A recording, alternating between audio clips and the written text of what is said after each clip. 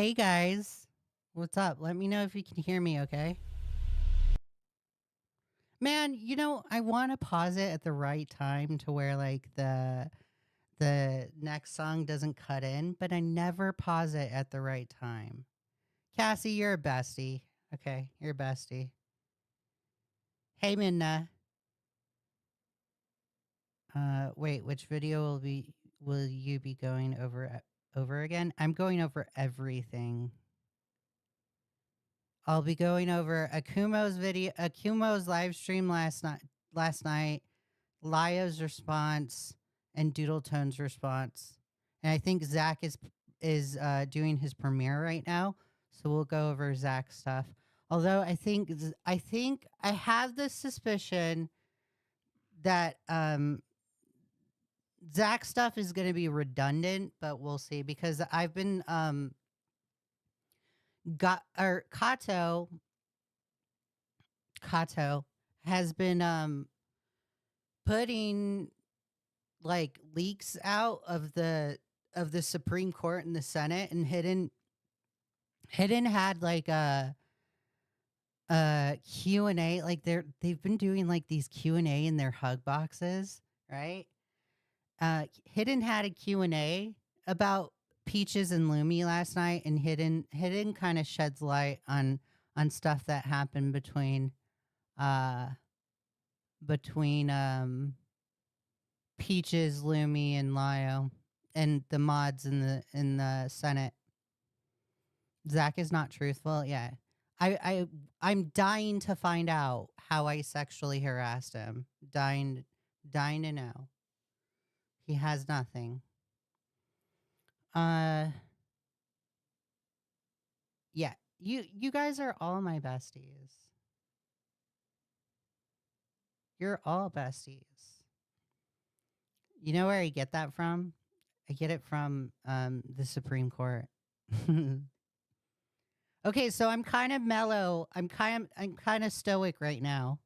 So we're gonna approach this entire thing with like a level head, right? We're gonna be level headed Leah today because I'm just stoic for whatever reason. I think it's like the new medication I'm taking.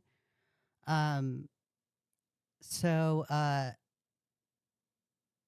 am also drinking coffee, so if I get hyper, then I get hyper. But let's see if Doodle Tones like pisses me off, because I started to watch their video yesterday and I had to stop it because it was starting to make me mad, and I was like, "Ooh, you got to save that energy. You got to save it for the live stream today." Zach is live right now also, Leah. That's funny. Were there any questions you would have asked in the Akumu stream you didn't see brought up? No, Akumo asked the right questions. Akumo definitely asked the right questions. Akumo asked everything I would have asked. I probably would have pressured Lio more on why are you making excuses for your friends? So Akumu asked questions about Doodle Tones, right? And then Lio just like completely dismisses what Doodle Tones does. He makes an excuse for Doodle Tones and the fetish that they have, right? And then Akumu just moves on. I probably would have pressured or pressed on Lio on that excuse, but I get where Akumo can't be he can't pressure Lio too much, or he wasn't able to pressure Lio too much in that conversation, because Akumu would have made like Lio run. So that's why I'm saying Akumu possibly took like a soft approach when it came to it. Also, for today's live stream, because everyone's content is so fucking long, like Doodle Tones' video is 2 hours long. And then I'm getting told Zach's video is long. I'm getting told, or Lio's video is 4 hours long. Because everyone's content is long, I'm just going to keep this as a live stream. And whether I keep it members only, I keep it members only, or I keep it public. That's for me to decide. I'm most likely going to keep it public. But yeah. What else did I have to say?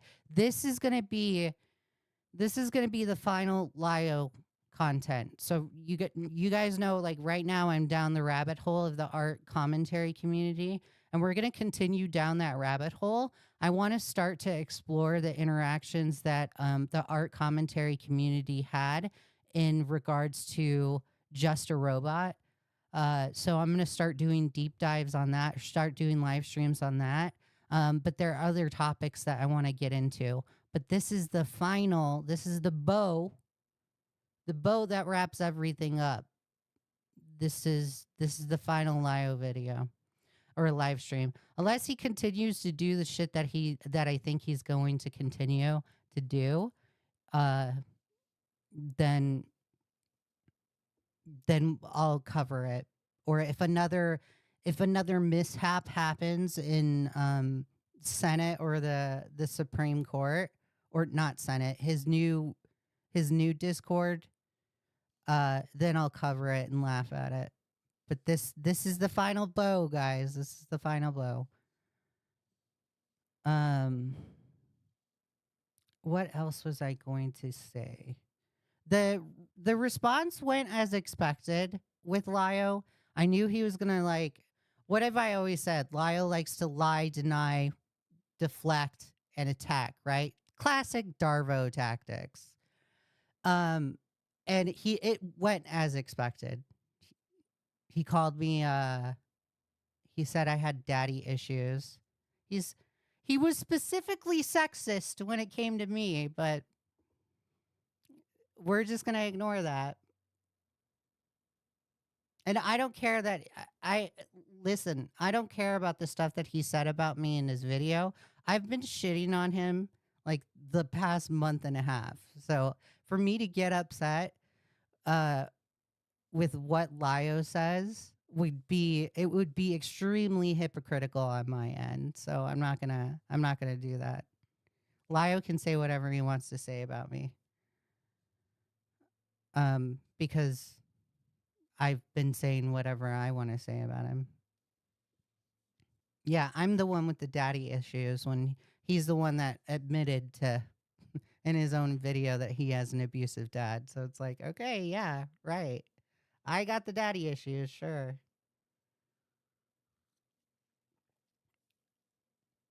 But let's get started. Let's get going. I'm drinking coffee. So let's watch the Akumu live stream first, and then we're going to go into Lio's response. I'm doing things in a certain order because I want you guys to see how Lio's not going to change. Okay? Lio says he's changing. Lio's saying he's learned. Nah. No. Nope. He hasn't learned. He's not going to change. He's lying. He's lying.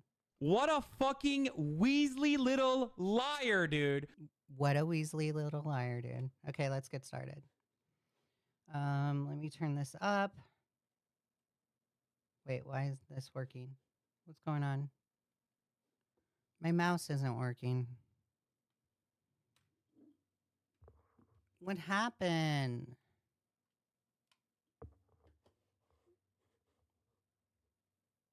What is going on? Hold on, guys. A little while ago, Peaches wanted me to stop talking to him too. I can confirm all of that happened. Dude, that was like a hiccup. I have no idea what happened. Dude, my freaking computer just like had a brain fart. No, I'm back, you guys. I'm back. Are you guys can y'all hear me? I think you guys can hear me. Let me pull it up. I think you guys can hear me. Let me double check. My computer had a brain fart. I gotta get a new PC. This is already a newer PC, but I want to get something better. I think you guys can hear me. Yeah, you guys can hear me. Let's get Leah a better mouse. It's wireless. So it's wireless. I never charge my freaking mouse. Never charge it. And why can't you see the screen? Hold on, guys. Let me fix this. Having technical difficulties. What is going on? Window capture. What's going on?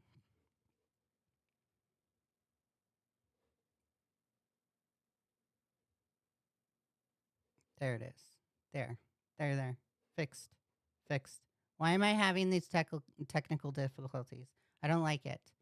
I do not like it.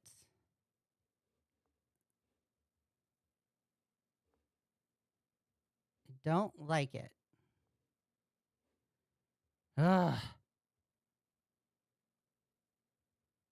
Every time Leah charged the phone, I never charge my phone, never charge my mouse. Never. The mouse is plugged in, by the way. But let's get started. Let's watch this. Oh my God. Now there's... Bro, what is going on? We're fine so long as they themselves are on the. If I recall, February 25th, that call. This is my profile picture. See, like, the irony with that? oh no, absolutely. Go for it. So, and I'm just here as the middleman. I'm probably going to be quiet the whole time. If I need to step in, I will, but I'll probably be quiet the whole time. You're both adults. I'm sure you both can behave I think Just a Robot was a really good yourselves. really good mediator, by the way. Lio is a big poopy man. Yeah. Right. the conundrum video. Mhm. You said that I was trying to like control the narrative with it, but you Mhm. rushed the video out. I did. You don't see like the irony with that? Oh no, absolutely. I rushed the video out because I was asked to because Peaches was panicking. Okay, so and then also in the video, well, actually not the video, but in the It's just crazy to me how he just like Lio has no self-awareness and just like says it. He's like, "Oh yeah, I rushed it out." There's irony in that, guys. It's like, bro, you use that as a point against Akumu. Like, fuck off, bro. Crystal Flame video, the clips from you, a Crystal Flame, and Peaches talking. Mhm. That was February 25th, right? I think so. I'd have to go Oh, I wish Jar was quiet the whole time. I disagree with you, Leah. back and look. We had a few calls. I thought he was quiet enough. Maybe he wasn't quiet. Sorry. The part where because I know there's a part where Crystal Flame advises the thread to be made, the Twitter thread that Peaches made. So that part was definitely like February 25th. But Mhm. the part where Peaches admits to knowing that Slimmers was a minor, Mhm. Crystal Flame says that was on February 25th, that call. Yeah. But then in the 26th video, you said that you doubted Peaches knew. Yeah, because Peaches said they struggle with memory issues. Peaches said that they know. I think it's also I think it's like super hilarious that like Lio and company, they're so more than happy to paint Peaches and Lumi as like abusers, right? And I believe them. I believe them. Yo, Peaches using their life as like a weapon against other people. Like if you don't do what I say, I'm gonna commit suicide. Like that's pretty shitty. Like that's a big no-no in my book. I have a problem with you, Peaches, doing that, right? Lio's a grown-ass man, though. It's like, why did you tolerate this kind of stuff? Slimmers was in there. And the context of that was And the whole memory loss thing, like, no. Peaches, here's what happened, Lio. Let me just clarify what happened, because you can't seem to acknowledge this.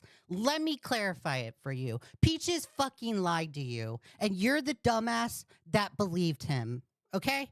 That's what it is. Peaches lied to you and said that they didn't remember the age of Slimmers, which is clearly a lie. Akumu provided evidence, clear evidence in his videos. So you can't say Peaches doubted the age. No, Peaches knew the age. He knew him. He knew Slimmers was 15, and it gets progressively worse. The youngest people in the FCK server were 12 and 13 years old. And then I find out yesterday that Peaches had a flirtatious relationship with Toasty Vanilla, the worst person in the FCK server. So it's like, bro, for a person that you adopted as your found family, they have a severe lapse in judgment. And I'm surprised that you didn't realize this. I would have had a problem with Peaches fucking flirting with Toasty Vanilla. I got a problem with that. You know, Peaches was so, and it's fucked up what Coyote Lovely did. Coyote Lovely having a fucking flirtatious relationship with Hypnotist Sappho. Well, Peaches, you fucking flirted with Toasty Vanilla. That's disgusting. You're degenerates. What is it about Toasty Vanilla that you find attractive? The fact that he was predatory towards minors in a Discord? You think that's attractive? Fucking nasty. Was that they knew, like, at least the past tense that they were there. I didn't read that as Peaches knowing at the time that they were in there that they knew Slimmers was in there. And as I said in my recent video, they knew. I'd forgotten that exports pull the modern, most common or up-to-date name instead of the old one. So part of that was assumption on my end, which was a problem. But Peaches in the clip says, well, you know, Slimmers was there. I know she was like 16 or something. Yeah, again, I read that as Peaches saying that they now currently know that Slimmers was in there and that they were 16 at the time. Lio's lying right there. Lio's lying right there. They did not know currently that they were 16 at the time. They even get Slimmer's age wrong in the conversation with Lio and Crystal. And I wanted to play that call, but Crystal took the call down. I think they're re-uploading it. That'll be another stream, right? Just to go over that funny call that Peaches was like freaking crying their eyes out for. Peaches knew they were 15. Peaches knew. They're just downplaying it. They're lying to you, Lio. And you're too dumb to realize it. So stupid. By doing basic math. Okay, but so you didn't know about the video that Peaches made talking about Slimmers? I knew that Peaches made a video talking about Slimmers, but I don't know the full extent. Doggone it. Sorry, Amber Alert. But I never actually sat and watched Nocturna, thank you for subscribing. I really appreciate it. the video. Okay. Well, hold on. But this is stuff Jarge brought to me too, after the initial conundrum video, actually. Okay, hold on. Yeah, I kind of wish you guys had. Oh, sorry. You're fine. You're fine. Say what you're gonna say. Yeah, I kind of wish you guys had this call a lot. Oh, now I'm getting an Amber Alert. Holy shit. Okay. Dude, his laugh is so, God, who laughs like that? I kind of wish you guys had this call a lot sooner because, like, I think a lot of headache could have been avoided if it happened sooner.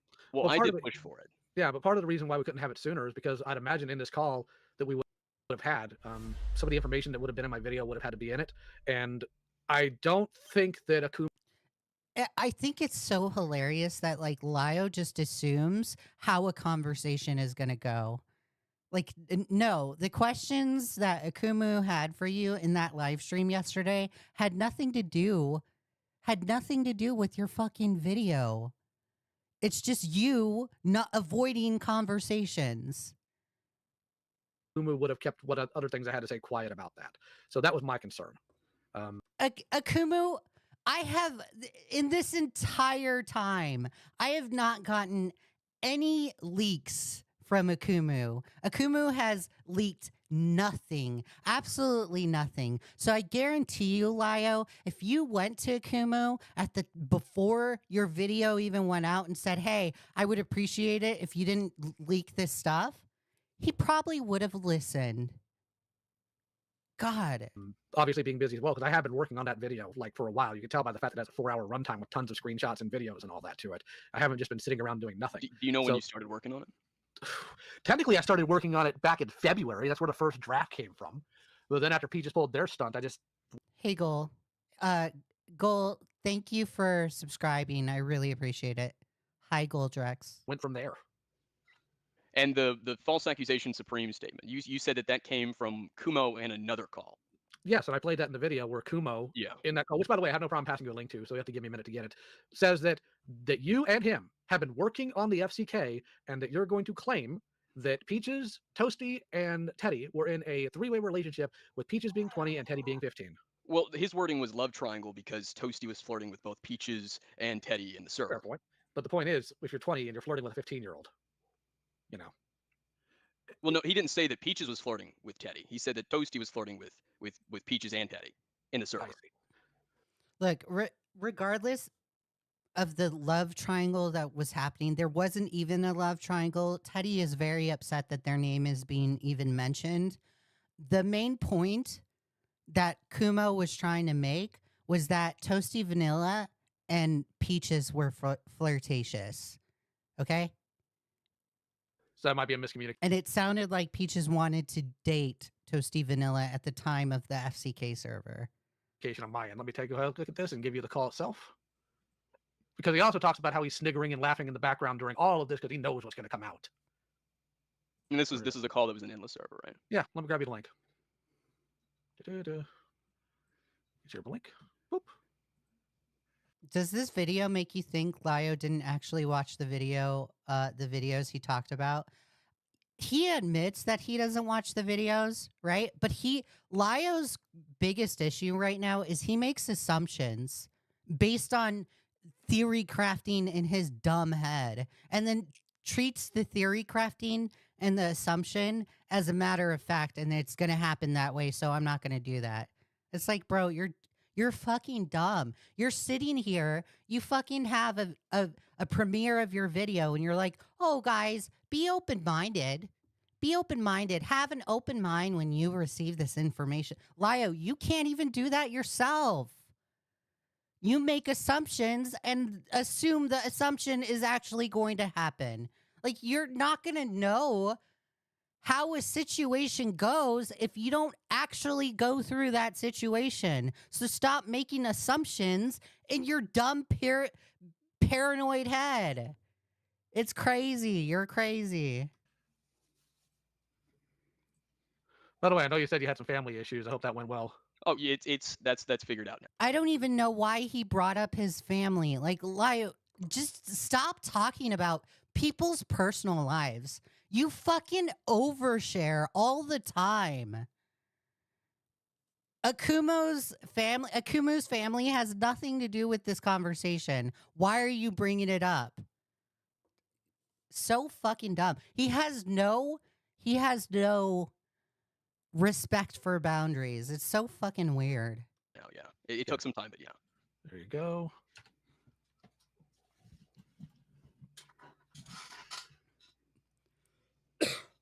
Okay.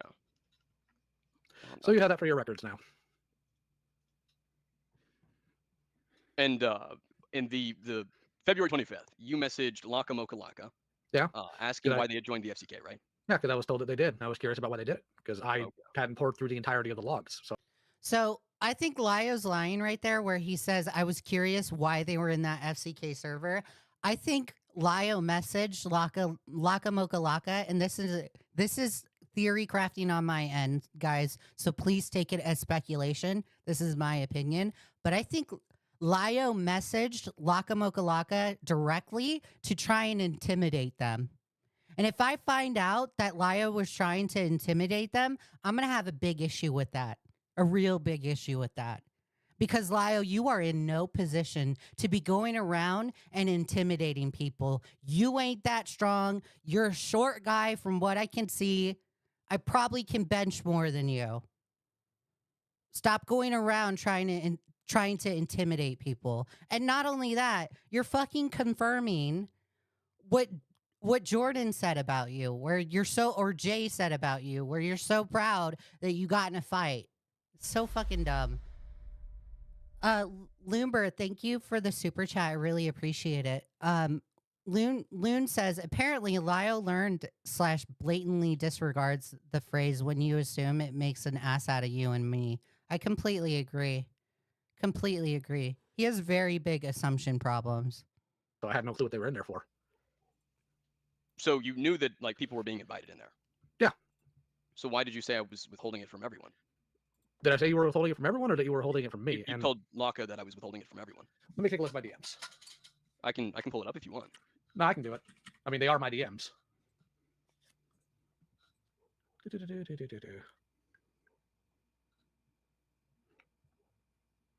From everyone.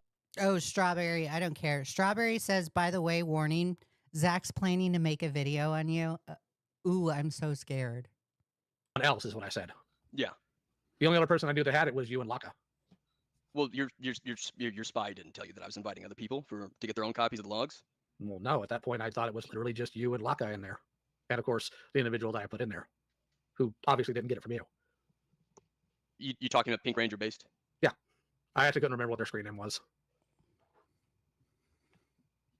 So they didn't tell you that I invited Inla or Rin to get their own screenshots? No, I didn't know about that until much later.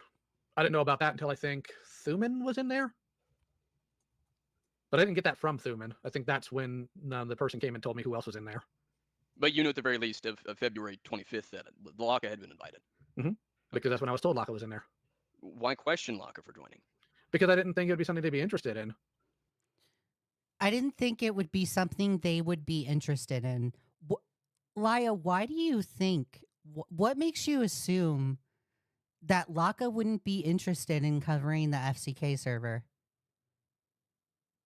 That is like, it's multiple, the FCK server is multiple people in the art commentary community that were inappropriate in the Discord, and minors were present in the Discord.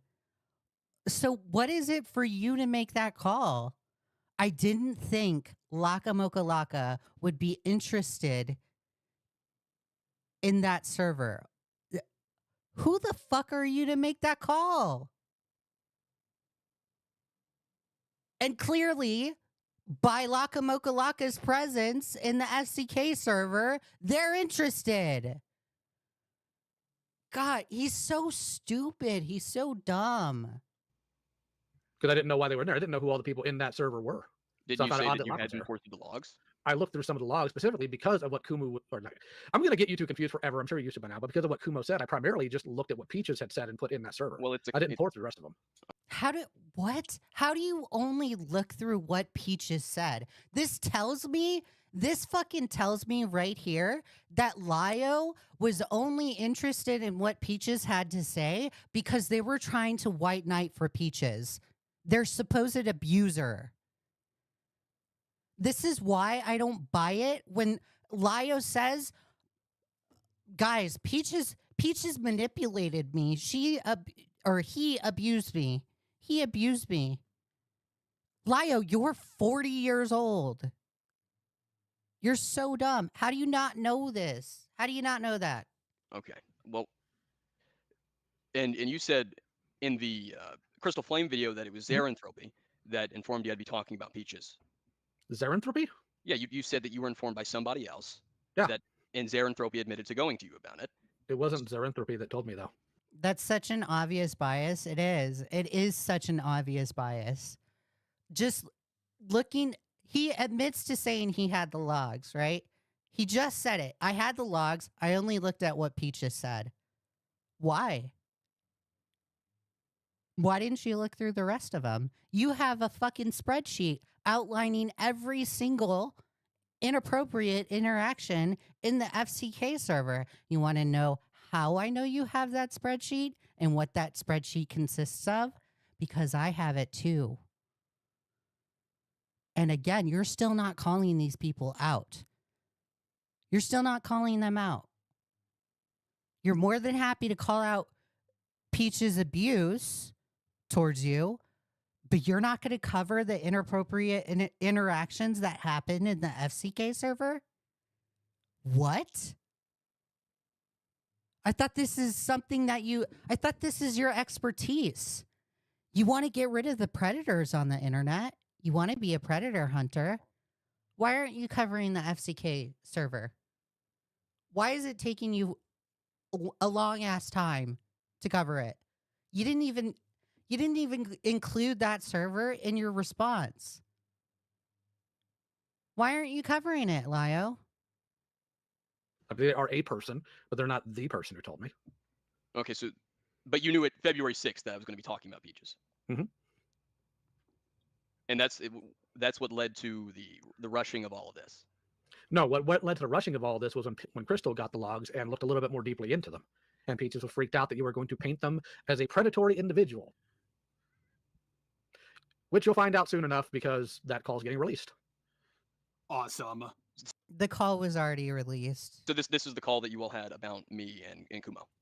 And nobody is I'm gonna reassure everyone again. I've said this in other live streams as well. Nobody is calling Peaches a predator or a groomer or a pedo or a pedophile, whatever, right? Same word, different way to say it. No one is calling them that. You and Kumo? I don't know if it was about you and Kumo, but this is the call we had with Crystal when Crystal got the logs and came to us the day before, or rather the day Peaches put out that thread. Oh, so the full February 25th call is being released. If I recall, I don't know if something's going to be snipped out of it because I'm not the one putting it out. There might be personal stuff in there that's edited out, but I do know it is getting released. That's the video that I wanted to react to today, but Crystal doesn't have it up yet. I think they're in the process of editing it, just to add background to it. Am I still in the caller? Because everything. Yeah, you're still here. Okay, everything just went quiet, so I got a little confused. Yeah, no, I'm going over some stuff.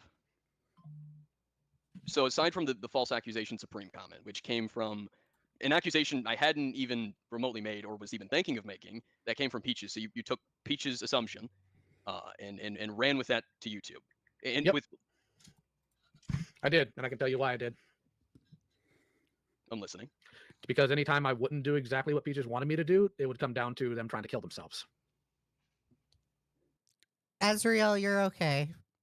Blake isn't mad at you. No one's mad at you. It's okay. It's totally cool. Was that for the entire Conundrum video? That was, well, not the entirety. Obviously, Peaches wasn't even involved with the call that I put out about Conundrum, but I'm talking about most of the time whenever actually not most, 90% of the times when I did something in relation to defending Peaches, there was a lot of background pushing from Peaches about that. And how long did Y'all are okay. Y'all get along in my chat today. Today, we're going to be peaceful in the chat. Continue this behavior of threatening suicide? Over a year. Oh, over a year. Okay. Yeah. And it only became a topic because Peaches backstabbed you. No, it became a topic because I wasn't even aware that I was being abused and everything behind the scenes until I started sharing my DMs with people. You had no idea that the constant threats of suicide were baiting? No, I didn't, because I take every time somebody does that seriously, and you know some of these things because you know some of the people I've called ambulances for. So it's just weird how, like, a person is able to, like, fucking manipulate another grown-ass man for, like, an entire year.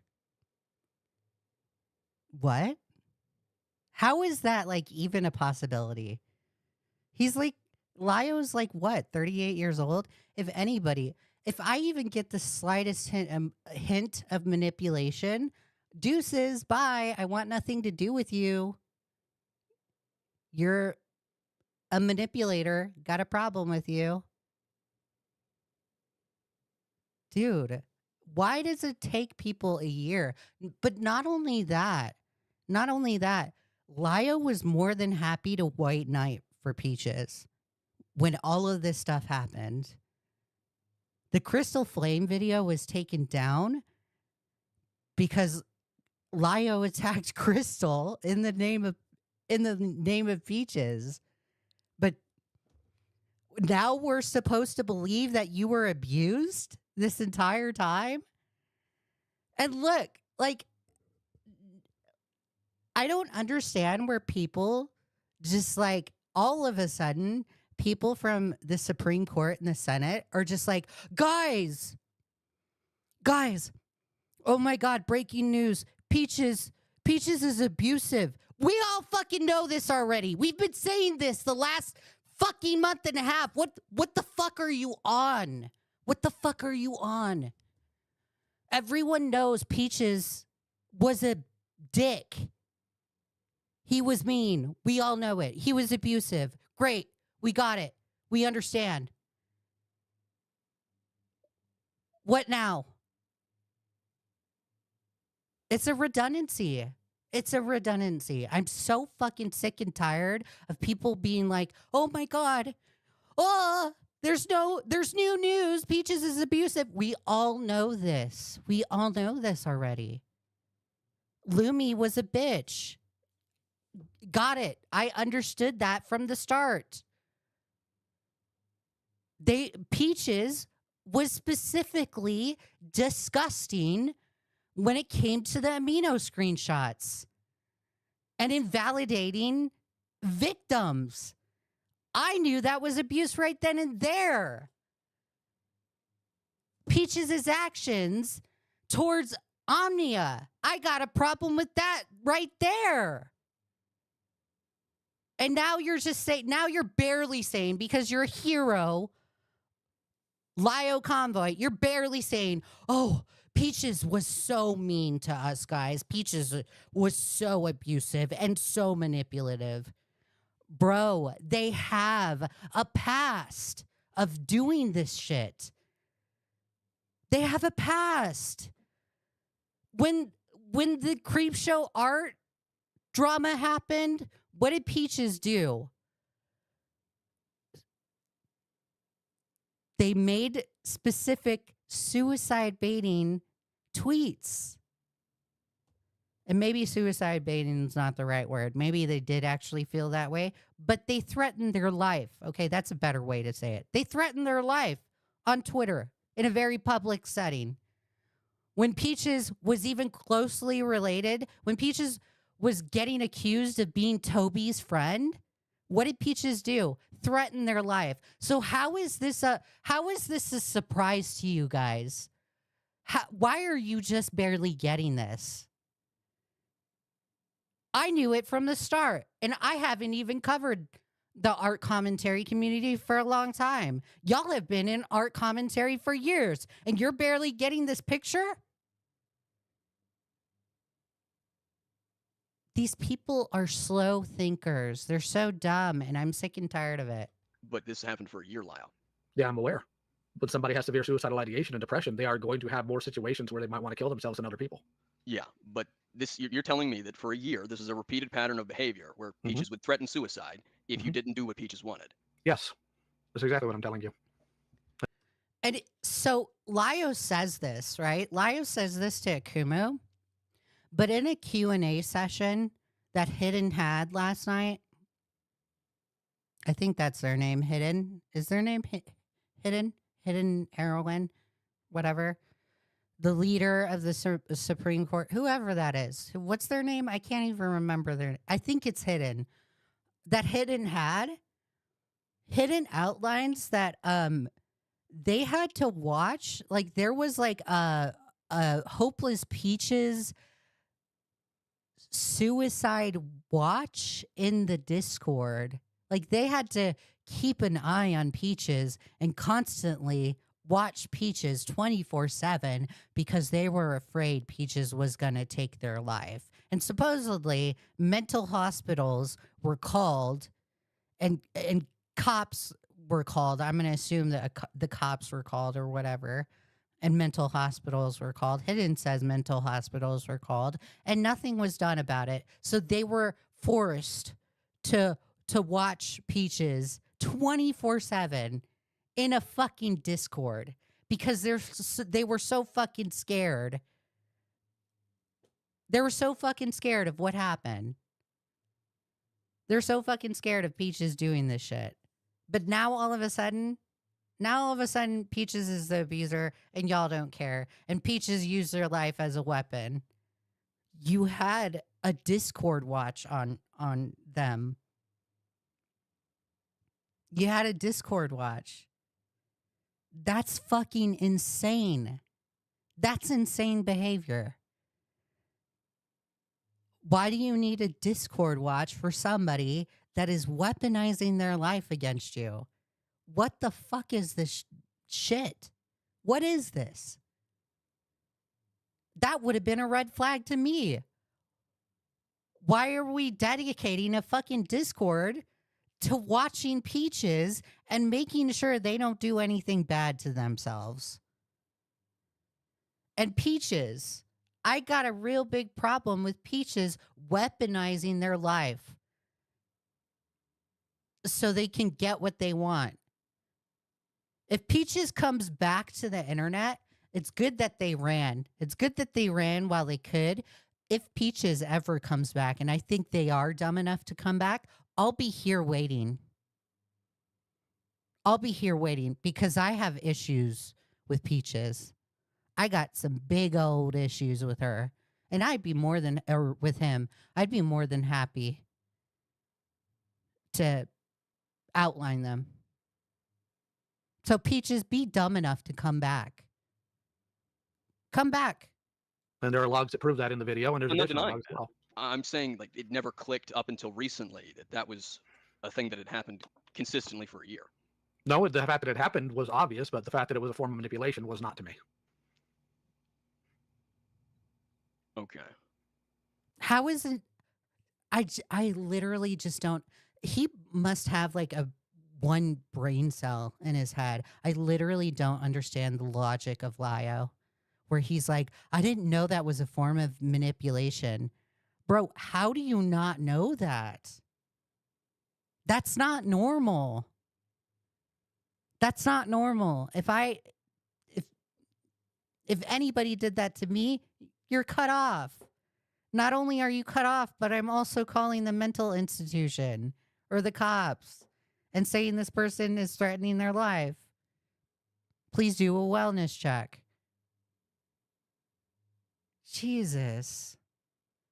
You didn't know that's manipulation? Bullshit. Bullshit. You tolerated it until now. And when it's convenient for you, Lio, you now have this narrative of Peaches is an abuser. Like everyone that has been speaking out against you and Peaches this entire time has been saying. So why are we the bad guys? We've been saying this all along. So you agree with us. Great. I'm glad you agree that Peaches is an abuser. Glad you get that. Jesus Christ. And when was it that you realized that Peaches was This, like, literally, Lio's stupidity makes me wonder how he survives life. How do you survive life, Lio? How do you pay your fucking bills? There's no way that you can survive the state of Texas and be this dumb. Would you go up to a coyote and pet them? Is that how stupid you are, Lio? manipulating you? It was a few days after they dropped their doc when I opened my DMs and had conversations with other people who were more versed about the topic of manipulation and saw what was actually going on. Because what Peaches did, and I covered this in the video, as I'm sure you've seen, was made it a point to isolate me from talking to other people about these things. Even the few conversations I've had with JoeMrB. You weren't isolated. You were not isolated. You had a whole fucking Discord of people that were more than happy to talk to you and worship you. So there was no isolation. I don't believe it.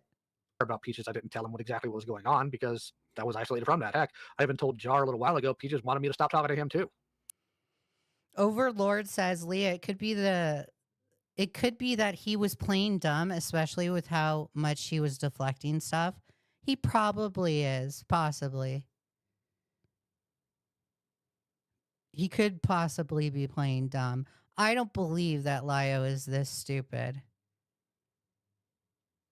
I can confirm all of that happened.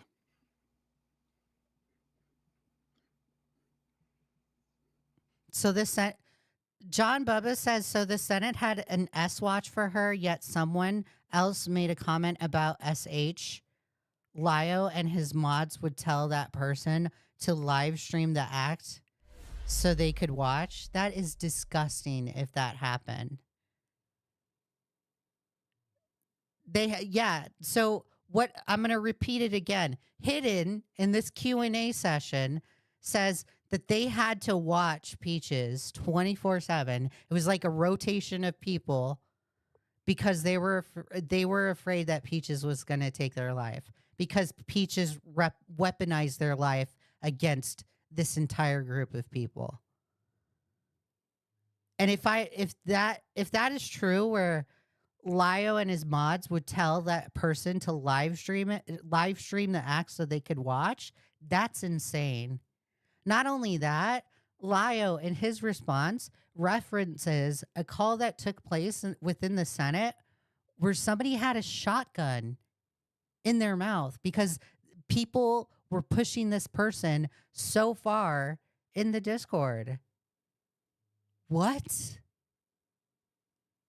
And the fact that Lio admits that in his response, it's like, bro, I don't think that's a great way to prove your innocence. If anything, that proves how toxic y'all's discords are. I don't care if you have a new Discord in another name. I'm sure you're going to have that. I'm sure that Discord is also going to be super parasocial and super toxic. It's the same thing with the Supreme Court. I'm very confident I will be sitting in front of these two computer screens again, covering something else that happened within the Supreme Court or Lio's new server. Guarantee you, something's going to happen again. They can't control themselves. They all have toxic personalities. Especially Lio. Especially Peaches. Especially Lumi. Y'all all fucking have toxic personalities. If you want to sit here, Peaches, if you ever want to sit here and wonder, oh my God, why do people have so many problems with me? Why do so many people hate me? Point the finger at yourself. When it's a general consensus of people, and this is what I've learned as a manager with employees. If there is one particular employee that doesn't get along with the entire team, it's that particular employee that fights with people. When it's a general consensus of people that have an issue with you, you're the toxic personality. Pudgy for the $5. Moral of the story, don't simp for a manipulative person. Exactly. So true. Thank you for the $5. I really appreciate it. An entire year. I'm still stuck on that. I'm trying to wrap my head around that. Like an entire year of Peaches threatening suicide if you didn't do particular things. Topaz says, Lio Convoy painted the picture on how deceptive and manipulative Jordan and Jay were in their interviews, but didn't apply the same towards Peaches until he threw him under the bus. I agree. Jordan and Jay are so horrible. They're so bad for doing those interviews with Kumo. It's like, bro, when you take people in your house, again, Pudgy, thank you for the $5. I really appreciate it. When you take people into your house and things go south and these people move out and you're a YouTube creator, people are bound to do interviews against you. You're really surprised by this? You know, it's the same shit that happened with Deaf Noodles. Deaf Noodles did like this comedy show thing, right? He had people under his employment in this comedy show. And then when things went south, Deaf Noodles got rid of a lot of people that weren't specifically working for the comedy club, right? What did those people do? They went on Clout Route and had an interview.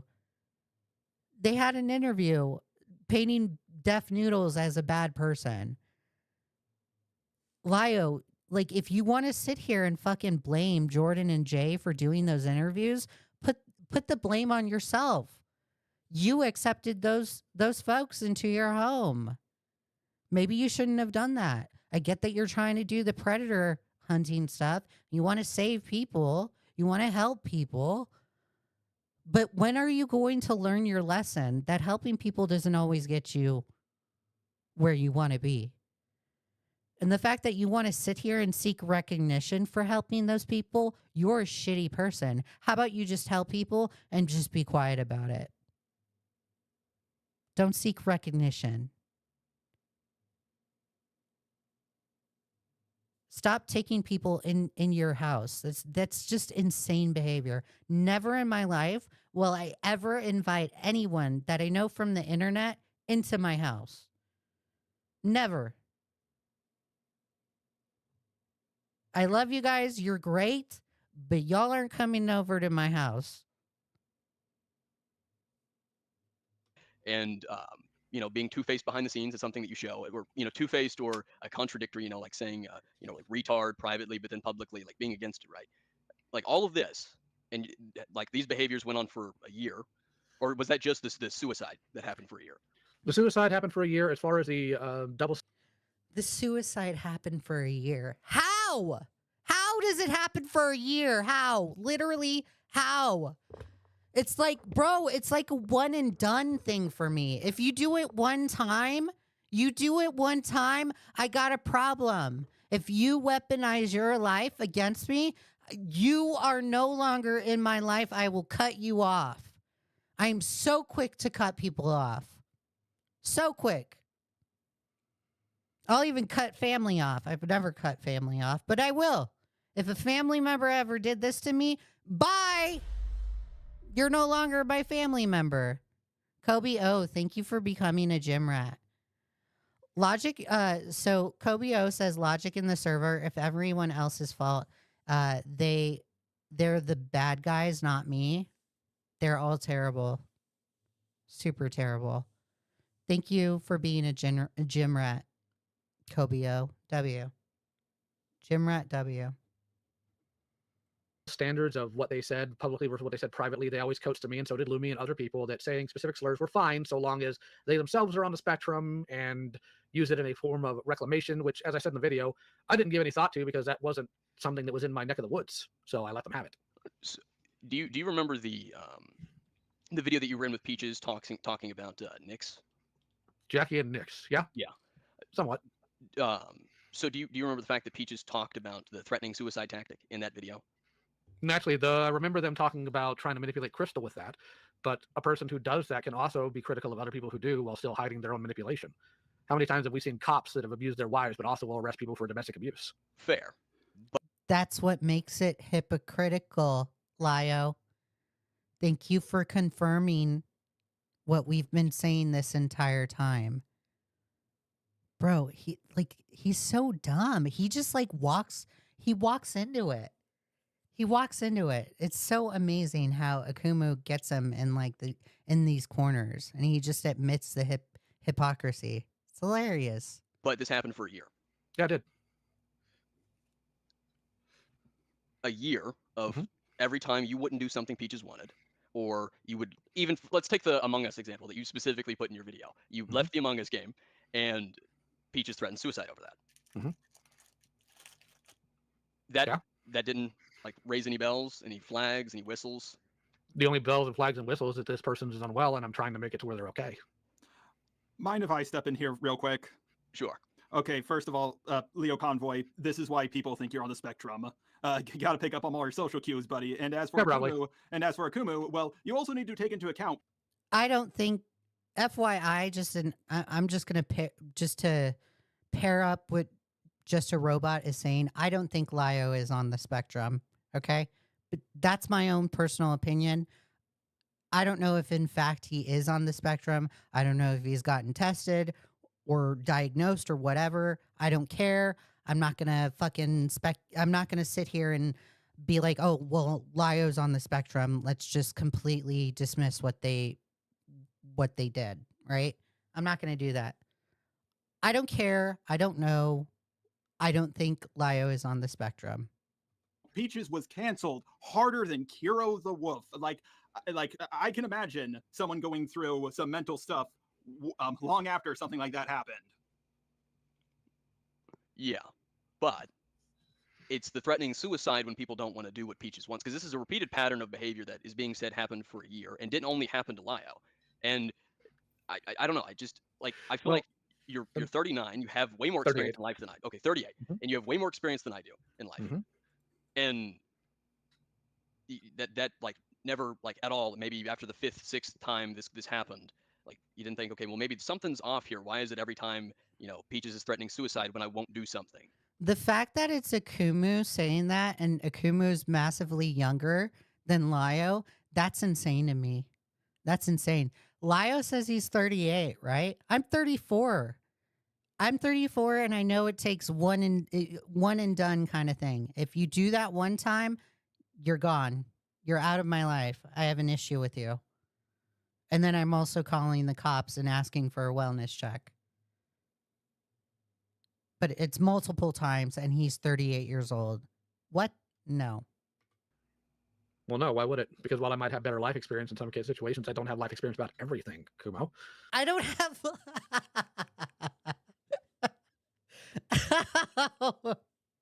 That's so funny. The fact that he admits that I don't have life experience on everything. You sure as fuck act like you come on the internet. You act like you do. And you're willing to sit here and admit, I don't have life experience, guys. Well, then don't fucking act as the moral arbiter on YouTube. Oh my God. Or Akumu, I am. If Rosa Ray Ramsey gave that excuse, in the 4-hour call that she had with Lio, you think Lio would have accepted that as an answer? No. Why should we accept it now? This is so stupid. I'm so sorry. I don't have life experience over everything. There are things Jar has experience with that I don't, which is one reason why, when all this started going down, Jar had a conversation with me, giving me advice on how to handle some of this stuff, because I didn't have experience in the specific realm of what was going on here. There's times Jar will hit me up about things that he needs, and vice versa. While I might be older, experiences aren't universal. And anybody at any age can be manipulated or abused. I believe No duh, Lio. No duh. anyone can be manipulated, but I think that a year of consistent suicide threats is going to make the average person raise an eyebrow. All I right, mean, I yeah, get that you were close with Peaches, but Mhm. if it's a It's not only that. This year long of manipulation happened with Lio. He didn't raise an eyebrow because supposedly he doesn't have the life experiences to pick that up or cut that off, right? Or put up a boundary and say, hey, I don't like that you're doing this to me. I don't appreciate it. Please stop. And if you don't stop, we're not going to have a friendship anymore, right? Or you're not going to be in my family anymore, right? Oh, I blinked out right there. What was I going to say? Oh, I can't remember. Shit, I had a brain fart. Let me rewind it. year of consistent suicide threats is going to make the average person raise an eyebrow. Oh, raise an eyebrow.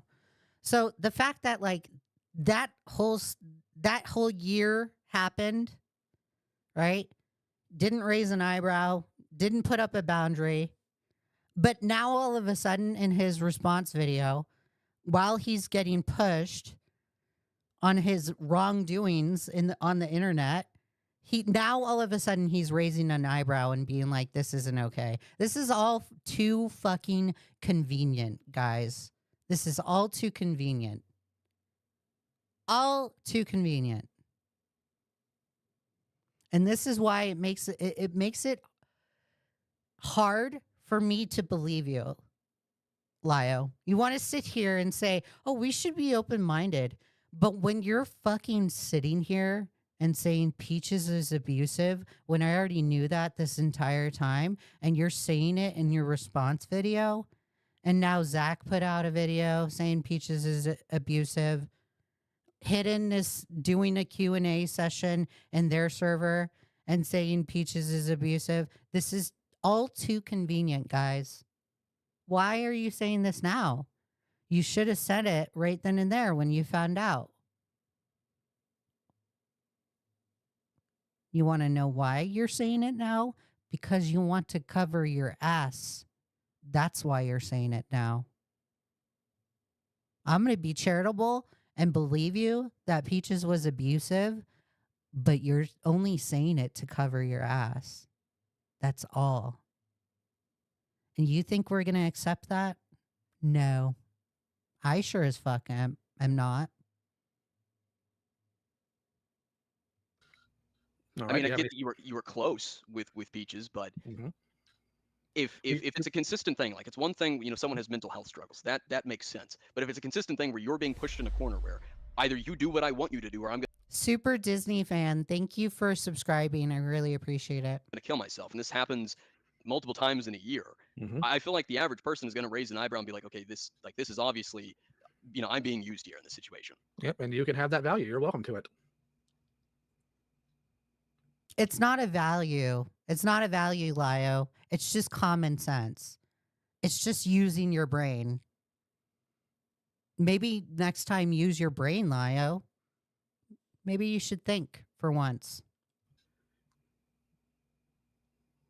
You did say earlier that Hey, Red Carp. Peaches had done this to other people, but that's information I didn't get until later. What? Whoa!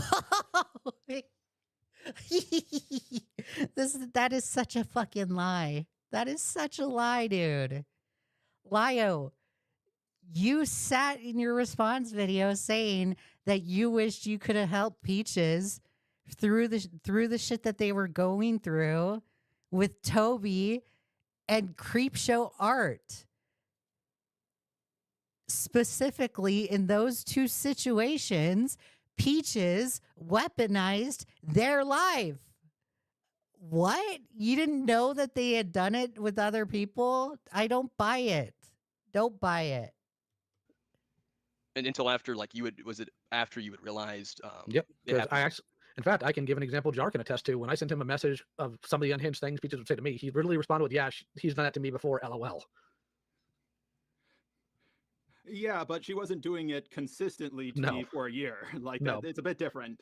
Yeah, but my point was that, you know, he can attest to the fact that they've done it to other people, or at least they've done it to him. My point is, you brought it up as well. He's done it to other people. That's not something I wasn't even aware of until after I started finding this out, which is why I used Jar as an example. Because no, that's so dumb. Lio is so stupid. He's lying. He's lying by playing dumb. He's saying, I didn't know Peaches did that. No, you in fact did know that Peaches did that. If you know about the Creepshow art situation, if you know about the Toby situation, you would have known that they did that. Hi, Crystal. Oh, the funny call. It was a call for sure. I'm glad I was able to clear up a lot of information and beat Lio, or beat the Lio Glazer allegations. Yeah, you're totally fine, Crystal. Sent him to that after I had found this out. Okay. And back to the a Crystal Flame conundrum video. We'll probably revisit this topic later, but it's just going to be they're two different. They are two different videos, so that makes sense. You took down the Crystal Flame video recently. Yep. But with in the conundrum video, you say that I'm the false accusation supreme. Then you say that I'm slandering Doodle Tones, but then you admit that the role play is real. Did I say you're slandering Doodle Tones? Yeah, that's what you said. Using the word slander? You want to grab a clip? Let me pull up my script. Can I do that? So this specific conversation with Doodle Tones is about Doodle Tones is very interesting. That happens with Akumu and Lio, because Akumu backs Lio into a corner. It's hilarious. Super hilarious. And let me outline what happened.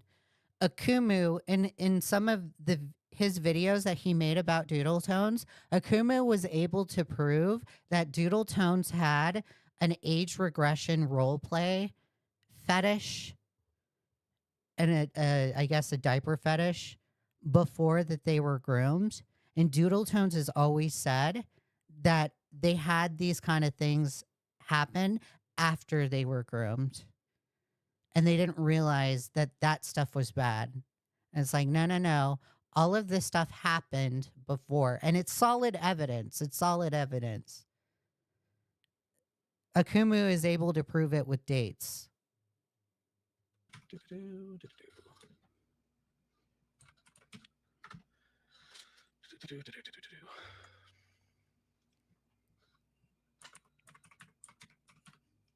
Conundrum script. I'm going to fast forward for time's sake. One, Akumu has been regularly spreading an RP. Susie did.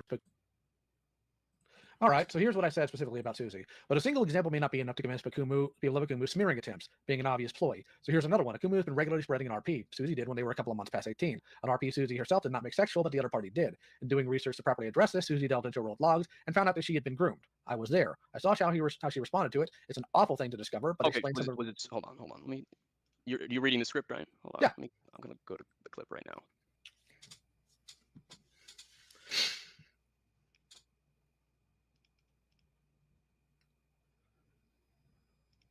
Yeah, Crystal's okay. What happened? What? Crystal's okay. Crystal's good.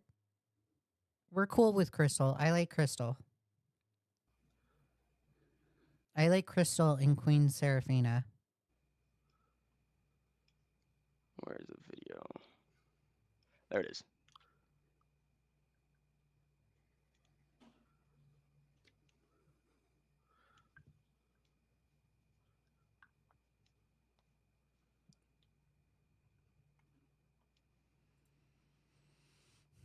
Oh my God. Get to it. Oh, also, while I'm looking at this, we'll Sure. get to the smear thing in just a second. I'm not going to forget about that. Because if I'm wrong, I'll admit to that. But you said that I didn't talk about fuchsia. You implied it that I had never talked about fuchsia. Yeah, Jar brought that up to me that you apparently did 3 separate times. I actually never went to look at your catalog for that. I'll definitely. No, but you knew that though. I knew that you talked about fuchsia in a We video talked form. about that April 1st, 2023. In video format? No, we had a phone call April 1st of 2023 where I told you that I talked about fuchsia. I described fuchsia butter server to you in the call. I'm not going to deny I completely forgot we had that conversation about fuchsia. Jib says, I'm so curious as to why Lio chose to go on the attack for his video after I specifically told him not to do that in the call. So I'm not gonna reveal who I had this conversation with. Okay. If they want to reveal that I had a conversation with them, go ahead, but I'm not gonna reveal it. I had a conversation with someone that told me some background info. They had told me that people were advising Lio not to attack. Jibs, you're saying that you're one of them, right? But it supposedly it was several people telling Lio not to be attacking people in his response video, and he didn't listen. He did not listen. This is how I can tell that Lio doesn't change. This is how I can tell. Lio's not going to change. I don't care how much he says, "Oh guys, I'm on medication, I'm going to change," or "Oh, I'm going to therapy, guys. I'm lifting weights. I'm going to the gym, guys. I'm getting healthy." I don't care what he says to prove that he changes. He's not going to change. And it's because he directly attacks people. He spent his response video, like 90% of his response video was attacking people. The patchwork section of that video. Why is that even in the response video? Why? You could have just completely cut that off. Mentioning Gilded Poo or me or Enla, you could have cut that off. Attacking Kumo, you could have cut that off. All the detractor section. I really appreciate the mention, by the way. Really appreciate the clout. But still, you could have cut that off. You could have kept it simple, but you didn't. You didn't. Well, even if you don't remember that call or whatever, you still should have at least corrected it in the pinned comment or something, because like misinformation, yeah. Taylor, thank you for subscribing. I really appreciate it. No, I That, and I know that my FCK series videos were often shared in the synod at various times. Yeah, Crystal says, yeah, me, Jibs, and quite a few others told him not to be on the tack. It was so interesting to see after we said just to chill. And he didn't listen. Lio clearly didn't listen to you guys. I was more than happy to give his response a chance, but when you're spending 90% of your response video attacking and doubling down, yeah, like my open mind is out the window. Sleepy, thank you for subscribing. I really appreciate it. Yeah, that's how you've seen the ZZ meme. And I shared a couple of them when I was in hold on. You sent me the ZZ thing. You didn't. Yeah, but I also shared them, and people linked them in Synod. That doesn't mean that I clicked on them, Akumu. Like, there's things going on in the new server now I haven't seen yet. I'm saying that it was not only something I told you about, right? But then with my series, which I've been very open about, I had a conversation with you. I know that we've talked about it multiple times, at least we've had 2 or 3 different phone calls previously, and I've talked about the FCK. But the one with April 1st, which was right as we were trying to set up the Nezzy call, I described to you. Oh, let me stress this too. I am not, just because I think Lio is not changing, right? Or he's never going to change, no matter how much he says he is, or he's going to, or he's going to stop this kind of stuff. I'm not going to go around and tell people to disavow him. If they want to be friends with Lio, they can go ahead and be friends with Lio, right? But if Lio does something toxic to them or horrible to them and they don't understand why he did that to them and they get upset, don't stand on your little soapbox and be like, oh my God, guys, Lio abused me. Lio's horrible. Lio's toxic. Because I'm going to sit there and laugh at you. You can go ahead and be friends with these toxic personalities, but when you get bit, I'm going to laugh at you. I don't care. My sympathy goes out the window. The fact that the stuff that happened between me and Fuchsia and me talking about the server, I went into a lot of detail about it. And then later you claim that, mind you, I've made, 3, maybe 4 videos on Fuchsia. And you're saying, he's never talked about Fuchsia. I need accountability directed that way. Again, I completely forgot that you did talk about Fuchsia. I didn't even go looking at our DMs to verify that. Lindsay Bell says, a common tactic that people who hurt others is that they'll try and insist that they didn't do anything wrong because they don't remember the incident occurring. Very true. Very true. Lio's tactics are lie, deny, deflect, distract. Those things. It's not my fault I did this. You made me do this. It's classic Darvo. Classic Darvo. That's on me. Okay.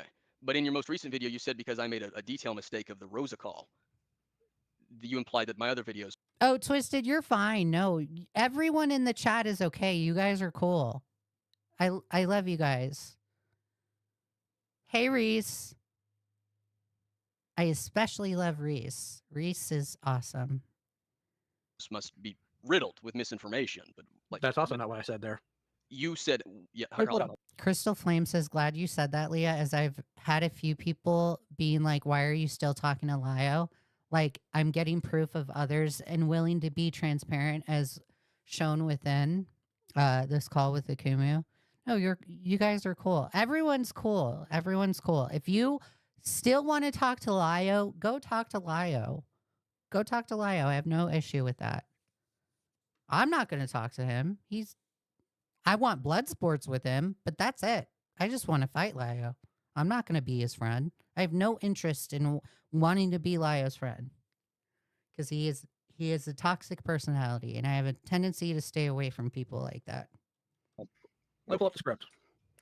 Do-do-do-do. Also, while you look for that, I didn't see your full video, Lio Convoy, but did you correct the misinformation about Hey, Shanries. Akumu talking about Butters in the most recent video you made? Did you clear No, up that misinformation? I watched I it. He didn't. did not. I completely forgot to address that part because of all the other stuff I had to deal with. And also keep in mind, I said you made the implication that my other videos had misinformation in them. Not me a that second I here. did that. Yeah, just give me a moment because I think I know what you're referring to. He. No, it's going the wrong direction. Of course it did. No idea, Seabird. We gotta get Keemstar on that. Happy Bunch promo. Happy Punch promo. If Akumu can't get a detail that's literally in the very clip he's playing correctly, then what's that to say about the rest of his videos about all this? Yeah, that is a criticism I could absolutely apply myself to. Okay. I just wanted to get your thoughts on that. Sure. But the back to the smear thing. Hold on. Mhm. Let me figure out which word you used here. Well, I mean, I had the script again. Smearing attempts. You said my smearing attempts. So that was you gave one example of my supposed smearing attempts, which was the assumption I was gonna frame Peaches as a predator because of the Kumo call. And then you proceed to mention the stuff with Doodles. But how is that a smearing attempt if it actually happened? Because I think the way you frame the doodle tone stuff is, number one, a problem because you're holding them to a standard that you yourself don't want to be held to, reasonably so. I think if I recall correctly, you made it clear that you think some of the things that were done when you were younger, especially with the Madame and Slimmers thing, isn't something people should have hammered onto you. So The fact that Lio is making a comparison between Akumu and what happened with Madame, and then what happened with Doodle Tones is insane. Okay. Doodle Tones is a degenerate. They are a freak. They like the diaper stuff. Okay. I'm with Medicare on this one. You're going to sit there and make the comparison? I don't think so. hard about because you were a minor. A lot of the things that Doodles did in terms of the quote unquote degeneracy, fetish, introduction and stuff like that. That's not my issue though. Give me a second. And I'll let you finish in a moment. I think that bringing up Doodles' past actions when they were a minor or when dealing with a grooming situation isn't always a one-to-one. And I think that when somebody does something foolish or out of pocket to that extent when they're younger, there's probably a bigger reason behind it. And I think constantly hammering them on it isn't the right thing to do. No, Madame. I'm so sorry. I said Padam. Sorry. I drink coffee. I'm hyper. Okay. So my take with the age thing is not that they shouldn't have judged me as hard as they did. I don't ever make that kind of argument. Instead, my whole thing with my series, with all of this, is applying people's standards back onto them. So one of the biggest things that the FCK recurringly did when they talked about Slimmers was they said that minors shouldn't be falsely accused, vilified, and attacked by adults with such large platforms. So I applied that back onto them. And suddenly, well, what's the excuse with me? Why was it okay to continuously falsely accuse me? That's the argument I made. I didn't say that they shouldn't have done so, just that they say you're not supposed to do that, but then did it themselves. That's the whole thing with my age. Then perhaps I got my values and yours mixed up in that case. I thought we were simpatico on that. What is happening is you're trying to call. Dude, how do you conflate your values and mix them up with the Kumu's? Like, bro, what? I'm starting to think Lio makes this assumption that like everyone should, if Lio has certain values, everybody else has those same values. It's like, bro, you're dumb. You are so stupid. Call him out on hypocrisy when what he's doing is calling them Hey, Pikachu. out on hypocrisy. YouTube notice broke, but I'm here finally. I think it's because I started the live stream early. I think that's where the miscommunication is happening. It's possible.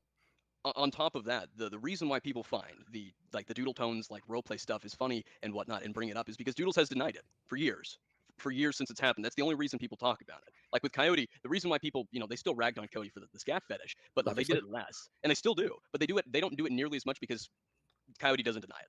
Okay, he just owns it. At least from what I've seen, he would own it in calls. So that's why there's a distinction there. It's like when you just own up to it, people care a little bit less. But when you keep dying on that hill, hasn't Susie owned up to it several times though, based on the videos? They've never owned up to it. They have never owned up to it. She's never owned up to it. She has always said, "Oh my God, guys, I was groomed." Like everyone, all of them, they all say this. Even Peaches, when it came to the FCK server, Peaches, oh my God, I was groomed. That does not excuse the fact that the FCK server occurred. That does not excuse the fact that there were inappropriate conversations that happened in that server around minors, to which the youngest ages were 12 and 13. No excuse. No excuse. You mean to tell me these people have no sense and judgment? They can't make a decision on their own? And yet they go at people like Rosa, somebody that actually has a handicap. They go on to people like Rosa and expect people to do that? What? Where is the equivalency in that? There is none. There is none. Jesus. Multiple years there was denial about it. Actually, Yeah, Jar has a video about that. I would like to come in about this. Yeah, Sure. like Doodle Tones was like constantly denying it, saying, "Oh, I'm only part of the adult baby lovers group for." Crystal, I agree with you. The point I made, people using being groomed as a shield is beyond annoying within the ACC/GC. I agree. I completely agree that that's no excuse, and that doesn't negate the fact that you, not you specifically, Crystal, I'm speaking in general, okay? So please don't feel like I'm speaking to you, because I'm not. That you had inappropriate exchanges. That doesn't excuse the fact that Miss Zizi said that nasty shit in the FCK server. That doesn't excuse Toasty Vanilla's actions. That doesn't excuse Fuchsia Butter's actions. That does not excuse Peach's actions. Bruh. Or research or something, and then like, oh, I just drew those diaper artworks for That doesn't excuse Doodle Tones' actions. fun, or and then there was, what was his name? I forgot what his name was, but Medicare? no, not Medicare. Automagic Critic, was it? You talking about Automagic? The black kid. What was his name? The black Oh, Jar. I know who you're talking about. I know who you're talking about. Jar. That kid Douglas. That kid Douglas. That right? kid Douglas. Yes, I almost Yeah. called him YouTube dude, but then I was like, oh no, it's not YouTube. Yeah, but that kid Douglas. Okay, yeah. not related to that at all. But can I just admit I can't stand that dude? What, that kid Douglas? Is he even still around? Somewhat. I just cannot stand that clown. He is. I don't care about that kid. I don't care about that dude. I don't know about it, so I'm just going to skip it. He was like, oh, the fact that anyone believes that Doodle Tones has a diaper fetish is incredibly stupid. And I was like, no, there's evidence to support that she does. And I wasn't even saying that she did. I just said there's evidence to support that she does, but I don't give a fuck if she has a diaper fetish or not. And then Ponder was like trying to twist that in her video, trying to be like, oh, it doesn't matter if someone has a fetish. You should talk about their arguments or something like that. But I was just trying to point out there's evidence that Doodle Tones has a diaper fetish, but for some reason she keeps denying it. Guys, I have a maid fetish. I have other fetishes as well. I just own up to them because who cares? Dude, maid fetish. That's hilarious. And then, like recently, the recent thing that you mentioned in your conundrum video is that Leah, is there any way I can contact you? Do you have a Discord? I do not have a server because I don't like Discord servers, but you can find me on Discord. Just search at Leigha Something. If you are a minor, I will not talk to you. I do not talk to people under the age of 18. that Doodles had been groomed. And if you go watch Doodles' video on the whole thing, Doodles says the same thing. And then I knew this was going to happen the second I made my fucking comment. It was going to be victim blaming, even though what we're talking about is the degeneracy that existed before the Doodles had met their groomer, which was November 22nd of 2014. So Doodles was doing diaper shitting art, age regression, and role playing. In fact, there is a journal. I read it in a video. Maybe you haven't seen it. I can read it if you want. Where Doodles is complaining about how. Actually, let me make sure I'm right about this before I make this claim. Hold on. I want to make sure I'm. Hold on. Where is it at? Where is it?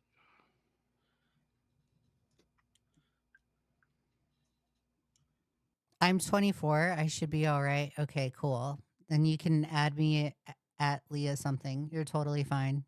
I just figured I would put that out there. I know that there is a journal that Doodles made, and I'm fairly certain it came out before they met their groomer. Take this with a grain of salt because I can't find the screenshot right now, or I'd show it. It's probably on my other drive, but it's something about I swear I read it in the video somewhere. I just can't think of the specific video because I don't think it was the main one on the degeneracy. But anyways, so there's a journal where Doodles is complaining that people don't like transgenders and diapers being forced into the role plays. So, you know, I'm going to quit role playing because people are upset. Okay. So that was before the groomer was met. So the degeneracy existed before that. And yet if you talk about it, you and Doodles and Doodles' audience bring up the grooming as if the grooming explains, you know, why Doodles was being a degenerate. Well, Doodle has actually addressed that in their own video, especially recently. My concern was because of the specific incident that was cited primarily by Mad Libs, who's their own bucket of weirdness, that was going to be used primarily as the dunking point against Doodle Tone through the degeneracy, as you would say. What? Oh my God. How is Lio just like able to accept this, bro?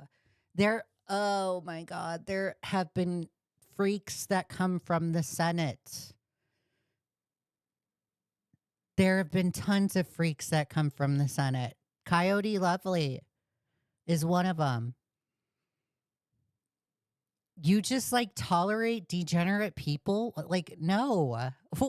Stop.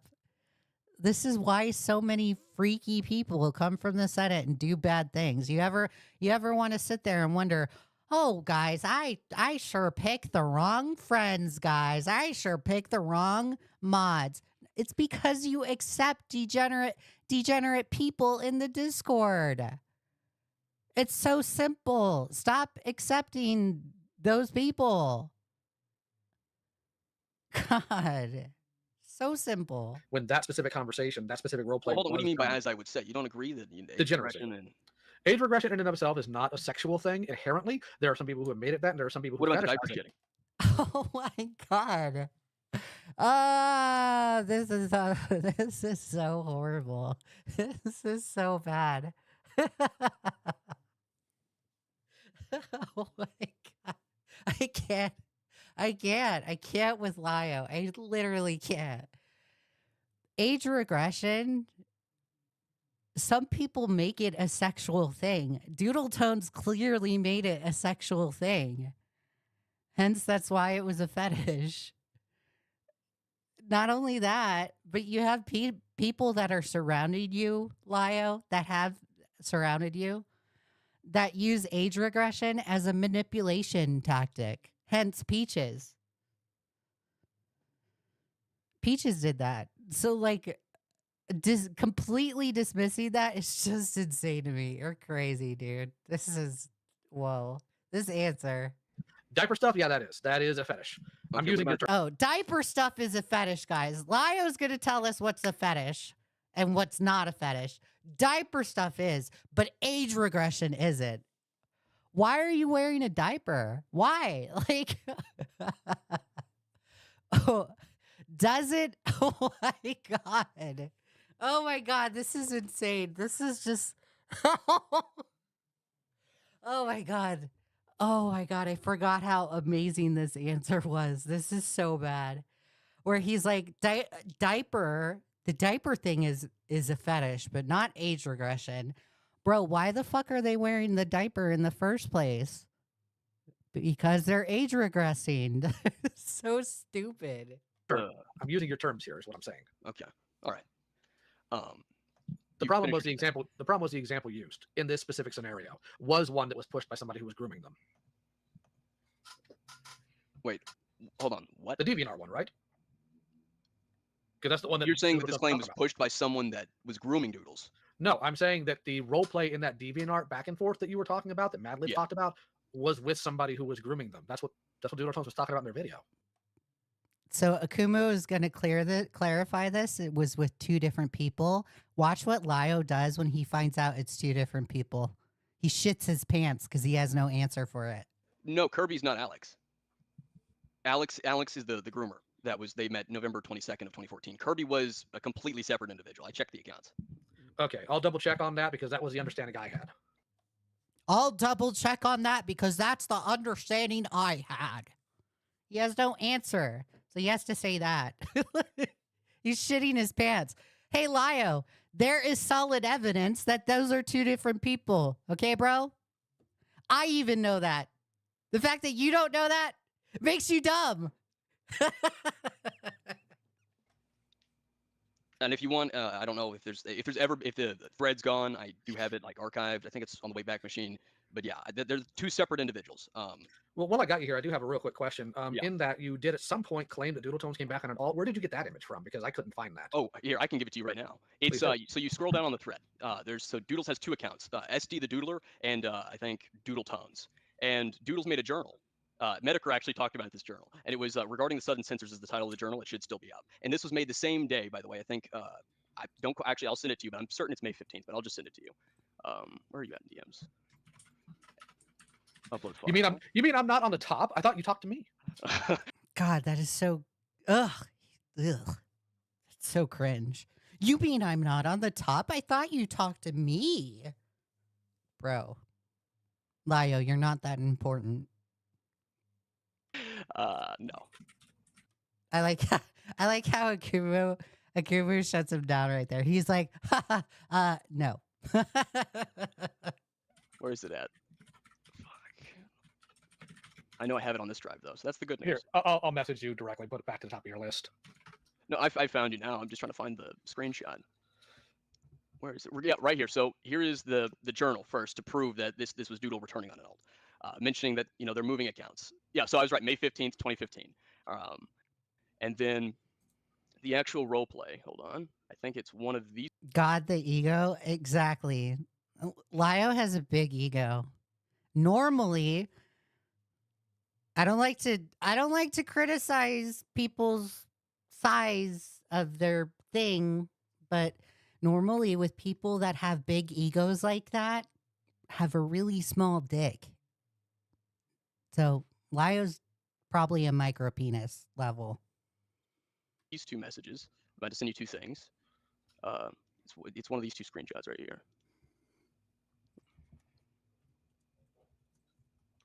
Well, actually, hold on. I think I can just send you several screenshots Yeah, here. you should.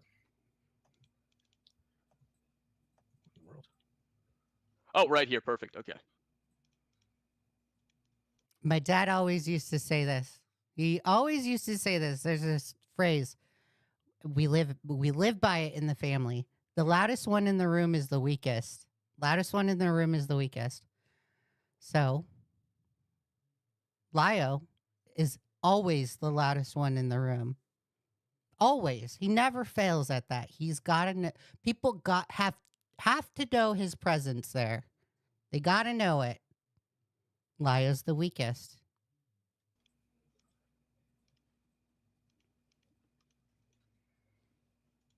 All right. And here it is, incoming. There you go. All right. And if you want a whole recording of the entire thing showing that it goes. Drunk, you're funny. Texas micro, so true. Loon says, Leah, with all due respect, please don't make me think about Lio's dick. Okay, yeah, we won't think about it. Sorry. Apologize. I'm so sorry. Please don't throw up, okay? I'm so sorry to gross you out. Goes from one account to the other. Well, my question is, where did you get this from? Was this the Wayback Machine? No, this is on. You go to the role play. So you go to the Game Girl. I did, and I could not find this. You couldn't find it on the Game Girl post? No. Did you not see the Kirby comment?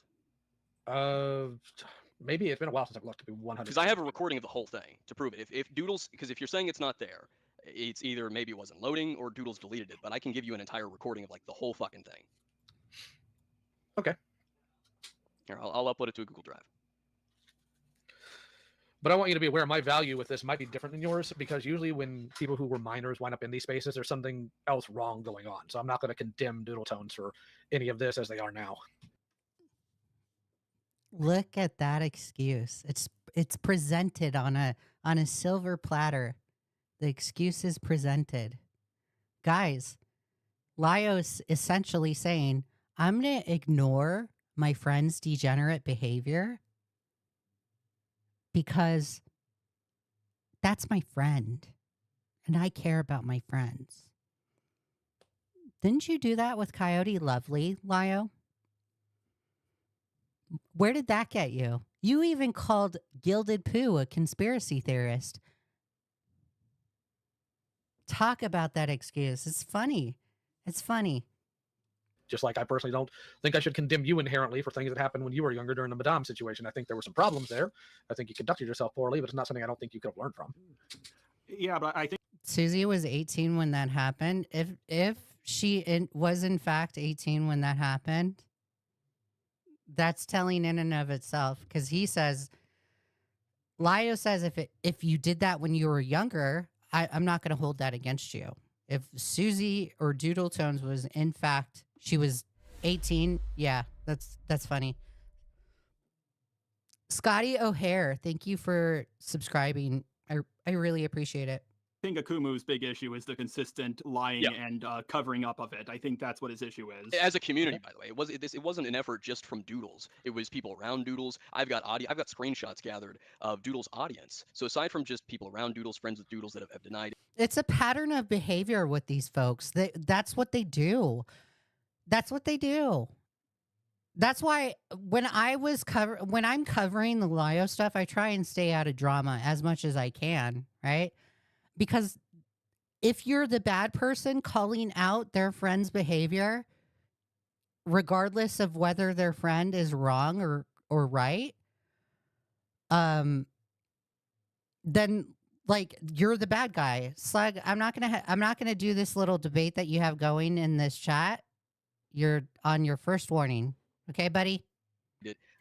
Doodles themselves, and then also audience members that outright deny it being true. So that's my issue. It's the dishonesty. Let me ask you directly. What would you want from Doodle about this? Just flat out honesty. But just instead of like, for example, I don't know if did you watch Doodle's video addressing that roleplay one last time? I did, and I know that they talk about it again in their most recent video too, where they do say that they admit that they were involved in these groups. In that video, addressing that roleplay one last time, there's a clip that's played from an older video where Doodles claims to have been made uncomfortable by the Kirby roleplay. Mhm. And that's contradicted, because if you're uncomfortable with something, why would you come back to continue it? That's why I brought up the fact that the SD, the Doodler account, returned to continue the roleplay. So it's all I want is like an admission. Slug racism. You can have Leah racism, okay? And then that's it. Like, I don't need, well, I was made uncomfortable, but actually, in truth, I showed up on an alt account to continue it. Because I think that's contradictory. I don't think I get why you come back. Well, that's not inherently true. I get why you think that, but there's been plenty of times where people have been uncomfortable with things and they'll still come back to those things. I've seen it happen quite a bit, specifically in things that they feel they're pressured into or things that they feel they're getting attention from. I've seen that happen a lot of times with people just letting their entire boundaries and everything down because of other reasons on top of that while they were still uncomfortable. So I don't think that's inherently a contradiction, personally, based on the experiences I have about things like that. If you're making an account because your grandmother has found out about it, and so you make a new account, and then you return on that new account. Mind you, this would have been a perfect opportunity for Doodles to just drop it, right? Because if they were uncomfortable with where it was going because of the underage character being groped, that was what has been said. They had the perfect opportunity. They couldn't even drop it. They couldn't help themselves. Like that's the one issue that I have with Doodle Tones, is that she can't help herself. She has to. She has no self-awareness whatsoever. No self-awareness. She just had to poke the Medicare bear. And that's what made her a locale. Medicare wasn't even making videos about her, and she just goes on the attack and is like, "Oh my God, Medicare bad. He's making fun of fetishes." Bro, Doodle Tones, do you not have self-awareness? That's why you're a locale, my girl. That's why you're a locale. That's why Medicare will always make fun of you. That's why everyone on Medicare's end will always make fun of you. Because you decided to attack Medicare. You have no self-awareness. No self-awareness. Right then and there to just not continue it. That would have been an absolute perfect opportunity. Oh, because my grandma found out about the account, so I moved accounts. Whatever. That would have been a perfect opportunity. But instead, a new account was made. And even admitting that the grandma found out about the account, and they're like,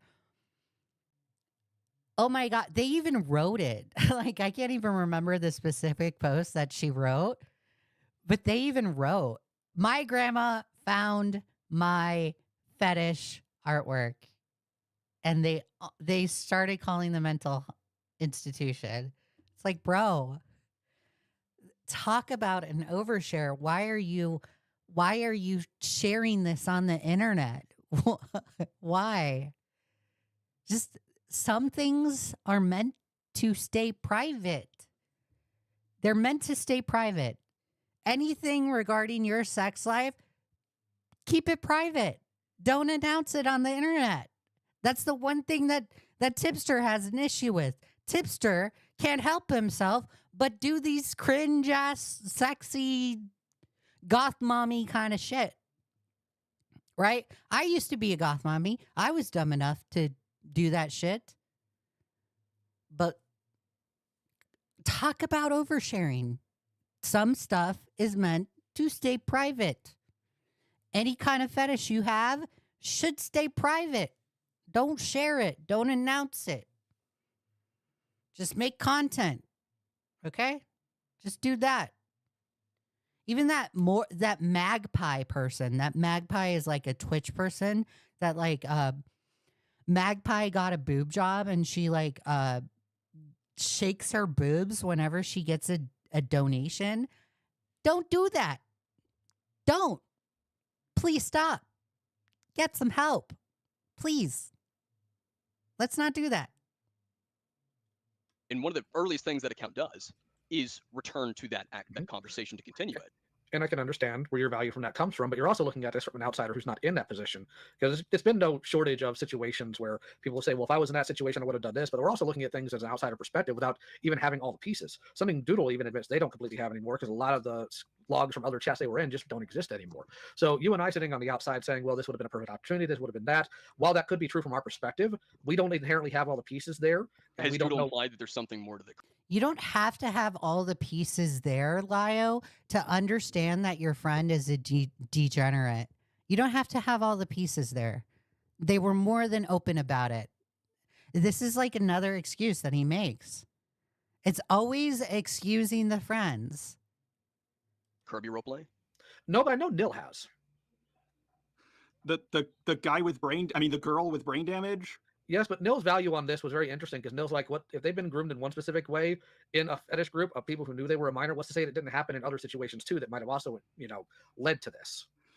Yeah, I just don't think Call Me Nil is the best source because Did you Source? make an No. entire video saying that Nil was... I'm not saying they're a good source. I'm saying that they make an interesting argument concerning this. All right. Mary Puppin says, my life has never been the same ever since I told my family my fetish is to secretly watch Leah's streams and not subscribe. W. Mary Poppins. Yeah,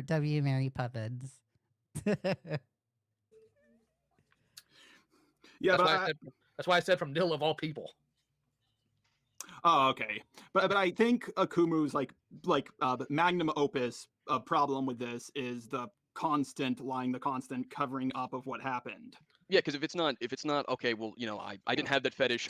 It's the special treatment. It's the special treatment. This is the thing that Lio had. This is the issue that Lio had with his family, right? Some of the family members felt like Lio was playing some kind of favoritism. Lio, if you want to have an internet family, you as a dad or a father should remove the appearance of favoritism. I know to remove the appearance of favoritism when I manage my 25 employees at work. You got to do it, especially with grown adults. If you're going to adopt these grown adults, have a family, remove the appearance. This is probably why Jordan and Jay felt like you favorited Peaches a lot. Remove the appearance of favoritism. Don't sit there and be like, guys, this isn't true. They're accusing me of favoritism. That doesn't matter. The accusation doesn't matter. It's the perception that you give off as a dad or as a father. Remove the perception. Jesus, it's common sense. But Lio doesn't think. What was I think the original argument was I don't have the fetish. I'm just interested in it. It's not a fetish. I'm just interested in it. And then it switched to for a good while just not acknowledging it. For a good while painting it as though this is like false accusations. All this shit was photoshopped. Now Doodles has never outright. Purple says nepotism, favoritism would have Lio's picture next to the definition. I completely agree with you, Purple. Completely agree. It's this is why he's getting criticized by me. Because he makes excuses for his friends, especially when they do degenerate shit. He makes excuses and then fucking cries about it. And it's like, bro, just remove the appearance, remove the perception. Make sure people don't know that you don't play favorites. You know, Lio, you like to go out and virtue signal. Why don't you go out and virtue signal over how you don't play favoritism and call out the freaks in your community? How about that? Just do that. Claimed that, but Doodle's audience has. So I'm saying, like, overall, I take an issue with that. And, you know, like, for example, that video, instead of just, you know, saying, yeah, I did it, and I haven't done it since, moved on. It's, oh, well, I did it, but I was uncomfortable with it, but I'm not going to mention that I returned on the account to, like, I seriously don't think that if someone's uncomfortable with the conversation, they're going to come back on a new, fresh account to continue it for, you know, for as long as they did. The roleplay went on for a month. I don't think that's something, like, if you're uncomfortable, because one of the earliest things that happened in the roleplay, sorry, Chad, I have to get into specifics here, was the character being roped. And so you're uncomfortable with it. It goes on for a month. You come back on. I don't think that's indicative of being uncomfortable with it. Maybe later on you can say in retrospect, yeah, that makes me really fucking uncomfortable. I can't believe I did that. But saying, oh, I was uncomfortable in the moment of doing it, I can't buy that. I don't Okay, buy well, it. you don't have to. It's not inherently a value that everybody's going to agree with, but if that's where you stand, that's where you stand. So this Doodle Tones conversation, Lio took the L on it. I'm going to fast forward because it gets hilarious. It gets crazy. Hold on. And, Okay. you know, this, That doesn't change my the point. two black call, you said you had taken accountability in the call. Mm-hmm. So like, what does that mean? Because you use that word very, very frequently. Hold on. Taking accountability is owning what you've done and trying not to repeat it in a lot of cases. There are other times it's not. Some of it involves legality for a lot more serious things, but that is part of taking accountability, is owning what you've done, whether it's right or wrong, and moving on with it. It's interesting how Lio knows the meaning of taking accountability and never doing it again while he's doing the same shit that he's always done again. He, in his response video, it was a straight up attack. Straight up attack. He wants to attack people, but then, like, goes off and tells people, you gotta be accountable, and you gotta hold your friends accountable. Well, if that means never doing it again, don't do it again. You're still doing it to this day. This is why I don't believe that you're going to change ever. I don't believe it. And not repeating that behavior.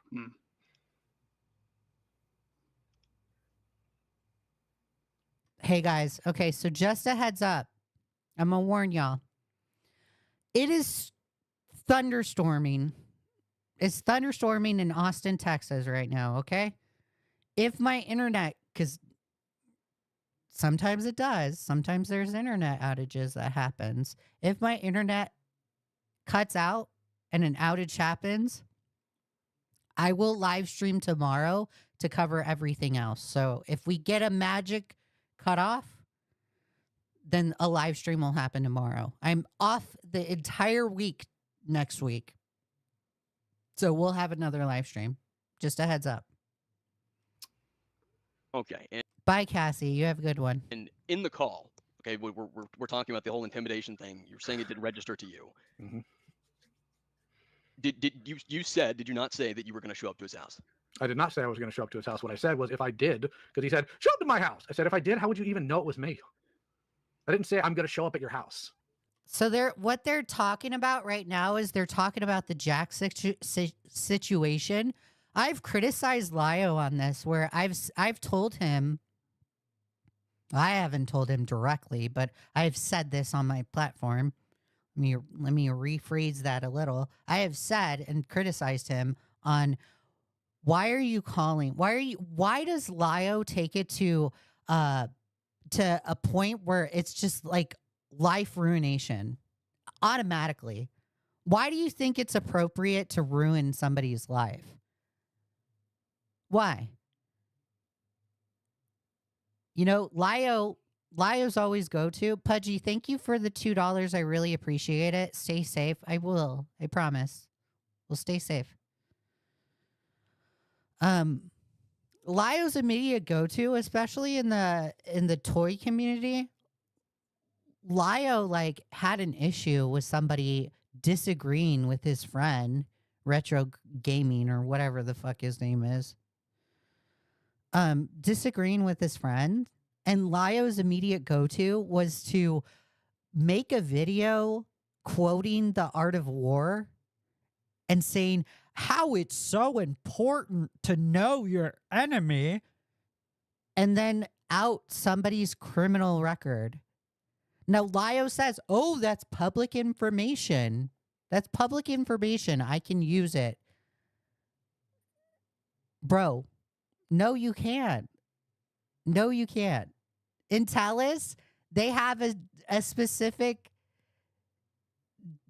disclaimer saying you can't use this information publicly. Although it's public information, you can't use it. But you go off and use it anyways. You outed somebody's criminal record. As what? Like an own? What does that own do? This is why I think Lio's ego is so fucking tiny. Tiny. So small. Loudest one in the room is the weakest. Right? He does this kind of stuff as intimidation tactics against people, especially when he fights with them. He does this intimidation kind of thing. He did it with Laka Mocha Laka when they entered the FCK server. He did it with somebody in the past where they didn't agree with his toy hero, his little butt buddy, Retro Gaming, and then outs his criminal history.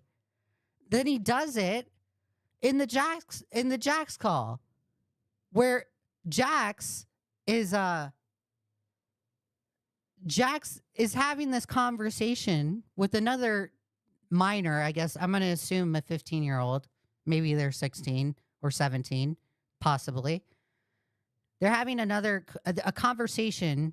They're having a fight in Queen Seraphina's server.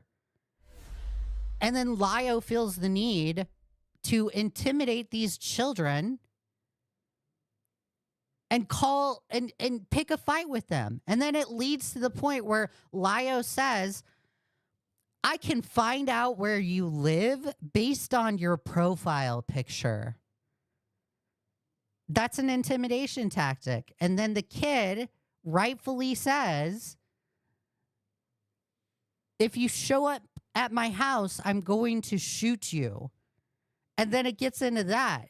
Then it gets into this back and forth, right? And it further escalates because Lio is failed at being the adult in the situation and cutting off the conversation. Lio's ego is so small that he has to continue this conversation with Jax. So he continues to intimidate him. Not only that, he threatens him. But then he takes it to the point where after the call, he calls the fucking school on this kid and gives the reason of, oh, guys, oh, my God, there's shootings in the United States. There's shootings in the United States. I got to report this kid to the school. I would feel bad if something happened. Bro, seriously? You take it to a point of life ruination. During this call with the Akumu, Lio was getting sent pizzas to his house because his docs is out there, and I guess people are sending pizzas to his house. I disavow that. I don't like it. If I find out anybody in this chat did that specifically, or anybody I know specifically sent pizzas to Lio's house, you're going to get a quick disavowal from me, and I'm going to point it out, right? I'm going to make it as publicly as possible. I disavow that shit. But pizzas were getting sent to his house, and he wants people to feel bad that the pizzas are getting sent to his house. I don't feel bad for you, Lio. I don't feel bad for you. And the reason why I don't feel bad for you is because you yourself are more than happy to take it to life ruination. What happened if that kid got expelled from school because your call? What would you do then? That's just a kid not getting an education from that school.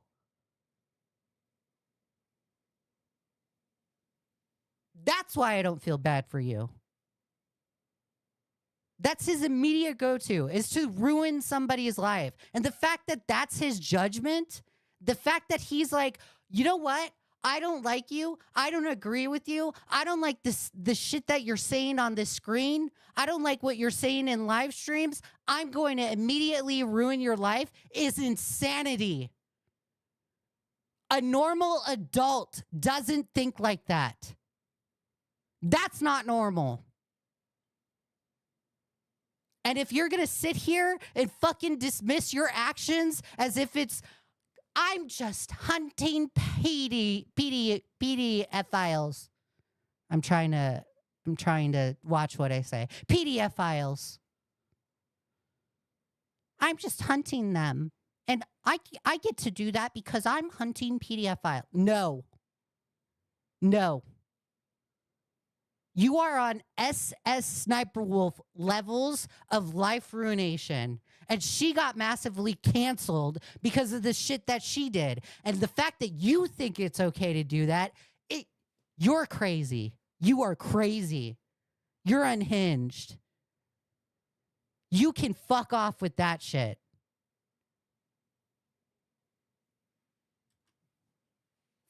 Just straight up fuck off. That's insane.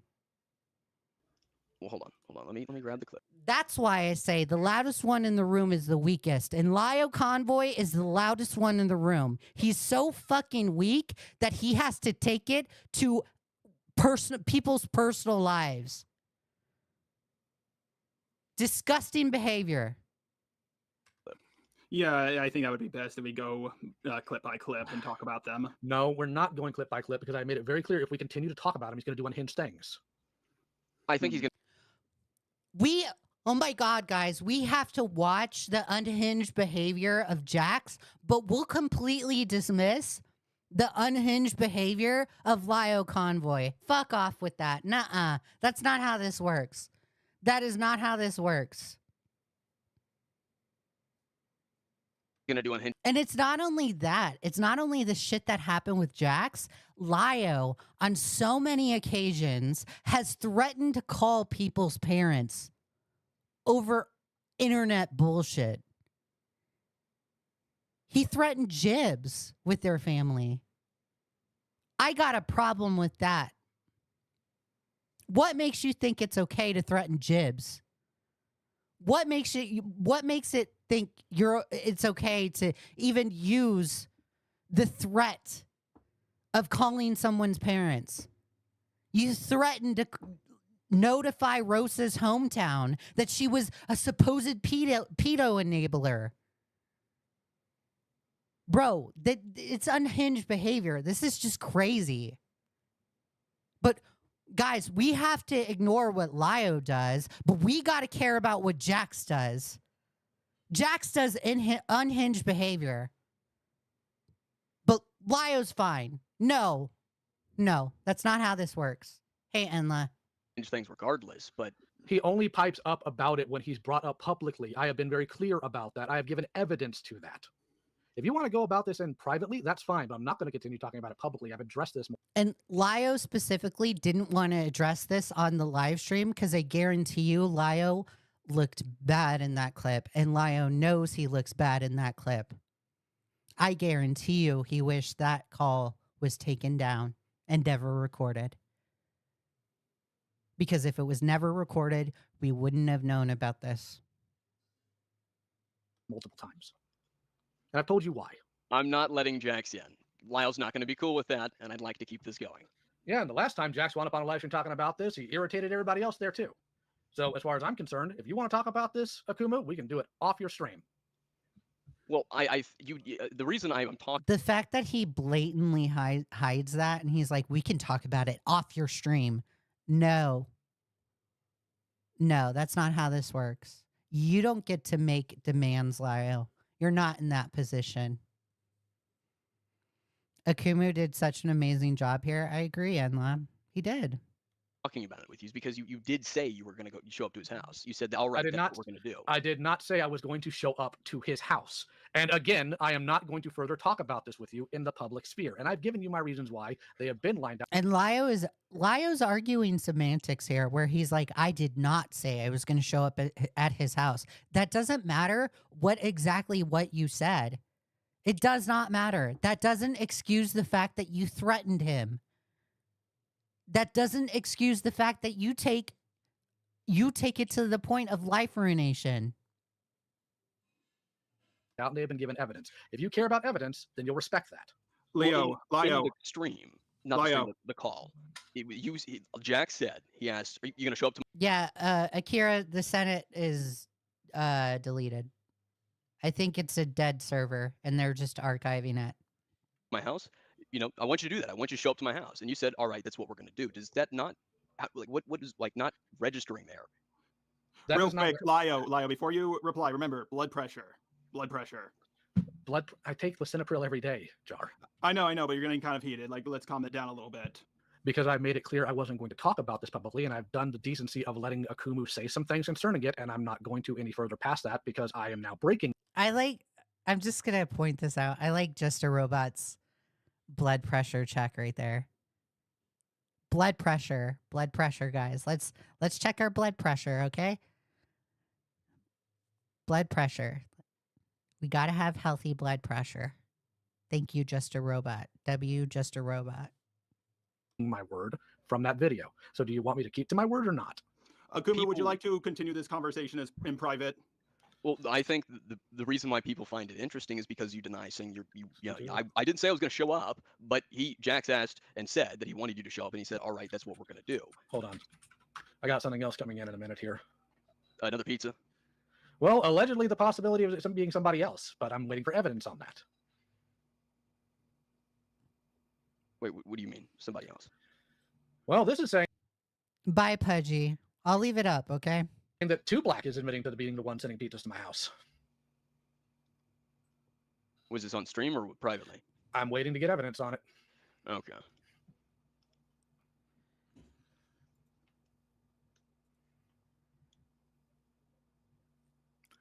Okay, so I don't even know why Lio just like completely cut the conversation off where he's just like, okay, I have to wait for this piece of evidence. I can't have a conversation with you. So I'm going to skip it because it's like a moment of waiting. So Akumu brings up the clip anyways after Lio requested not to do it. One of the reasons I was informed of through word of mouth was that I apparently had Fox Mafia people in my Discord server. I think you may have, but that wasn't the reason why you were banned, I don't think. I'd have to look at the logs in terms of what was said publicly. But Okay, so never mind. They moved on from the Jax conversation, or I think they're having the Jax conversation while Akumu is asking why he was banned from the server. That's another thing. So Akumu got banned from the Senate Discord because supposedly, according to Lio, this is what Lio is saying. So I'm going to be charitable and take his word for it.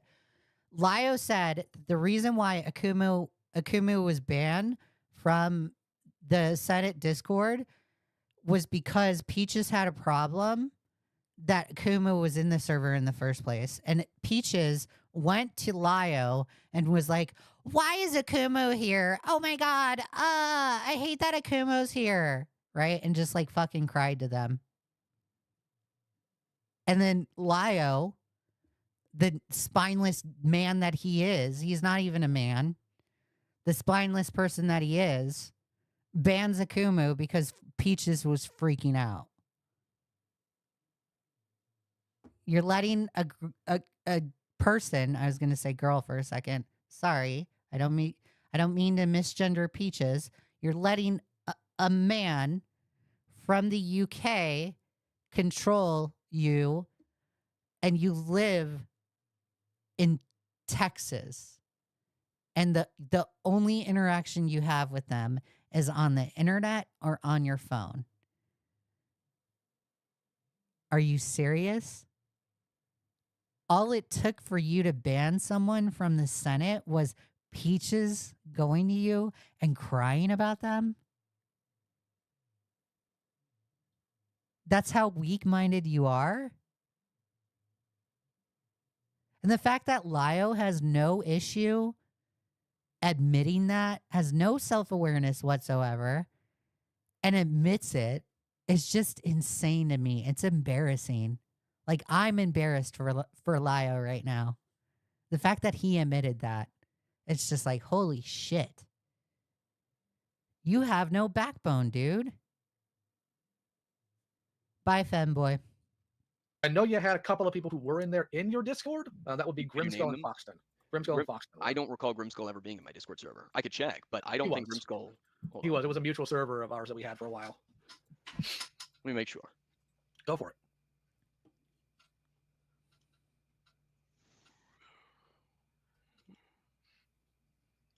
Did he leave it?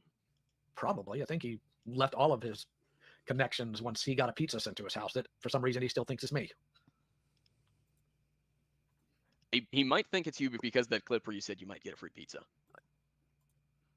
Oh, that's another thing. So Grimskull is accusing Lio of sending pizzas to his house or their house. I don't know the gender of Mr. Oh, Mr. So his house, right?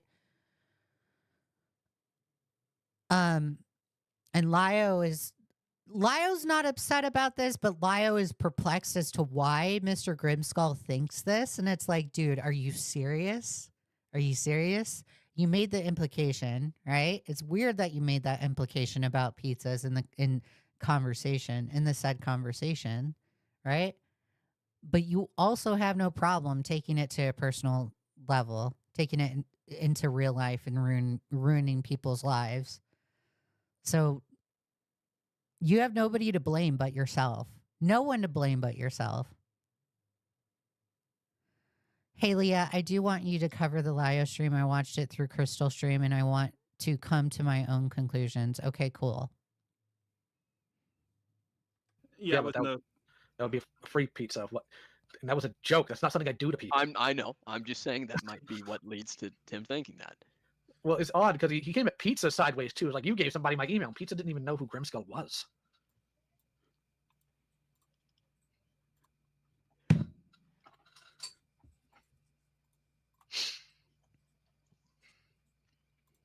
Okay, I'm going to fast forward. Yeah, so Grimskull's actually in chat. He's saying he was never in my server. I'm looking.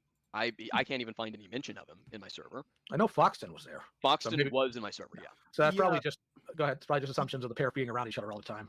Yeah, but you said Grimskull was in his Discord. I think that's what he was. Could have sworn he was. Because I remember clicking on his account a while ago when we were talking, and it said that we shared a server with you.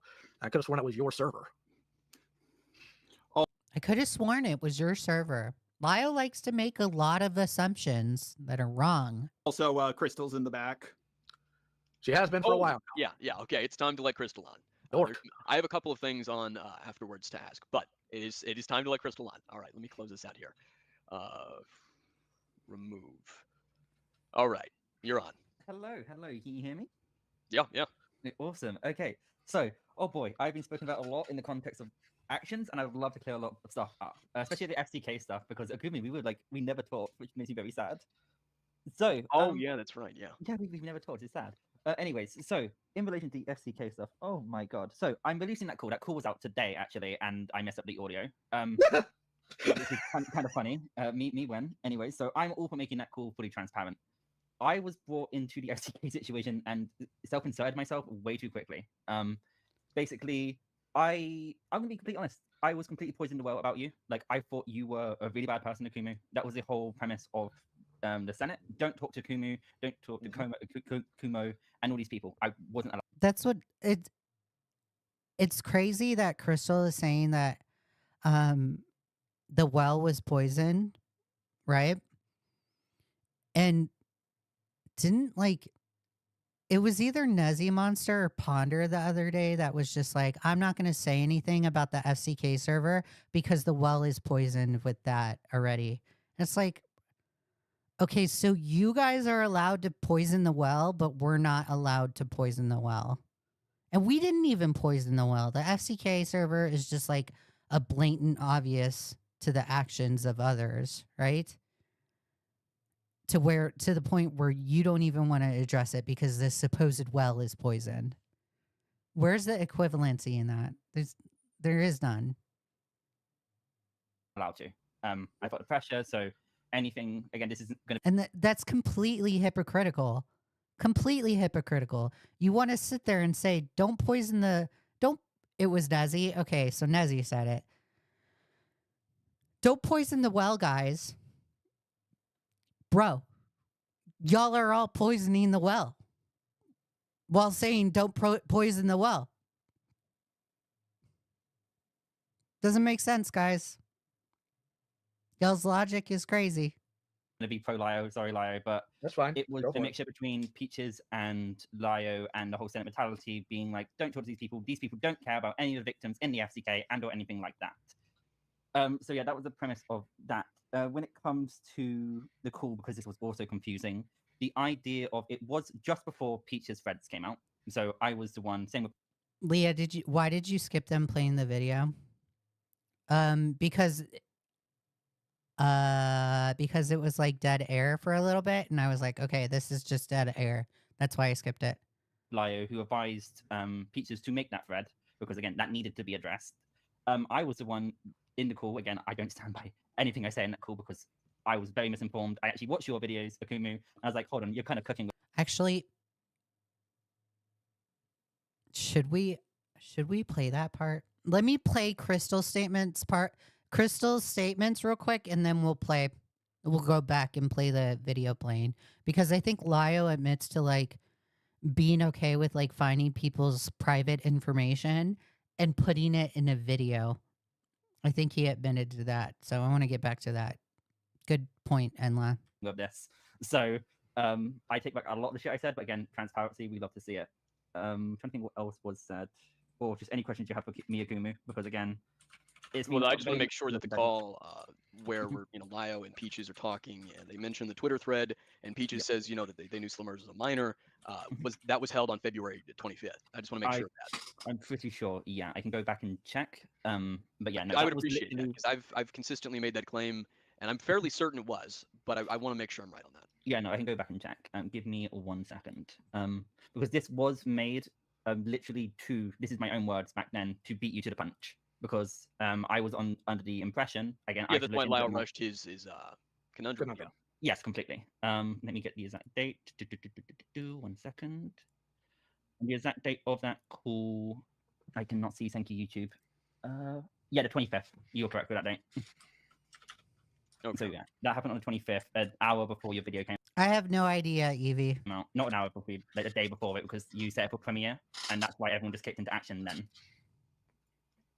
I'll send it to you in DMs. Apologies for that absolutely terrible screenshot. Zad, I was in chat and I was laughing at Lio in chat. It was hilarious because Lio really took an L in this conversation. This is when the call was held my time, the UK time. Again, be uploaded to YouTube, very terrible quality. We love to see it. Okay.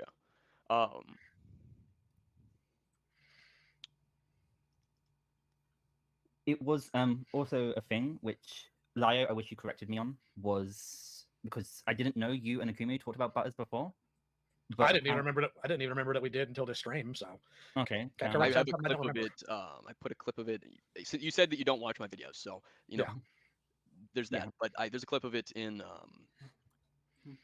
I think the full video compendium of everything. Yeah. I'm so sick and tired of people on that side being like, "Oh, guys, I don't remember."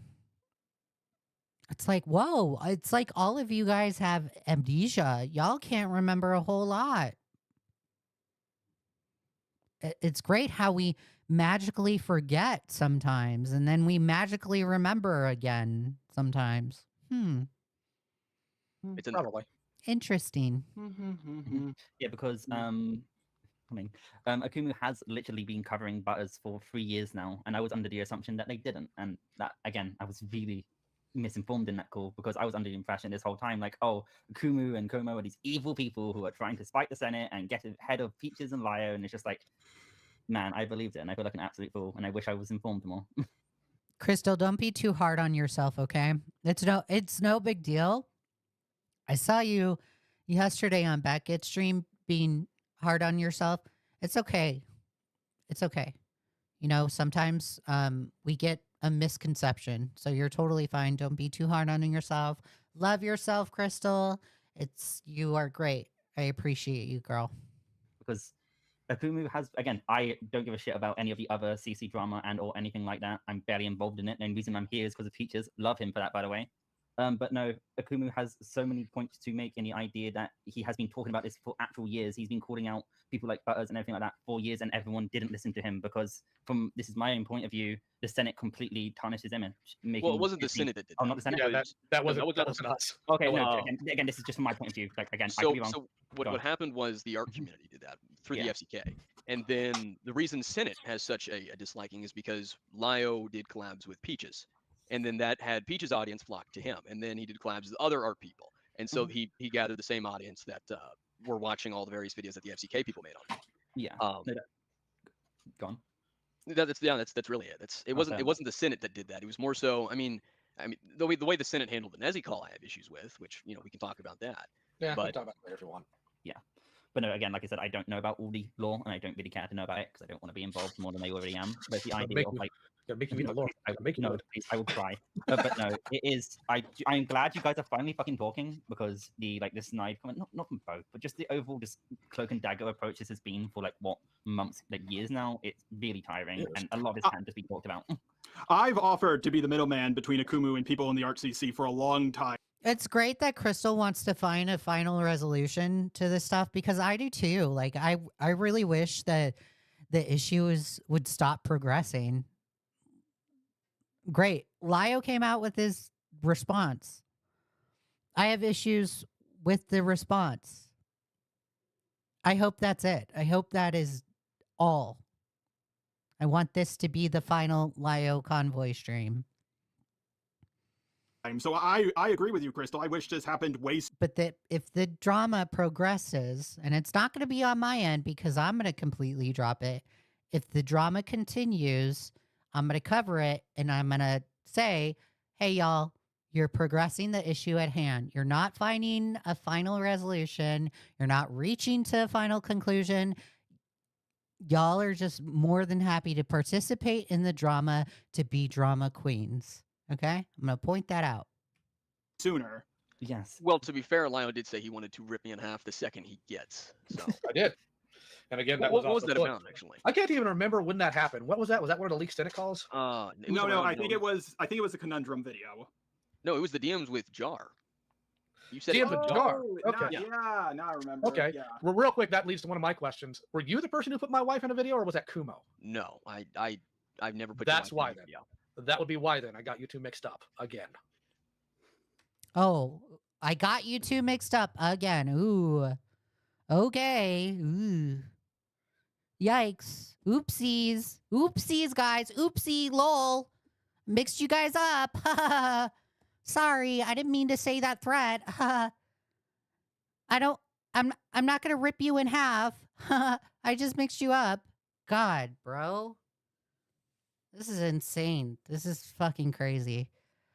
Howdy. Tiffany says, howdy, just woke up. Lio finally put out a response video, and frankly, I'm disgusted. Yeah, I'm going to go back to the Jax call, and then we'll end this live stream. I don't want to completely take away from the Akumu live stream, so I implore you guys to go watch that entire live stream. Lio gets a lot of L's in this conversation, and it's hilarious. I wouldn't be surprised if Beckett covers it on his live stream today. So go watch this. Let's back this up to the call. Hold on.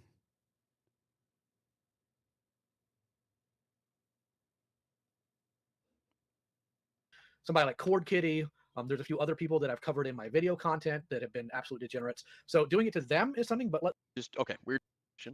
today it was pretty consistent. I could have sworn. Like, I guess I was wrong. Never made a video.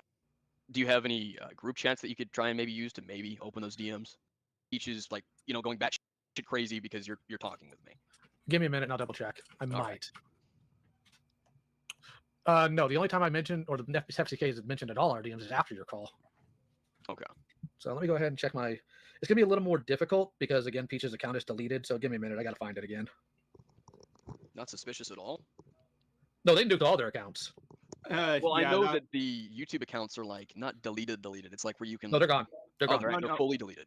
is Yeah. what you're saying. Wait. I heard They were fully deleted. it just privated her YouTube account. I mean, his YouTube account. I can confirm what Leo said. Yeah, Peaches also nuked her his Discord. Fuck, it's hard to keep up with new pronouns. You used to maybe open those DMs. Well, I have the DMs now, and it doesn't look like you were mentioned in text, but I do know we had. Hold on, I'll be right back. Another pizza. I think we've got another pizza.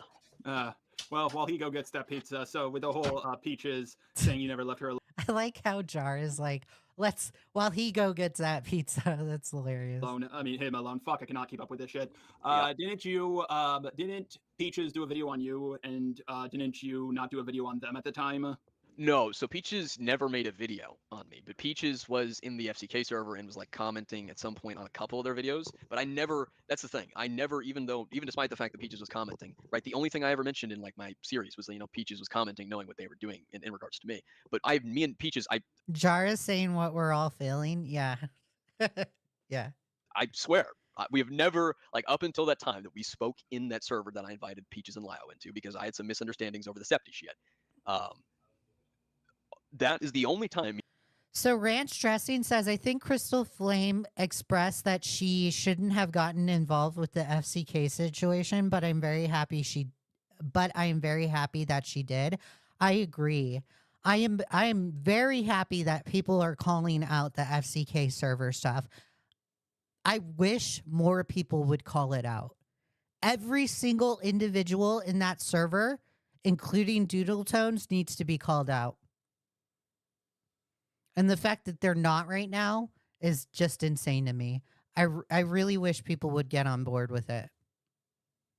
Me and Peaches interacted, and maybe I replied, and I could have. And I'm glad. Again, I am thankful and glad that Crystal is calling out the FCK server. I appreciate her. Easily replied. I think Thuman is also going to call it out. I'm still waiting for Thuman. In October about the irony of something. Did Peaches at least mention you in their Madame video? No, because that was made before me. That was actually made before I showed up. Yeah. I could have sworn Peaches talked about you in a video. I could have sworn. Like, I guess I was wrong. I mean, unless the video was made later on and I just haven't seen it. I can't say that I'm like a Peaches connoisseur. Enla says she deserves to be involved because Peaches and Lio used her. They did. Of content. Well, I guess it's just ArtCC people. I just assume they all made videos on you. Fair enough. And we have a number 10. I don't feel bad for you. 10th pizza. Okay. Yeah. Funny thing is they put Sasu's name on top of this. Oh. Ooh. And here's what I don't understand, right? So the phone number, the phone number for the order is 1-800-867-5309. How did they fall for this? Whatever. But no, I don't have it in my DMs apparently. It's so fucking weird that like Lio thinks like the fact that he's just like dismissing, and it's really sad. I kind of feel bad for Lio on this with this take right here. I feel bad. I don't care that the pizzas are getting sent to him, right? I don't care about that part. But I feel bad for Lio when it's a part of his life. Like, I kind of pity him right there. You are such a locale. Such a locale. You're at the point where people are sending pizzas to your house because you're such a dick to people. Just let that sink in. Peaches, so it probably happened in call when they freaked out on me about it. Okay. So like, was anyone else, or was this just a personal call, one-on-one? Personal call. A lot of our calls are personal. As I said in the video, most of the time, a couple hours after I wake up until Peaches went to sleep, we'd talk a lot during the day. It was pretty consistent, always private. We'd of course have calls in Senate too, but they acted differently there. Okay, I'm just like I'm trying to like wrap my head of everything so far that we've talked about in regards to Peaches, because there's like the year of suicide threats. Unless says the number one thing you don't do when people send things to your house is give it attention. Exactly. To push you to do certain things, and then on top of that, there's like what made you fold so easily to Peaches? Because there's somebody I cared about and I considered them family. Ye old loser says, as someone who formerly worked at a pizza place, they don't pay attention to phone numbers. You're talking to a guy. Yeah. I didn't think that either. Who physically took people into his home. Also, Crystal wants to know if she can join. Would it be fair to say you're gullible? No, I don't think it's fair to say I'm gullible. I think it's fair to say that there are times that I can be, but that I am inherently no. No, you're gullible, Lio. You are like straight up gullible. You're the world's dumbest person. You're fucking stupid. Okay. I saw it. Are you okay? Are you both okay with Crystal coming on? I am. I'm just the middleman, so I don't give a shit.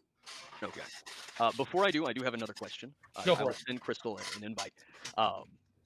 Were you behind the email, fucky shit on my email?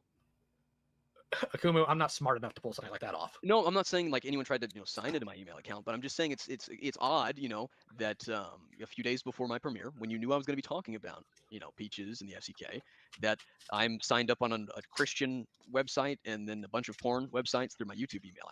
And this was done very clearly by someone who knows about what's going on online, because the username, one of them was Chronically Online, I think, something like that. So Akumu. Unless says he's not gullible while actively enabling the pizza thing live. Yeah. He gives these people ammo. And it's like I said, I feel bad for Tipster too, because Tipster's another locale that just like got progressively worse, way worse. These people have gotten so bad, they're at rock bottom, that it's the point of this. Like, this is just, I pity Lio. It's like, bro, what are you thinking here, buddy? I don't feel bad that I don't feel bad that he takes it to the level of life ruination, but the fact that he is such a locale, he's such a big locale that he gets sent pizzas is just like, bro, when are you going to wake up and smell the fucking roses? Like, this is, you only brought this upon yourself because you're a massive dick to people. Maybe you should stop being a dick. Tipster, the way Tipster got to be a locale is way different from what Lio is, but these folks are at rock bottom. This is rock bottom of the totem pole. You hit bottom, buddy. You hit bottom. Lio hit bottom. Tipster hit bottom.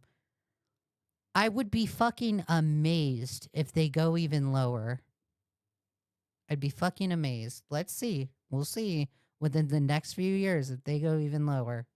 I don't know your email address, but I had people do something similar to me. Somebody tried to create a Dropbox account with my YouTube email. Okay, so weird people. I just wanted to ask directly because. Oh, that's fair. That's fair. I've heard some other things happen too, but no, I had nothing to do with any of that, and I don't know anybody who would. Like, that's kind of beyond what we would do in general. I don't think. Yeah, I agree, Joy. Tipster will. The well is bottomless. I completely agree. So, because you've doxed people, haven't you? When you say dox, let's get our terms right. Do you mean finding somebody's information, or do you mean publicizing it? Because that's what doxing is. It's publicizing it. Yeah, publicizing it. I have done that to predators, and I have done that to scumbags. Are you a predator? I've done that to predators, and I've done that to scumbags. So he admits to doxing because it's publicizing it to his own standards. Publicizing it. Lio has a video out there on his own channel where he's calling somebody out in the toy community cites the art of war as if it's like an intimidation tactic. I'm going to play this power move, guys, and then outs his criminal history. Bro, what the fuck is wrong with you? What's wrong with you? What is wrong with you? What's wrong with you? Literally, what is wrong with you? I can't even ask that enough. Why do you think it's okay to do that? You're so fucking stupid. You're so dumb. I wouldn't even take it to that level, and I'm 34 years old. I'm younger than you. The fact that you take it to that level is just insanity. Should I worry for my safety because I'm sitting here criticizing you on the internet and I don't know whether Lio's going to take it to my personal life level or not? Lio, are you going to try and ruin my life? That's insane. Life ruination is a big no-no in my book. And the fact that Lio just openly admits it is just crazy to me. Could you elaborate on the scumbags? What the scumbags? Scumbag would be a sexual harasser, an obsessive stalker who makes physical threats. So, to give you an example, A sexual harasser. A sexual harasser, guys. Really? Really? You're lying here, Lio. You're lying. And you know you're lying because you've, again, the example that I bring up is you outed that person's criminal history in the name of Retro Blast Gaming. You're lying. one thing I don't do it is lie. I'm so fucking sick and tired of Lio lying to try and get out of situations. He's a big, fat liar.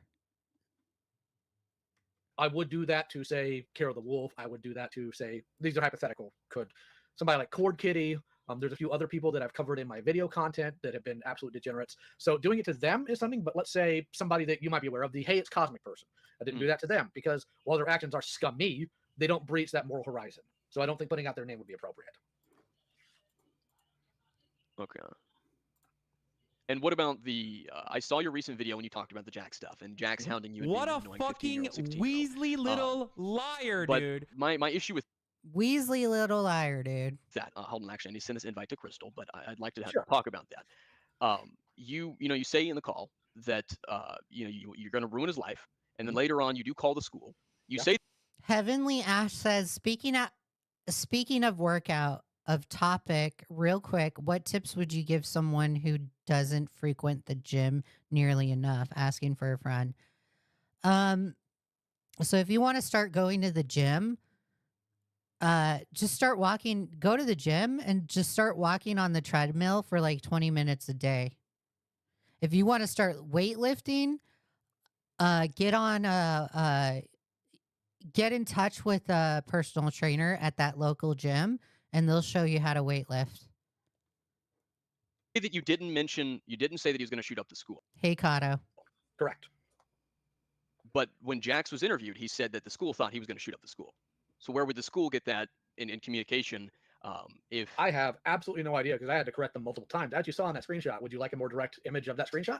yeah, what are you saying? Sure. You corrected The school. You corrected the school and like Yeah, because I called the school, I gave them the basic information, and I made it very clear when I talked to them. And again, I shouldn't even be talking about this publicly because I said in the video I wouldn't go forward with that because he tends to be unhinged when you do so. I told them he has not made a single threat to the school. And I had two people after that initial report call me saying, so is he making threats to the school? No, he's not making threats to the school.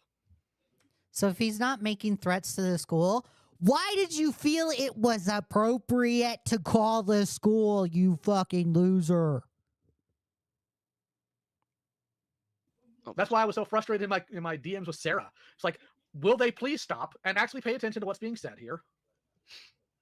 It's so funny. It's so hilarious. He's like, oh, the school. No, he wasn't making threats to the school, guys. Oh, I just put myself in this unfortunate predicament where now the school thinks he's making threats. Don't call the fucking school. It's so simple. Don't call the school. Then you won't get accused of this. So simple. I mean, I still think it's a little deranged to call the school to begin with. A little? It's very deranged. Akumu? Very deranged. You're a deranged person. You're unhinged if you call someone school, a kid's school, because you think he's going to shoot up the place over a dumb argument that you got, that you involved yourself in. Well, that's why I've apologized for that. That was out of pocket. Again. And you only apologize to that person because that person called you and asked for an apology. Don't go out there on your high horse, Lio Convoy, and say that you apologize to that person. You only apologize because you were being called out for it. That's it. You're no saint. You're no Christian. Where is that screenshot? And all Coby-o says, can't pronounce Lio with lie. Very fitting. So true, Kobe. So true. Thank you for the $9.99. I really appreciate it. put it up on stream if you send it to me. Okay, just give me a minute. I have over 200 images for the video itself, so it's going to take me a moment to find. So this image There's some of that. Okay. Hold on, guys. This image that he's about to pull up, guys, I'm going to pause and read this image because Lio thinks what Lio is about to do, Lio thinks pulling up this image is going to help his case in calling the school. And it doesn't. It does the exact opposite. It makes it worse. And it's so funny. It's so hilarious. Jeez, Crystal is taking forever to join the call. Well, to be honest with you, I just sent the link because I kind of forgot. Nice. Okay. Well, hold on. This is a screenshot with Queen Seraphina. Yeah. The day I did it. School has been informed. Resource officers, police are going to snatch him up and give him a good scare. Mm-hmm.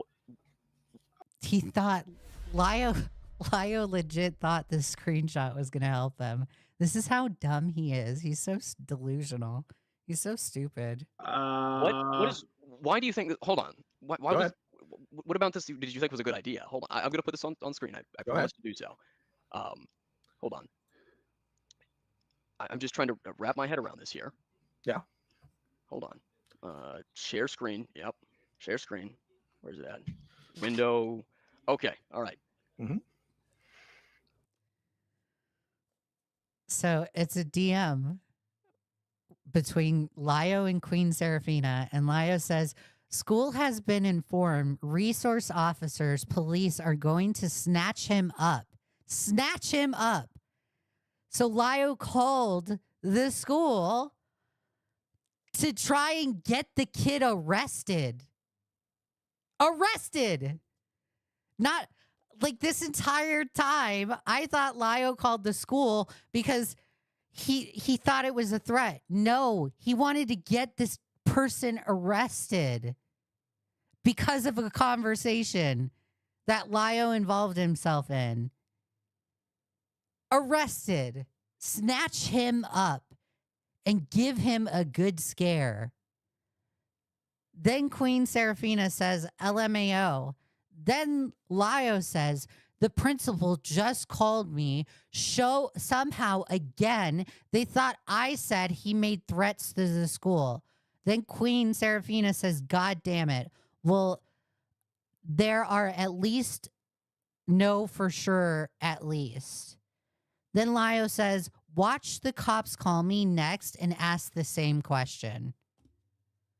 And Lio wants to sit here on this live stream and say, I don't know why the cops are calling me. They're not even getting the story correct. I never even said the kid was threatening the school. But bro, you just fucking showed us evidence to where you were using this as an intimidation tactic because your ego got hurt. Are you kidding me? You wanted the cops to arrest this person. You said snatch him up. What does snatch him up mean? Arrest him. Lio, this doesn't help your case. The fact that you thought it did is insane. You don't think. You have one brain cell. One brain cell. Holy fucking shit. This is the biggest self-report of my life, bro. I've never seen this kind of self-report ever. Okay, why not? Thank you for subscribing. I really appreciate it. This is just crazy insane. Crazy insane. And according to Lio, guys, he only doxes scumbags and PDF files. Bro, this is a primary example. This is primary evidence of you doing the exact opposite of what you said. In a conversation, just a few, earlier in this said conversation. This is why you're the world's biggest fucking liar. One thing I don't do it is lie. You are a liar, Lio.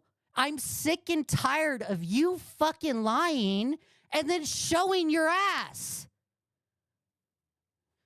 The very least you could do, Lio, is if you're going to fucking lie, be smart about it. And you're not even that. You're not even that. You could be good at lying, but you're not that. You're horrible at it. You're fucking horrible. Cotton 4K. Exactly, Zad. Cotton 4K. This is insane.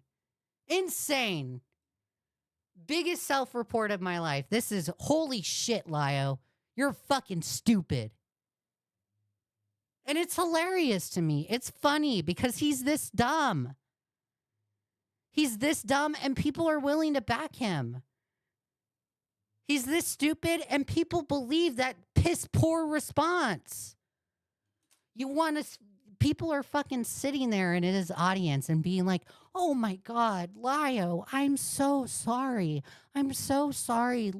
You were abused by Peaches. Oh, I feel so bad for you. Suck a dick. People are eating this response up. They think it's great. That's the world's dumbest response. This is the world's biggest self-report. Lio is the world's dumbest person. He's so stupid. He's stupid and impulsive. And that's hilarious. I'm going to laugh at it and I'm going to make it content. So everyone can see it. School has been informed. Resource officers, police are going to snatch him up and give him a good scare. Yep. Essentially letting him know that was a good idea. Because when you have somebody who is talking about being in gang affiliations and owning firearms when they are a child. That is a lie again. Lie number 2. Jax never said he was gang affiliated in that call, in that conversation. I heard the full call. Never said that. You're lying. Lie number 2. He lies to downplay his actions. Lies. What makes you think that that response video is even remotely truthful? It's not. It's not. It's lies. It's an attack. It's a deflection.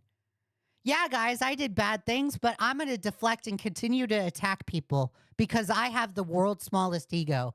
And my name is Lio Convoy. So dumb. So dumb. That is something that probably needs to be looked at in one way or another. The good scare is, hey, your actions don't exist in a bubble. That's what that was in relation to. The good scare. So you think it's okay to scare children? You think it's okay to scare a 15-year-old? Because that's normal parenting skills? Are you kidding me?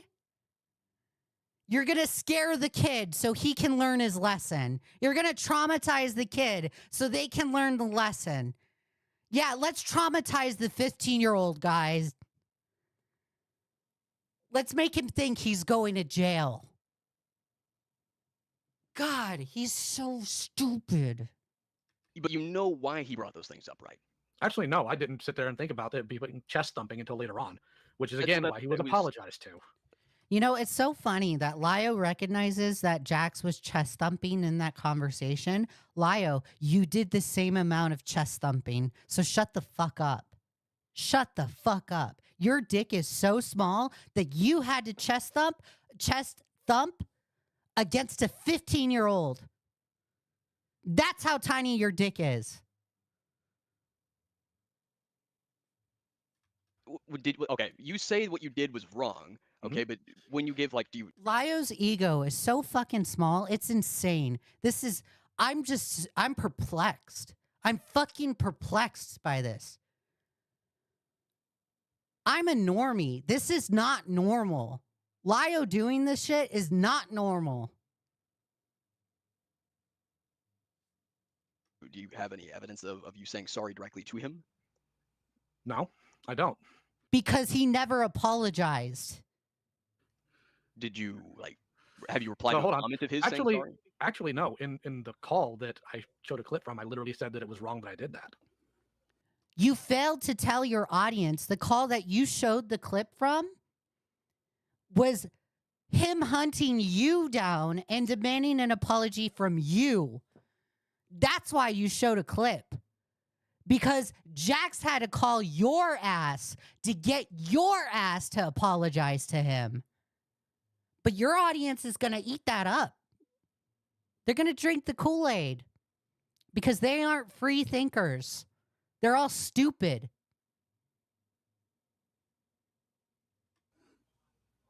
And when was the call held?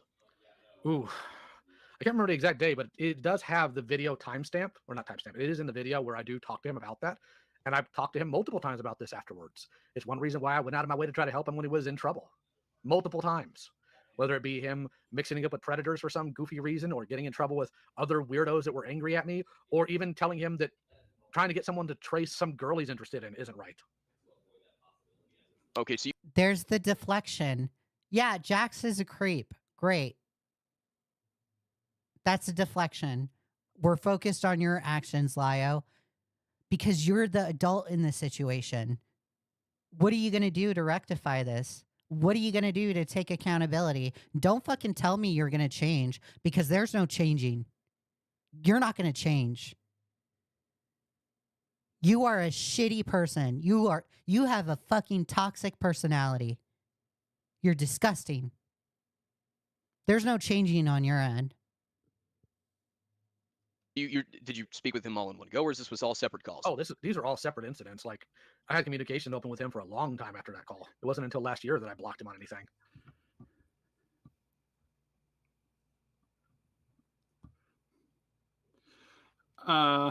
Would you guys like me to step in here real quick? Well, he doesn't. Well, I don't think he recorded the call with the school. Well, no, I was at work. And So you're at work. You're at work calling people schools over online bullshit. If you were my employee doing that shit at your job, I'd fucking fire your ass, Lio. I would fire you. You're wasting company resources to call a fucking school over an internet fight that you got in. Fired. I don't know how to record things on mobile. wait, you saw? Hold on, wait. You were at work when you called them? Yeah, because it was during work hours. So your job just paid you to call somebody's school. It's time theft. The call with Jackson Serafina was while you were at work. No, the call to the school was when I was at work.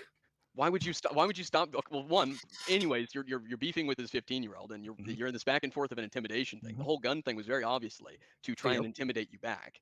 To you, What do you mean yes. to me? Exactly what I said. You don't like, okay? How you were like 36 at the time, right? You're saying At the moment, I did not perceive it as an intimidation tactic. No. I don't believe this. I don't fucking buy this. There's no fucking way Lio is this dumb. Although I'm calling him dumb because he doesn't think, there is no way Lio is that stupid. Lio knows he was trying to intimidate that kid. He just doesn't want to admit it. If you show up to my house, I'm going to shoot you. That's not him trying to intimidate you back, so you don't show up. That didn't register at all. Well, considering the fact that he went on about how he was in gangs and had shot guns before, no, not inherently. But again, I'm just giving you the courtesy of having a small conversation about this because I made it clear in my video I didn't plan to talk about it again afterwards because he does unhinged things whenever you talk about him. So you also continue to push this doesn't help. I will give credit to the fact that he does unhinged things. I heard the fucking weird voicemail. Okay, not going to defend that. Then don't continue to enable it either. You're sitting here talking about me being. I just told you how. You're sitting here talking about me being gullible, but you're falling into the same exact trap. I have lined out why I didn't plan on talking to him about it talking about it publicly again, and here you are bringing him up.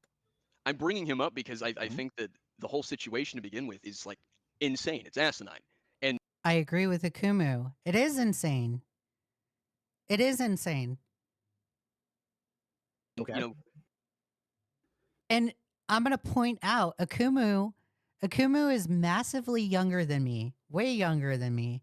So it's not a generational difference in the line of thinking. No, I'm 34.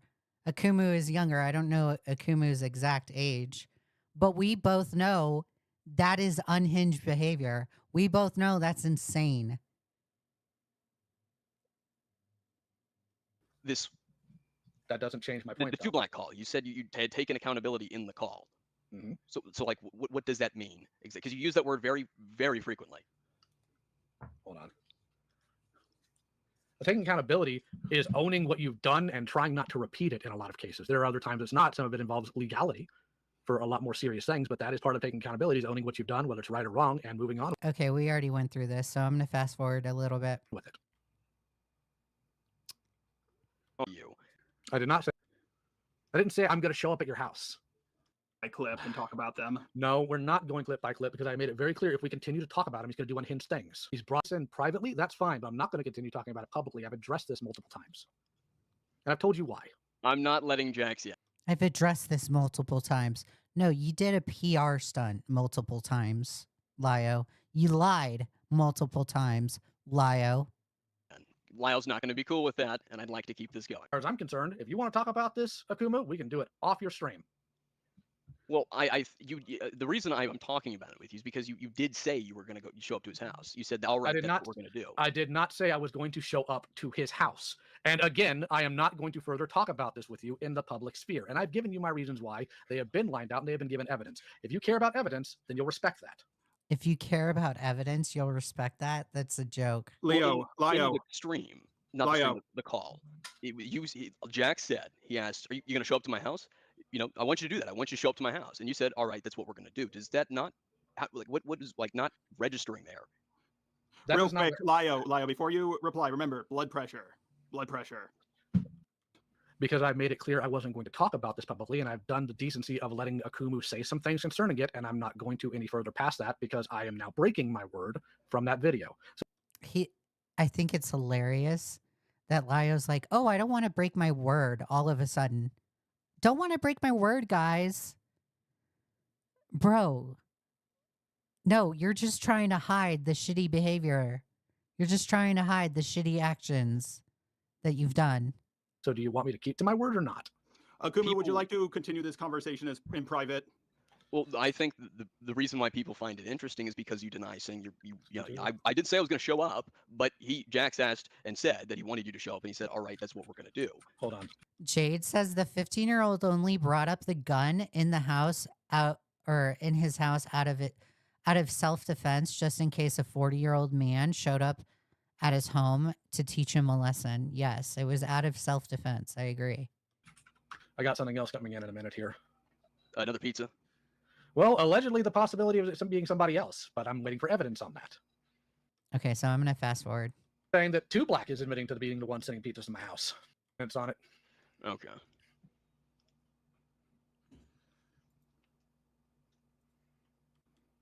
Hearing background noise. Up on my end.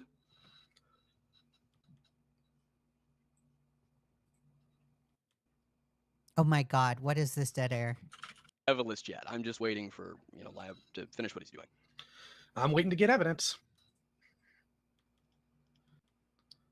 Yeah, it was a distraction. Lio never got the evidence because somebody was bullshitting him. He's just so dumb.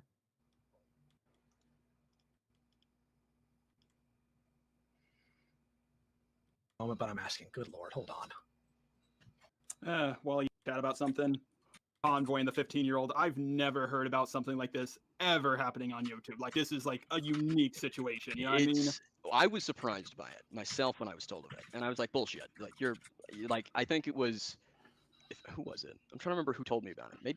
Maybe Kumo. Maybe someone brought it to me. I was like, no way, you're joking. No, there's bullshit. And then I watched the Queen Seraphina video, and that's Okay, when so- I talked about it in my.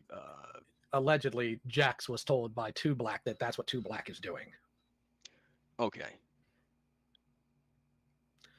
Well, you'd So, have like- to ask StewBlack. Do you have him on Discord? No, and I'm not really interested in chatting with him about it. Because the worst case scenario, he is the one doing it. Other scenario, Jax is lying about it and he's doing it. Because Jax has already made it clear that he will do anything he can if he is upset about something. Which, that's fine. I'm not allowing him on the stream. Well, that's fine. I have that clip. It's whatever. I'm still waiting for Crystal Flame to join. And now, what? It was me that showed this to Akumu. Hold on, let me message her. Lio.exe stopped responded. He totally did. This conversation, I'm gonna stress this. This conversation that is happening is equivalent to the seriousness that Mama Max had with Nicholas Iorio. Mama Max had a huge self-report in a call with Mudahar and Nicholas Iorio. This is the same amount of self-report that Lio is having. Now I understand why Lio avoided conversations like this entire time, or conversations with people like Akumu, Como, or me, or Enla, or anybody else, because it would have been this bad. It would have been this bad.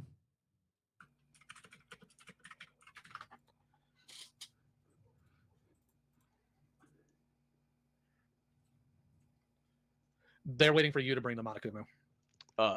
Who? Crystal. Okay.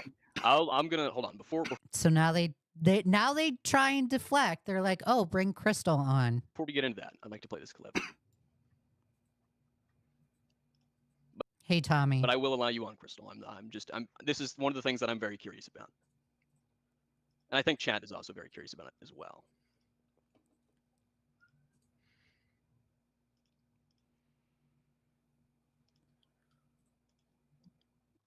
Just skip the video? No, you told me not to skip it, you fart. Okay. It's on Queen Seraphina's channel, but this is the clip of what I was referring to, so that anyone that's watching, they'll know that what I'm saying isn't just, I'm not blowing it up my ass here.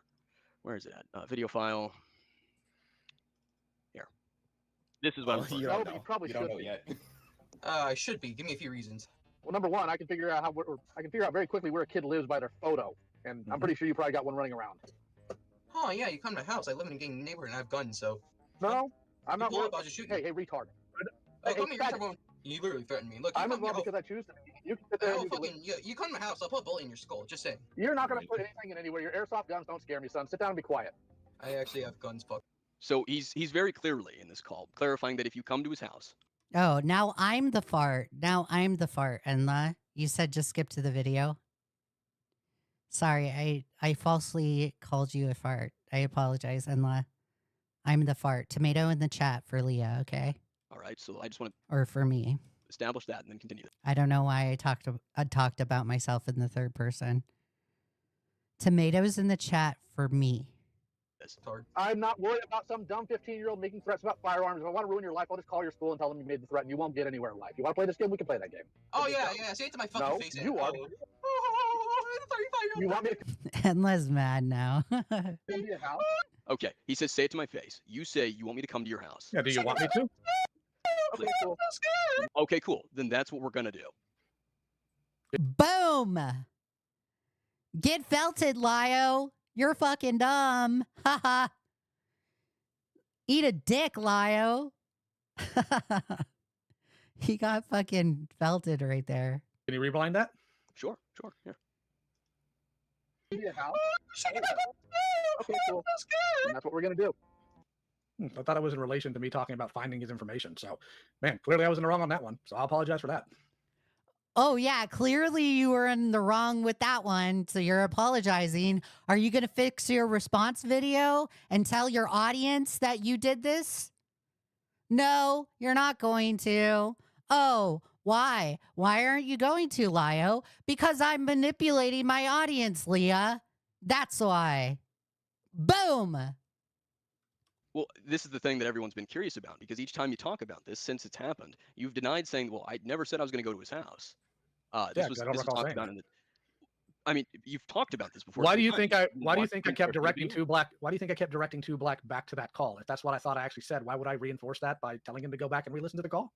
And the dozens of people that have made videos talking about this, you haven't watched any of those videos? No, I actually haven't because I've been a little busy, Akumu. What about Gilded when he talked? He has a job, guys. He has a job. At the said job that he claims because he's so busy, he admits to wasting company resources and calling the cops in the name of internet fights. But he has a job, guys. He's busy. About it. Didn't watch his video either. And my LARPer Lao video, you haven't seen that one? No, I haven't. I haven't watched any of your content concerning that. Like I know the Fox Mafia has talked about this a lot. And I know you No, talked about Fox actually, Mafia. They actually didn't talk about this a lot. This is something that primarily Gilded. If every time I had a penny, for every time Lio says he's too busy because he has a job or a life, I would be a millionaire. Pooh apparently talked about. Yeah, but wasn't he a part of that group? Not at the time he talked about it, no. Okay, that was a mistake on my end then.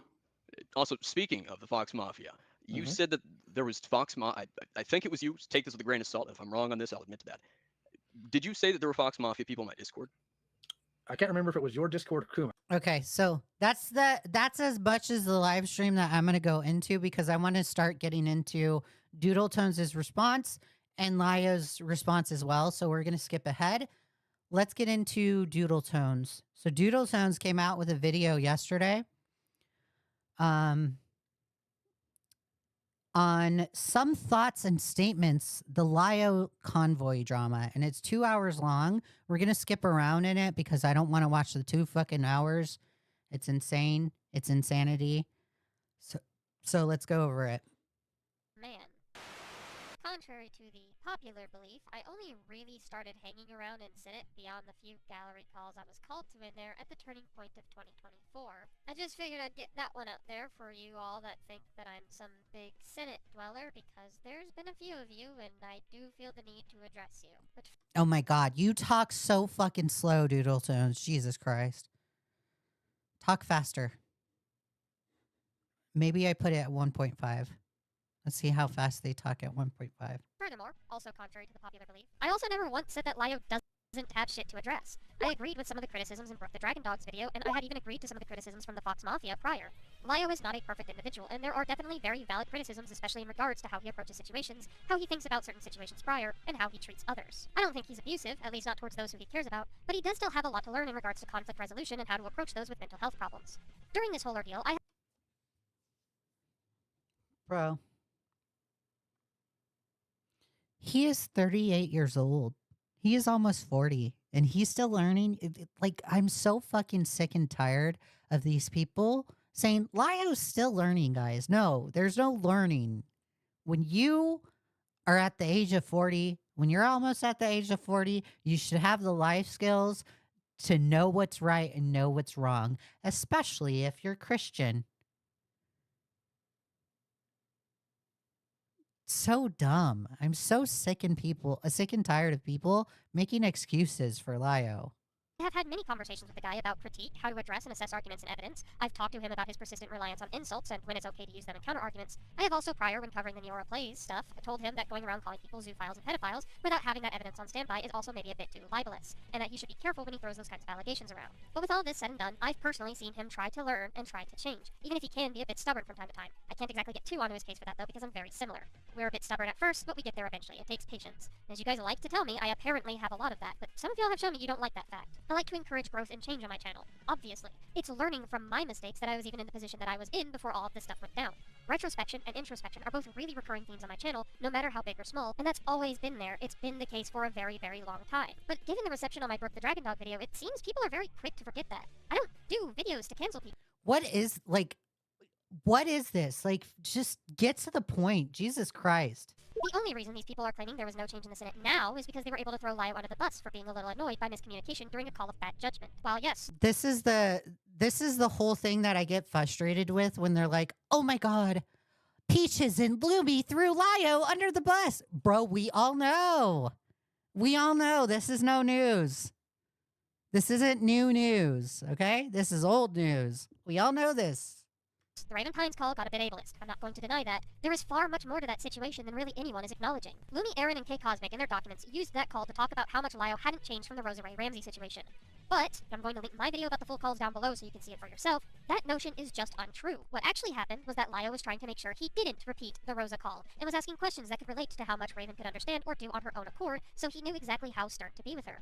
Rosa, if I'm not mistaken, Leah, you sound so dumb. Yeah, or dumb. I replaced the word done with dumb.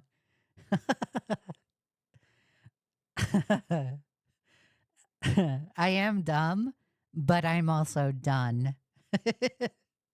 Sliggins, clip that, bro. Clip it. had a handler, and everyone went far more rough with her to the point it evolved into straight-up bullying. But in the Raven call, that didn't happen. Lio instead overcorrected his behavior and asked questions that were far more intrusive with... So this is an excuse. This is a matter of... Well, I'm not going to say it's an excuse. I'll be charitable towards Doodle Tones, the diaper fetish person. I'll be charitable towards them. It's a matter of perception. If you're going to sit there and say, Lio was asking those invasive questions because Lio was trying to figure out if this person can answer a line of questioning, no. You may think that, but I don't think that. I think Lio was asking those specific questions to try and figure out if they could abuse them like they abused Rosa Ray Ramsey. And I think Peaches only stepped in to do an optics move because they just care about optics. They care about their audience. So Peaches didn't really have a best of interest in the Raven call. Okay. Peaches is very all about self-image with them. They are very... Peaches is a very selfish person. Okay? ableist implications. And we can tell he was overcorrecting because... Clipped. Your W Sliggins. As I found out while scripting this statement, hence why this piece of info isn't in the Raven Pines video, but literally a day prior to the Raven call, Peaches was grilling him over the Rosa Ray Ramsey stuff, alongside some other examples, showing that these two were being pressed over it to some degree. We got like 4 hours until the conundrum call anyways. It shouldn't take that long. Yep. Exactly. No, you know me. If I see a gallery call start going on to the hour mark, I pop my head and go, why the fuck is this still going? Nah. You're not going to do it on this one. You're going to stay out of this one. Don't worry. Yeah, this one's because you have stated in the moderation chat, and I'm holding you to it, that if it's a serious matter, you're not going to be involved. So you're not going to be involved. Okay, but Aaron, pinky promise. Promise. I'm not promising you it's not going to take a while. No, I'm not doing that. Hold on, Lio. Dude, the fact that it's like, the fact that like Peaches is just like, oh, I'm going to get involved. That should tell you how toxic they are.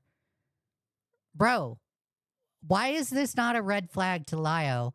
Lio wants to put a stop to it. Lio acknowledges Peaches doing this shitty toxic behavior. Why wasn't this a red flag? Why didn't you cut Peaches off at this conversation? So dumb. Peaches is a disgusting human being.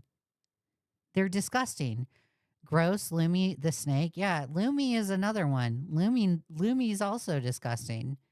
These two people are gross. They're toxic people. They can both equally fuck off just as much as I tell Lio to fuck off. They can equally do the same too. It's a lie. Lio even said he'd catch them in a lime.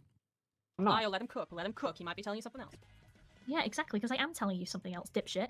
Pinky promise that it's not going to be devolving into fucking, insulting this person. Lay down what your issues are and then make them fuck off. Like, Aaron? Yeah? Can you, number one, can you stop insulting me every time you talk to me? Okay, no problem. And two, I'm 38. I'm not a little kid. It's not going to be just going in there and doing a repeat of the Rosa call. I'm 38. I'm not a little kid. Bro, so you acknowledge that you're 38 and you're not a little kid. but you want us to believe that you were just oblivious to Peach's behavior? And the fact that Doodle Tones puts this in the video as if this is like proof that is going to prove Lio's innocence. No, this just proves that Lio knew how to put a foot down to Peaches whenever they were acting like a dumb cunt. Are you kidding me? Are you kidding me? This further convinces me that we shouldn't believe Lio when he says, oh, guys, yeah, it was a year of manipulation. I was abused. Poor me. I'm such a fucking martyr. Bullshit. Jesus. Okay? I've done that in over a year. The Rat King call was that. No, that wasn't even what the Rat King call was. And you flat out told me I was too soft on the guy. I wasn't. No, I said that he was still here, and that's cringe. That call wasn't just sitting there insulting. That was mostly letting Zach figure out how to navigate around a call like that because the first time he ever did it. Yeah, but I'm also saying that it has been either me or Lumi who are usually the ones who get the call back on track. If you're doing it as just you on your own, I'm not babying you. I'm saying flatly that it usually turns into insulting, especially considering that, like, you do insult people. And if this person is running to Enla about stuff, it's going to very easily, because, again, it's been proven, very easily there to wrap you around their little finger and make an example out of you, not the other way around. And going in, and this is why I have an issue, you saying, like, oh, I'm going to make an example out of him, 9 times out of 10, it's you being made the example out of. And I want you to be cognizant of that when you go into call. Dude, Peaches is dumb. They're so dumb. They're also stupid. The fact that, like, Peaches is like, oh, but you have to, like, treat these people well because they could possibly go to Enla and it'll be used against you. And you use insults. Peaches, you are so fucking manipulative. That is such a manipulation move. That is not even accurate. Where are you getting that from? It's me being made an example out of how. I don't care if Zach is live. Yes, you sat. Okay, fine. Okay, you have. But thank you, Deadlight. I appreciate you letting me know. Been in a few calls, not just the Rosa call, where you go in and you insult people. There's times where you start asking questions that come off as offensive. There are times where you literally sit there. This further convinces me, and this is probably the point that Doodle Tones is trying to make right here. This further convinces me that when Lio or when Peaches released the Raven call, they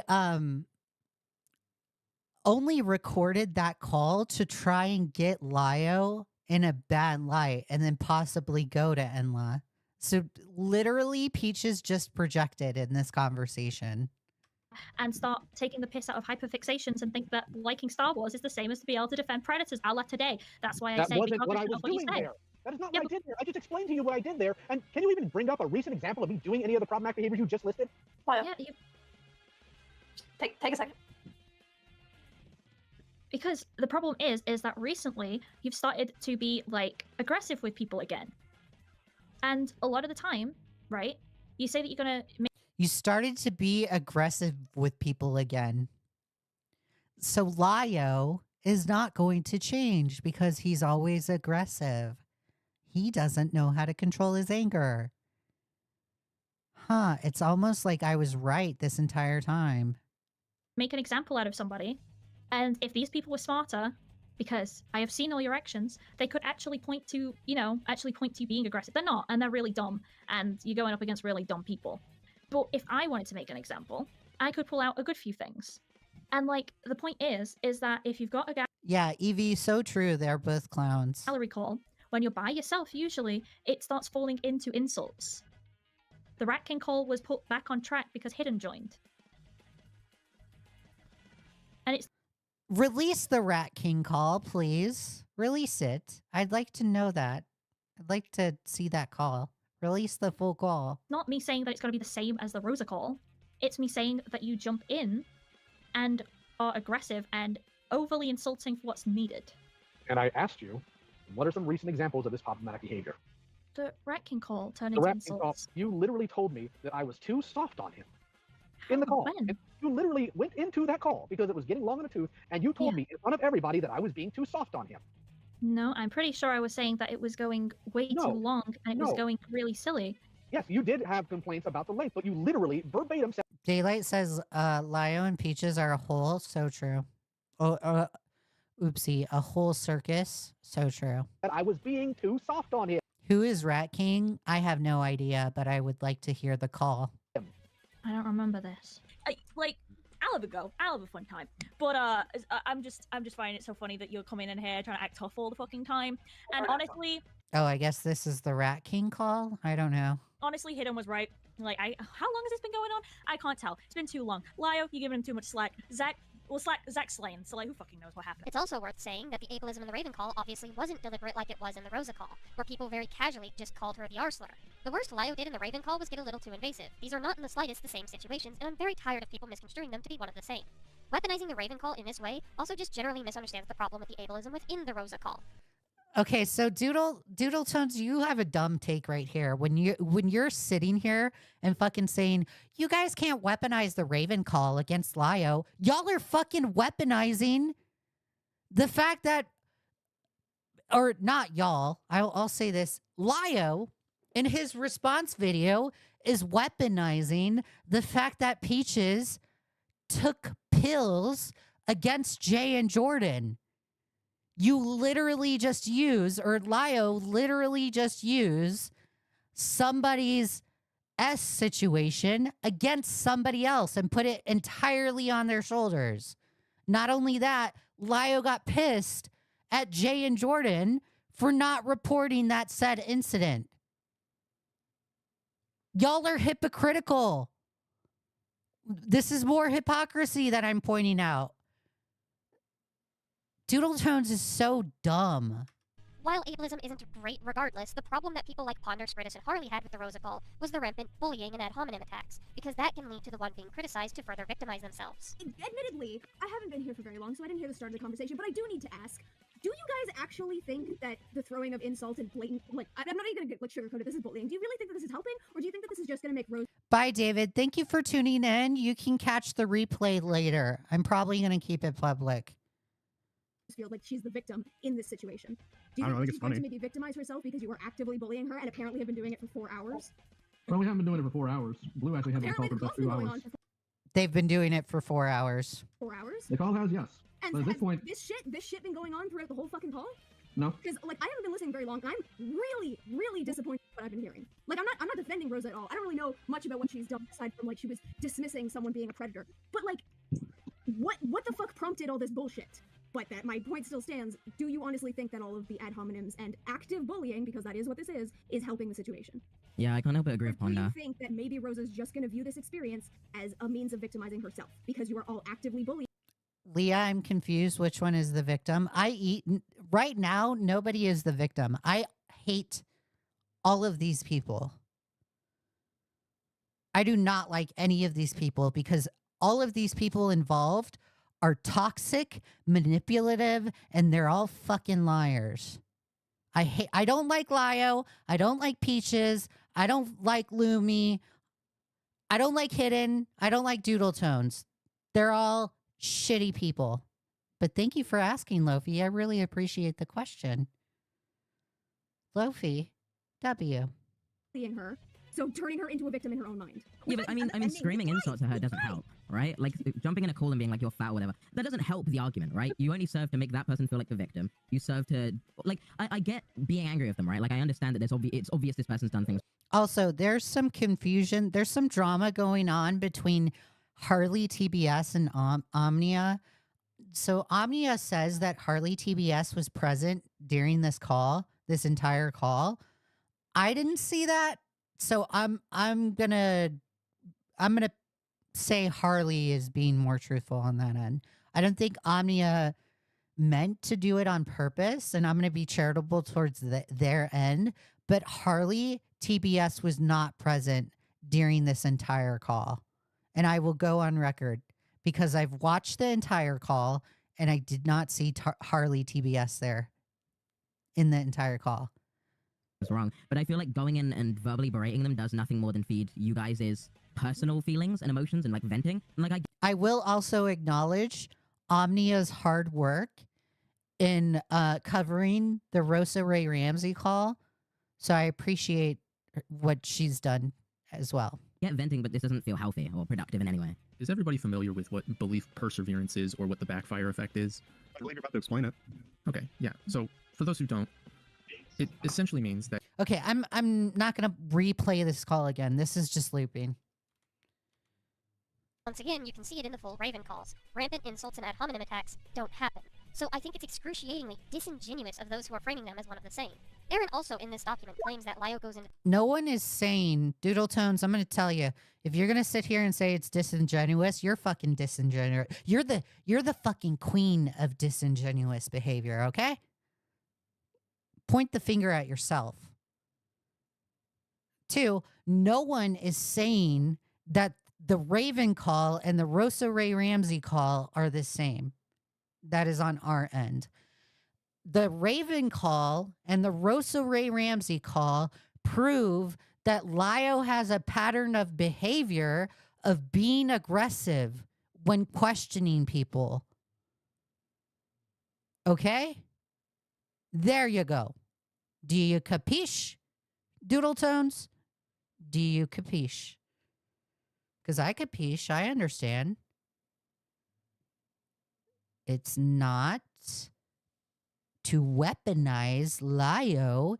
It's a mere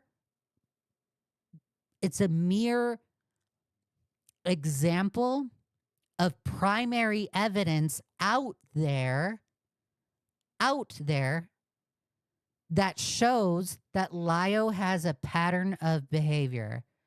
Although Lumi and Peaches are trying to weaponize it, nobody is on Lumi and Peaches' side, okay? Got it, Doodle Tones? Do you understand? I'm speaking slowly so you can comprehend this. Discussion surrounding Raven aggressive, when that's just also untrue. Now, I know there were the following post-Raven calls where Lio vents his frustrations about how that call went to both the rest of the mod staff and directly to Aaron himself, but I have a problem with that framing too. While yes, it kind of does become worth noting that Lio does tell his mod staff to mute him if he's going too far, only to then get angry when it actually happened, you have to realize the situation was a lot more messy than Aaron specifically wants to paint it. Lio says that Aaron could have hopped into Lio's DMs first to tell him to back off, but Aaron falls back on this idea of he said it in the sidebar chat, exactly where he knows Lio cannot see when he's on his mobile account. This mostly comes down to miscommunication on their part, and while some of the stuff that Lio says in the midst of frustration isn't exactly okay, like, he does accidentally insinuate that he doesn't believe Raven's diagnosis in that call, which, if I have to explain why that's yikes, then it's frankly too late for you. It appears to be Aaron's cornering him that I could see as leading Lio into some of his worst statements. Okay, so Doodle Tones and I have different perception here. Although, and Doodle Tones is being massively softer when it comes to Peaches in this claim. So Doodle Tones is saying Peaches, when the call between Raven and Lio was happening, and the line of questioning that Lio had towards Raven was intrusive in nature, and Peaches put a stop to it. Peaches, the way that they did it was mute Lio, server mute Lio, and then chastise them and embarrass them, humiliate them because Peaches has like a problem with power or whatever. Doodle Tones is summarizing it as an element of miscommunication. Lio was on his phone at the time. Peaches was on the computer. I don't take it as that. I take it strictly as Peaches being 100% retaliating against Lio, because Lio, you and Doodle Tones just showed us in this video, Doodle Tones just showed us a conversation of Lio and Peaches, and Lio pushing back on Peaches and saying, hey, you're not going to get involved in the Raven call because you said you didn't want to get involved. Now, and that conversation, that occurrence that happened between Lio and Peaches before the Raven conversation is a clear example and supporting evidence that shows that Peaches is retaliatory when they feel humiliated. And this is another toxic behavior that Peaches has, because now I see it as Peaches being completely 100% retaliatory because Lio corrected them. It's not a thank you KHD cast for the super chat for the $2. I really appreciate it. Creepshow art walked so Peaches could run. I completely agree. Again, although I disagree with Doodle Tones, because Doodle Tones' take is a miscommunication, nah, this isn't a miscommunication. This is strictly 100% Peaches being retaliatory towards Lio.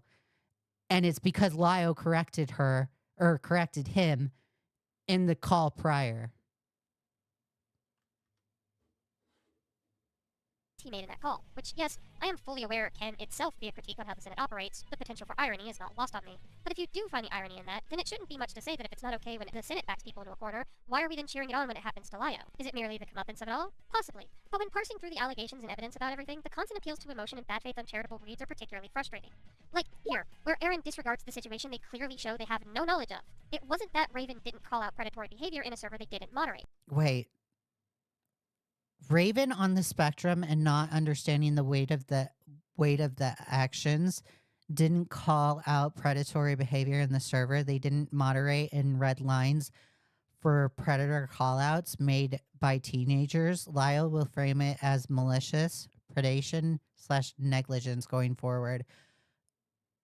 Doodle Tones, this screenshot that you're showing proves nothing. I don't know why you're showing this. It was the fact Raven knew. So this is a conversation. Dan does not realize that he is kind of stealing his father's identity, right? Then someone says, Spyro, you are cyberbullying Dan. Stop now. Then Raven says, I'm 2 years older than Dan, and I even know better than him. Then JGM says, I'm surprised that the father is okay with that. Okay. Children were doing live streams with a predator and joined in on them instead of trying to get the children to not do so. She didn't tell anyone these children were doing this. She did nothing but watch the fireworks because by her own words, she wanted to dunk on the predator herself. She was in it for the entertainment value. Again, I don't entirely know what I was discussing in this stream, so like... Okay, so Doodle Tones, if you're gonna if you're gonna get on Raven's ass for being content brained, you better get on Lio's ass for being content brained. Like, y'all had a fucking live stream about a predator, right? And you put a victim on said live stream, but the victim was still in contact of the predator. And while on the live stream, the predator was messaging the victim on said live stream. So y'all are also content brained. What is the difference? There's no difference. If you're going to get on Raven, you better give on Lio as well. I just want to mainly know... This proves nothing? Exactly, Ranch. It does. Where your priorities were? Like, were you there more for entertainment, or, like... Did you... Well, we already established that you did not... Yeah. Was that a yes to my question? Yeah, that was a yes. So you're there for entertainment. It also wasn't just reading lines for predator callouts. Raven was also caught talking about an inappropriate ecchi anime to children and turning the opposite way when two other SCC members recommended them to children. Raven was caught checking scripts for kids when they talked about This is the same double down that Lio had with Rosa in his response video. I don't give a fuck on how bad Raven was. I don't care. That's an irrelevancy. I don't care. I don't care how bad Raven was. Raven could be fucking Hitler for all I care. I'm focused on Lio's actions. That line of questioning was inappropriate in nature and intrusive. And he was trying, the only reason why he was having that line of questioning with Raven was to see if he could be abusive towards her. That's it. Dude. Pointing out, oh God, yeah. You know, these guys are also, that's a double down. You're doubling down. I don't care about Rosa's actions. I don't care about Raven's actions. I don't care if they started the fucking Holocaust. I'm focused on Lio's actions. It's deflection. This is all deflecting. Topics. Raven tried to get 3 other minors to do a video together to talk about known lolicon Carmen Rider. Aaron, of course, expect them to be I'm fast forwarding because I don't give a fuck about Raven. correct about sleep framing an irresponsible person's little game. Or here, where Aaron strawmans Lio by trying to say that he's justifying the actions done. So Aaron says, whatever I see, well, I get your points. I guess personally, I wouldn't brush off the criticisms of it off TL. Then Lio says, none of the criticism was brushed off. The entire way we do things here was restructured. There's no justifying the way Rosa was treated in that call, but the anger towards her is justified. No, it's not. No, it's not. Oh my God, this is a horrible screenshot. Holy shit. The anger towards her was justified. Oh my God, that is so stupid. That is so dumb. The anger towards Rosa was not justified. Okay? They're going to sit here and fucking call Rosa Ray Ramsey a pedo enabler. She was a mod in the Discord that couldn't kick out another mod in the Discord. Rosa went and told the Discord owner to get rid of the predator. That was the mod. Rosa did their due diligence. But to fucking sit here and say the anger was justified, you're dumb, Lio. You are so dumb. And Doodle Tones, you're stupid for including this. It's like these people self-report. This is how much bullshit they have. If she's cognizant enough to get offended over Star Wars take, then she's cognizant enough to properly remove a predator. She couldn't. The predator had higher mod powers than her. Are you fucking dumb? Or not powers, roles? Are you fucking stupid? God, these people are so dumb. They're so stupid. I'm sick and tired of dealing with the stupidity. Dang, this stream is long. I have a tendency to do long streams. The Rosa Ray Ramsey call when the message on These people are just acting like this to pretend they care about victims when in reality they don't. They don't. You are so true, Nate. They don't. But not only that, they're willing, Lio's willing, Lio and Doodle Tones, they're willing to step on their soapbox and be like, Akumu doesn't care about the FCK server victims. Kumo doesn't care either. Enla doesn't care. Leah doesn't care. We all fucking care. We're the only ones calling out the FCK Discord. So how fucking dare you say that we don't care when we're calling it out this entire time? And you're just focused on proving Lio's innocence. Lio should be calling out the FCK server. And he hasn't. The only person that has is Crystal Flame. on screen says otherwise. Aaron is stressed and gun-shy because of the Rosa call circulating. So he has been overcorrecting, and he has been needling Bye, Zad. You have a good one. me and micromanaging everything I say and do publicly for the past few days. It's why I was accused. Ranch Dressing says Beckett replied with the statement by saying the way that they treated Rosa was the result of that anger. I fully agree. Yeah, Beckett makes a good point on that one. I just think that anger isn't justified. Of defending the Rosa call when my text literally said the exact opposite, and accused of ableism because Aaron is overcorrecting. Literally in the Discord message, Lio says there is no justifying the way Rosa was treated in the call, but explains why people were angry, something that was justified. Not. That was not justified. Doodle Tones, you're delusional. Even to the person who Lio was talking to. For clarity, the actions are not just Dean says, how hard is it to say they fucked up and apologize? Jesus fucking Christ. I agree. How hard is it? How hard is it? justified, but the emotions were, which is a distinction that Aaron here does not wish to distinguish for the sake of continuing to make this point, that Lio in some way does not feel Lio should read a book by Jocko Willink. It's called Extreme Ownership. Lio, learn how to take ownership. Go read that book. remorse over the Rosa call, or otherwise is not trying to take accountability for the actions taken within that call, which Aaron, and especially Lumi, both know is incorrect. There's also a point in the call where Aaron gets angry at Lio for calling the situation a game of telephone, saying that because the call was recorded, it couldn't have been a game of telephone. But earlier in that very call, Aaron claims to have not heard the recording. I told them I would speak to you about it. Yeah, but like... You heard that I would talk to you about it. Yeah, but like, I also want to know, like, why I do things. The way... I'm going to stress this again. I've already said this in prior live streams again.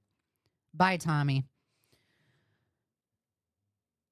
Aaron or Peaches, he always like talks in that baby voice, right? He talks in that baby voice all too frequently. And it's so frequent that it comes off as a manipulation play. And my advice to Aaron is if you're trying to manipulate people because you're a disgusting human being and you're shitty, if you're trying to manipulate people, you would use that baby tone less.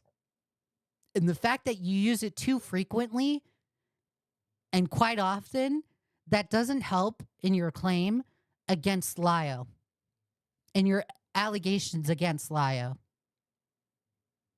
That purely shows a manipulation move on your end. I'm so fucking sick and tired of hearing the Peaches baby talk voice. No one took a single issue with it. So it wasn't to come see why you did something. It was pretty obvious why you did it. Which is why it was defended in the call, as you heard. Well, I didn't. And I told you, because if you've heard that call... I already listened to this call. I'm going to fast forward, guys. It was reported that they knew what was going on in the call. So either Aaron doesn't know what a game of telephone is, or they are lying in this call. And while I'm not really a fan of calling people liars outright, personally I am kind of leaning on believing the latter because Christ alive, Tippy's lies are more believable. I also noticed that those post-Raven Senate calls are particularly edited, but done so in a way that we don't know the full context of conversation. Not only do we hear none of the Doodle Tones has my same take. Jesus Christ. Y'all are so fucking dumb. I've been saying this entire time. When I read Peaches' statement on one of my live streams, I said, Peaches, release the entire call. I don't believe just this clip. God, Doodle Tones, you're so dumb. Conversation prior to Lio. I want to bring this up because I think it's important. The reason that these questions were stopped, because we all understand the intention. That's not the problem. The intention was you wanted to figure out how much their autism is affecting their... Dude, it sounds like Hidden has like a cleft lip. It's so weird with the way that they talk. Ability to make decisions. That's fine. That's absolutely fine. Like, the baseline of those questions are absolutely okay. The problem is, the further you went on, you started asking questions that have incredibly bad implications. Use a different mic. I'm fucking tired. We're using my phone speaker. Whatever. That works. Go for it. I'm not even sure why there's a cut here. Initially, I was going to give some benefit of doubt and assume that it was because Hidden outlined what the questions were and why they were ableist, but literally as the call continues, Hidden does that anyway, so I have no idea what I could give as a benefit of doubt. Plus, you also have this cut from the second of the post-Raven calls, which is particularly interesting. Aaron, you've got to stop ascribing that level of intent that was never stated. Or, like earlier, when we were having another conversation, and you kept repeating it over and over and over again there too. I do agree with Lio in that, where you can't... The hardest thing to prove, especially in allegations, the hardest thing to prove is intentionality. You cannot... It's so difficult to improve or to prove one's intentions. You have to be clearly... You have to have the element of clear maliciousness to prove the intentions of others. So the fact that people are basing their arguments based off what they think is the intention of them or the other person is insane. You can't prove it. You cannot prove intentionality. It's not spaced out. See, Aaron wants to make the claim that Lio would abuse the fact they regress, but when faced with the possibility of proving that to us within the first post-Ravenclaw between the two of them, they cut out the part of them supposedly regressing. How are we supposed to believe Lio becomes abusive when Aaron regresses? A point they make pretty clear in the document when it's never actually proven to us within the same document. Furthermore, I have seen how Lio treats Aaron when they're regressing, via the direct messages they have. Lio, instead of yelling and abusing them like he's so clearly alleged to be doing behind the scenes. So Peaches says, I don't feel good. Lio says, what's wrong? I woke up feeling small. Lio says, ah. Then Peaches says, and I saw bad comments from people and it made me cry. Oh my God. Jesus Christ. Jesus Christ. This is, talk about fucking weak-mindedness. This is just, ugh. This is disgusting. Peaches, Jesus, you care about comments that much? That you cry over them? Who gives a fuck? Who cares what people on the internet say? Bro, get a grip. Fucking grow a backbone, Peaches. Jesus.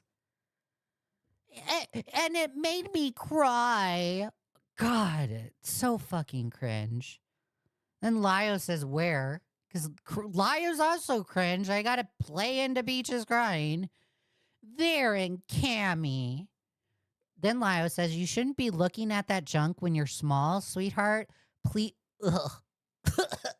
God. Ugh. If Lio ever called me sweetheart, I would throw up. I would throw up. Ugh. Please take a break from that stuff today. And Peaches says, but it was sent to me. Then Lio says, by Crystal? Then it's another conversation that says, Peaches says, Dad, you're nice to me. I'm lying down with the cabbage dog, so I'm calm. Thank you, Dad. Ah! I want to throw up. So gross. So gross. This conversation is so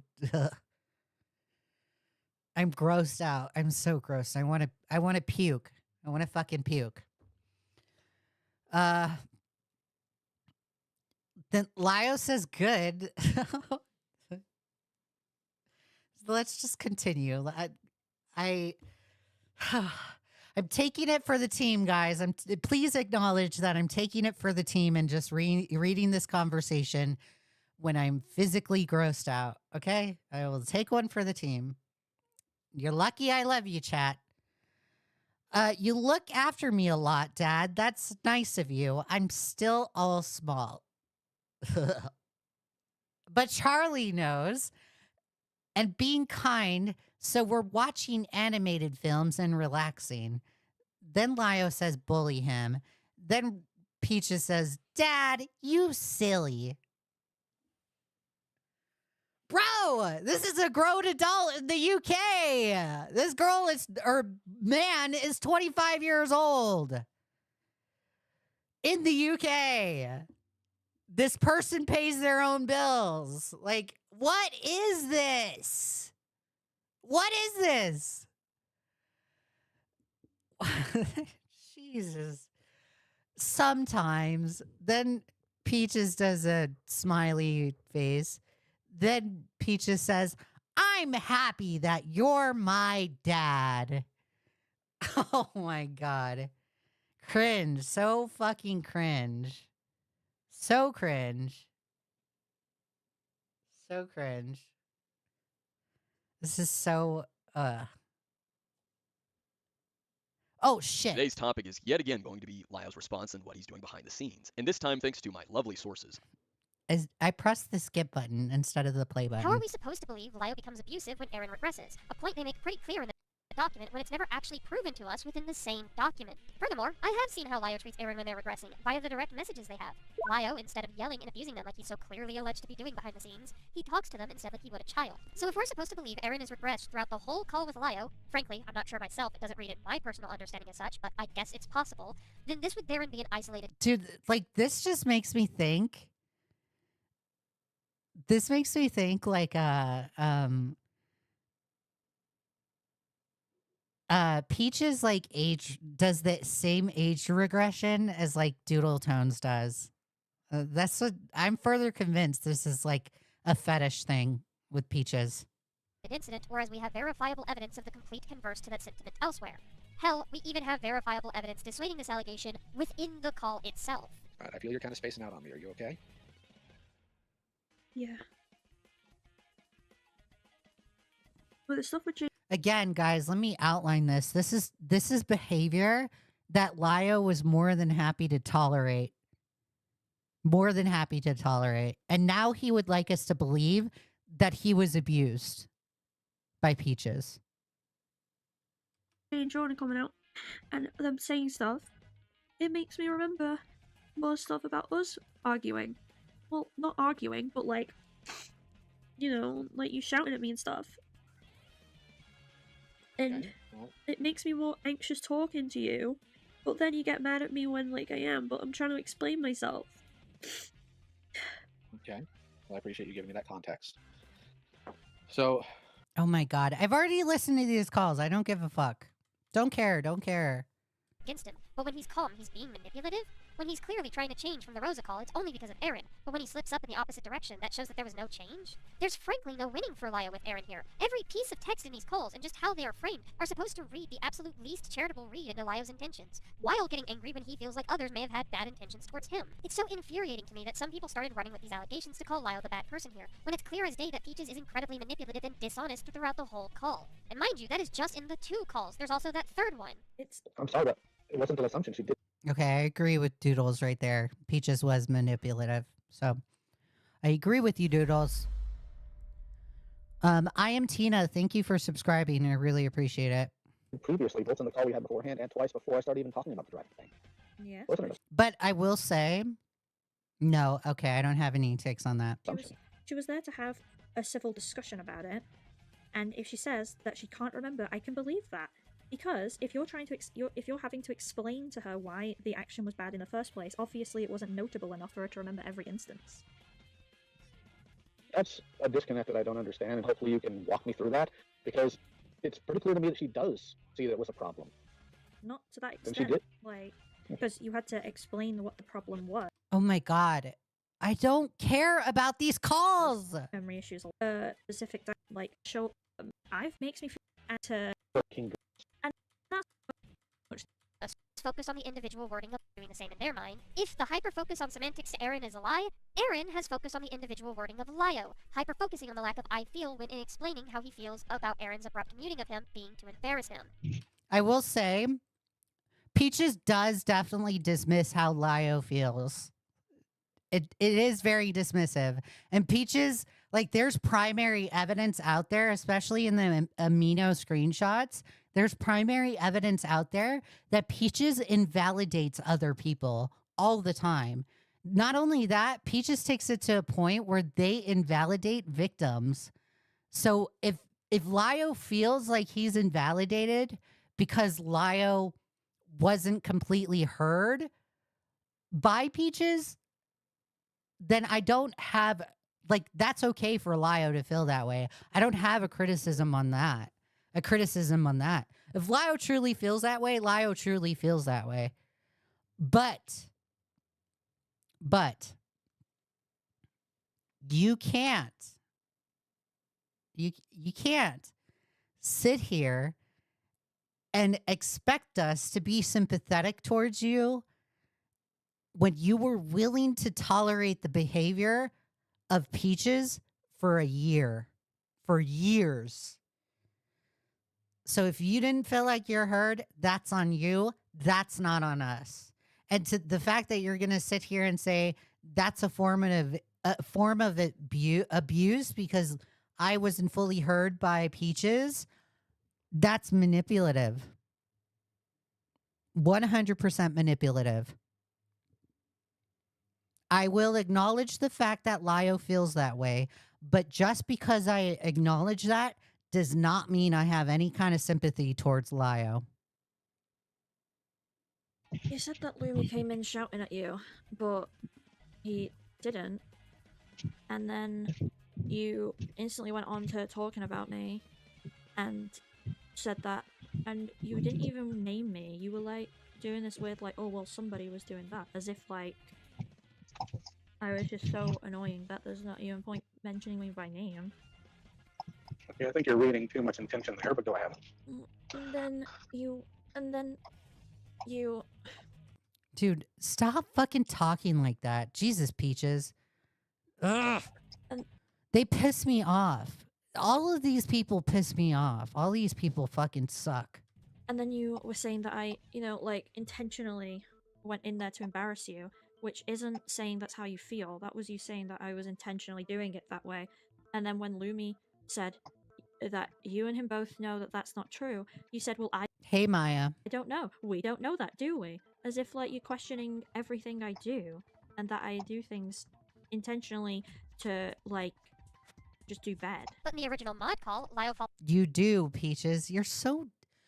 Peaches is so stupid.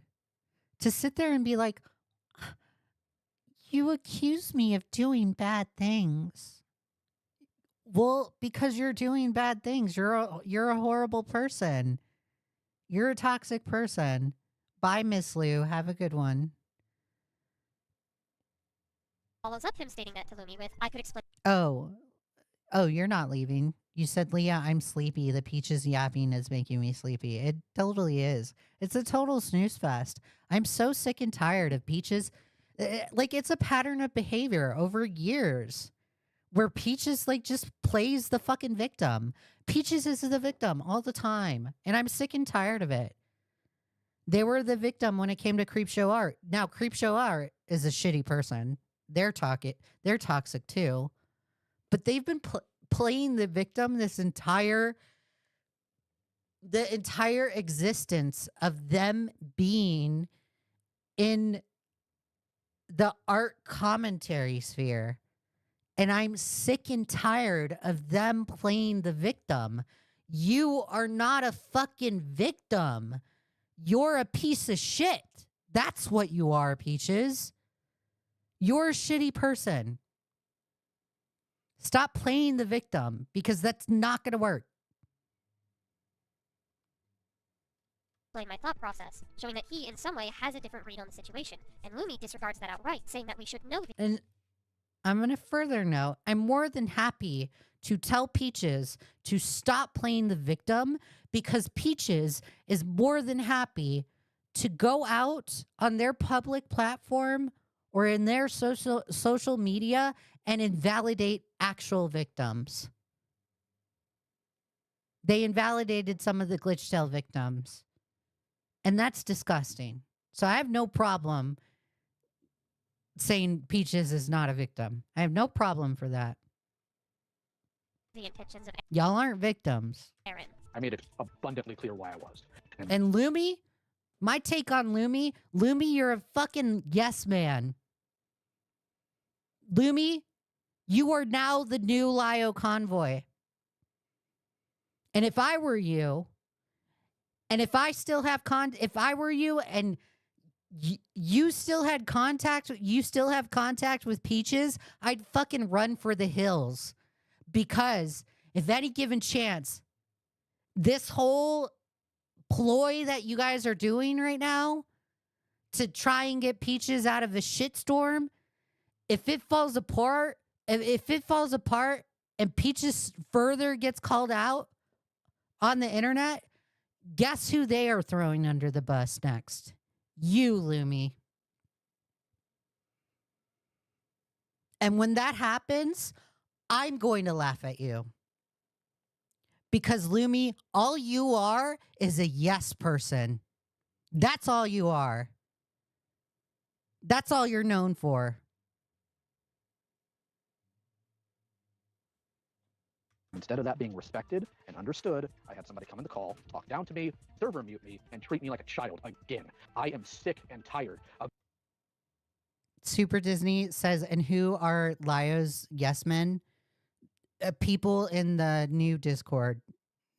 They are yes men. Doodle Tones is a yes woman. And Zach too.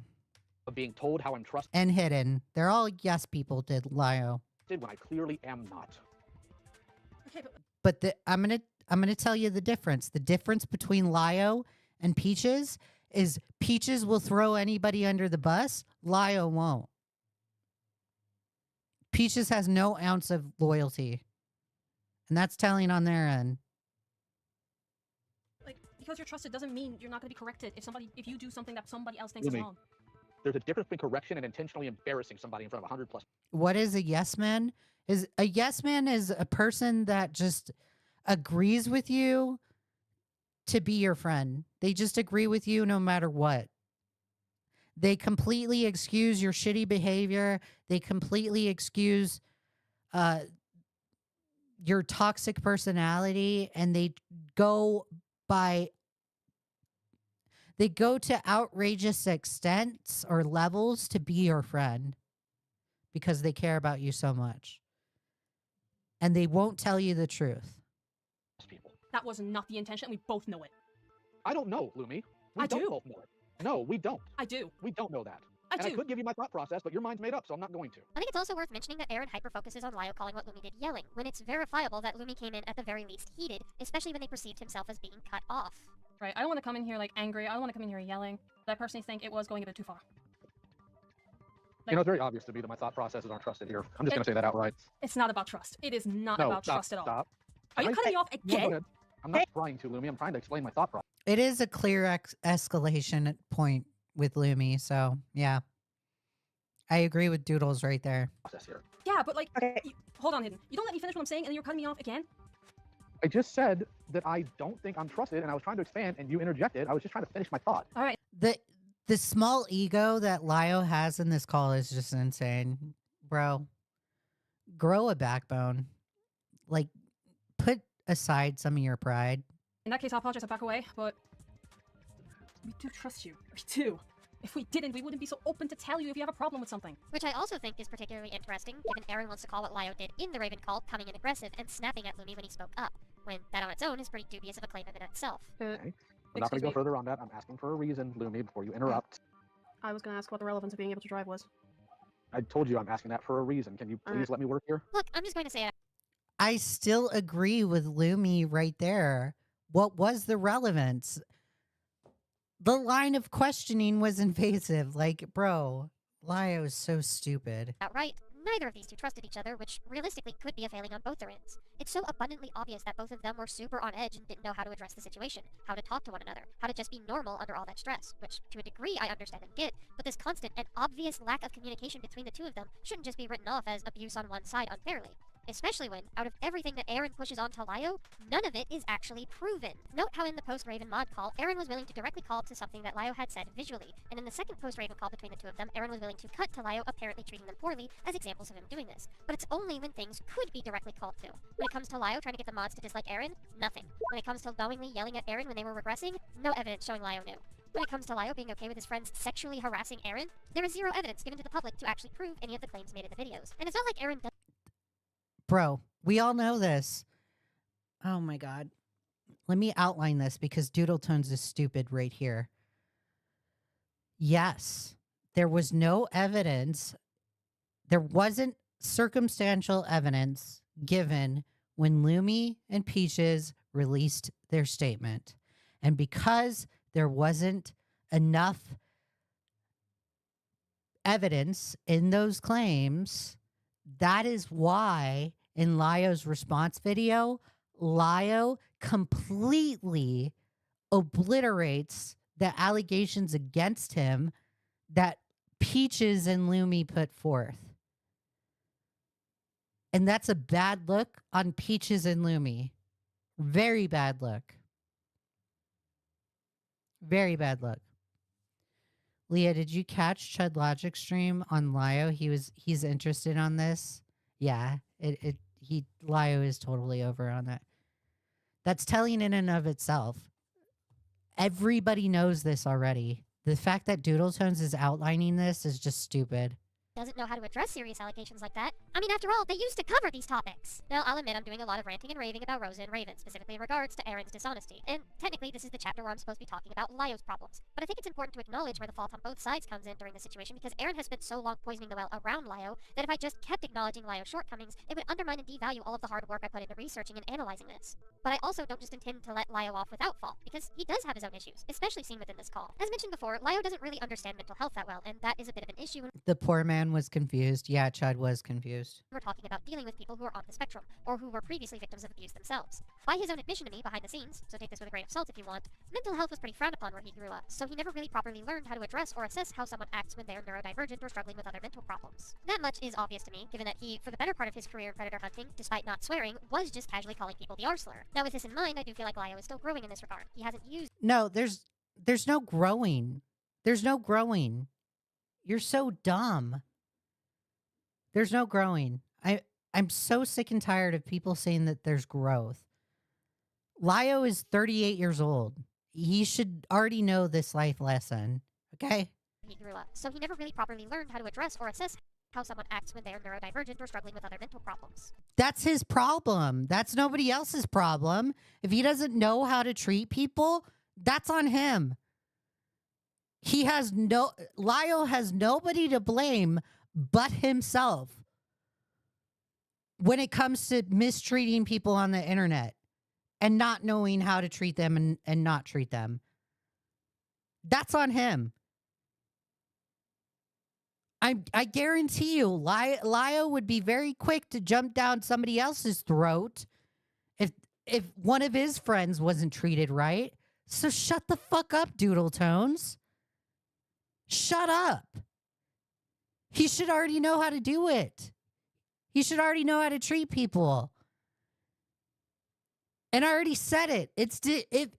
If he went into the position of predator hunting and he doesn't know how to treat victims, that's chaotic decision making right there. Because Lio was more than happy to go onto interviews and say that there's ethics when it comes to predator hunting. He never, not once, used any kind of code of ethics when it came to it. It was just chaotic. Doodle Tones, you're dumb. That much is obvious to me, given that he, for the better part of his career in predator hunting, despite not swearing, was just casually calling people the R-slur. Now with this in mind, I do feel like Lio is still growing in this regard. He hasn't used that kind of language since the turning point. That's completely dismissive. Into 2023, and uses it even less going into. And okay, let's acknowledge that Lio doesn't use R-slurs anymore, right? Let's acknowledge it. Lio doesn't use that kind of language anymore. It is not on Lio to go out on his soapbox and call out other people for using that word. Because Lio has a past of using that word. Don't point out the ableism if you use that word in the past, okay? It's hypocritical. Completely hypocritical. I'm never going to call out people for using that word. Because I used to use that word. The current year. So it's obvious to me that he is striving to learn and grow regarding how to approach these things. I don't care whether he's striving to learn or grow. He still hasn't. He hasn't changed. He's failing. He's failing. This kind of intelligence is learned behavior. No one knows how to just approach these things out the gate. And much of this. Yes, they do. Yes, they do, Doodle Tones. Normal people don't treat other people like this. Normal people don't do the shit that Lio does. So people do know how to learn this kind of stuff out of the gate. And the fact that Lio doesn't know this tells me that his life skills are below average. He's on a learning curve right now, and he's 38 years old. That's no excuse. can be said about prior situations, such as the one surrounding a user by the name of Jibs the Pig. This is a situation all 3 mods talked about within their documents. I believe they told me to keep contact with them and that we were going to do another call to go over everything, but I never did that. During all this, he's preying on another child. You're facilitating it. Then you hide it from us. So not only have you hidden your interactions with Leigha, you hide the fact he's preying on yet another child. What did I tell you? In my last live stream, I told Doodle Tones that if they didn't play this entire call in their video, they're disingenuous. Doodle Tones, you're disingenuous. You didn't play the entire fucking call. You're just showing a clip of it. When everybody fucking knows in that call, Lio was disgusting to not only Jibs, but to the mods in that call. Doodle Tones, you're lying here.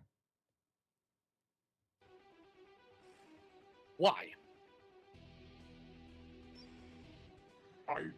Don't tell me you don't know. If you say that, I'm going to genuinely lose my mind on you. I did not want to deal with the repercussions of my actions back then. You didn't mind doing it. You just didn't want the consequences. But you like talking to a guy who likes to put his hands or wants to put his hands on children, slips into their DMs. You, I'm such a lesbian, I wouldn't like guy.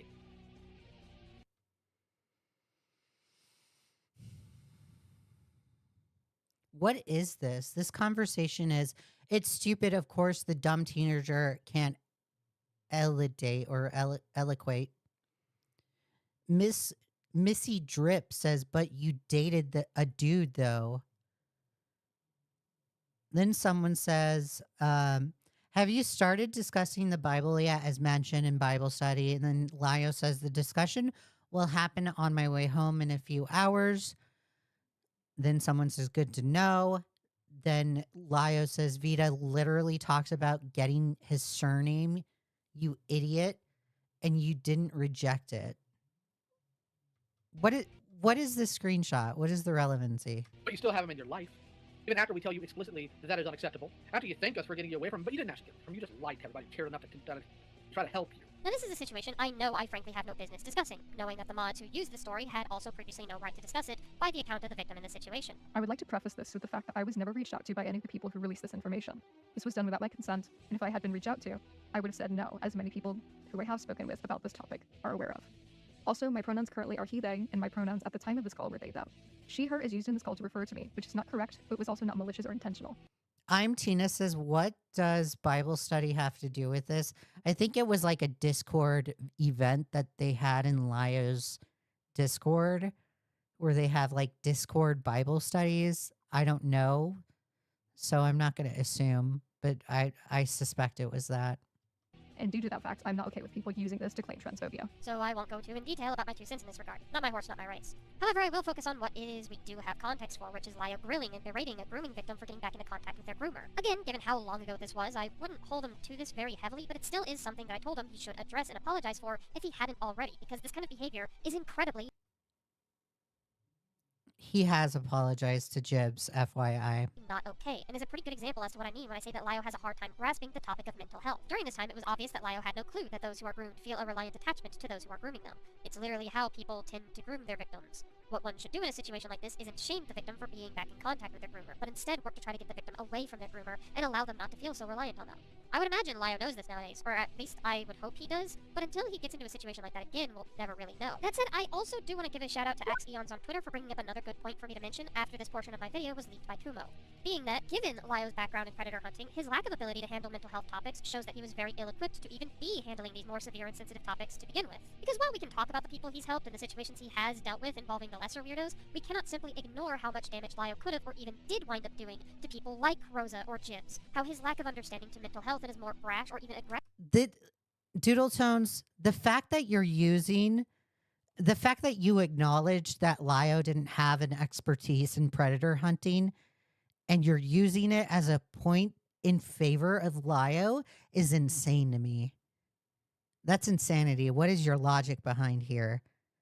This just proves that Lio shouldn't have taken on predator hunting and that he was making chaotic decisions while performing this role.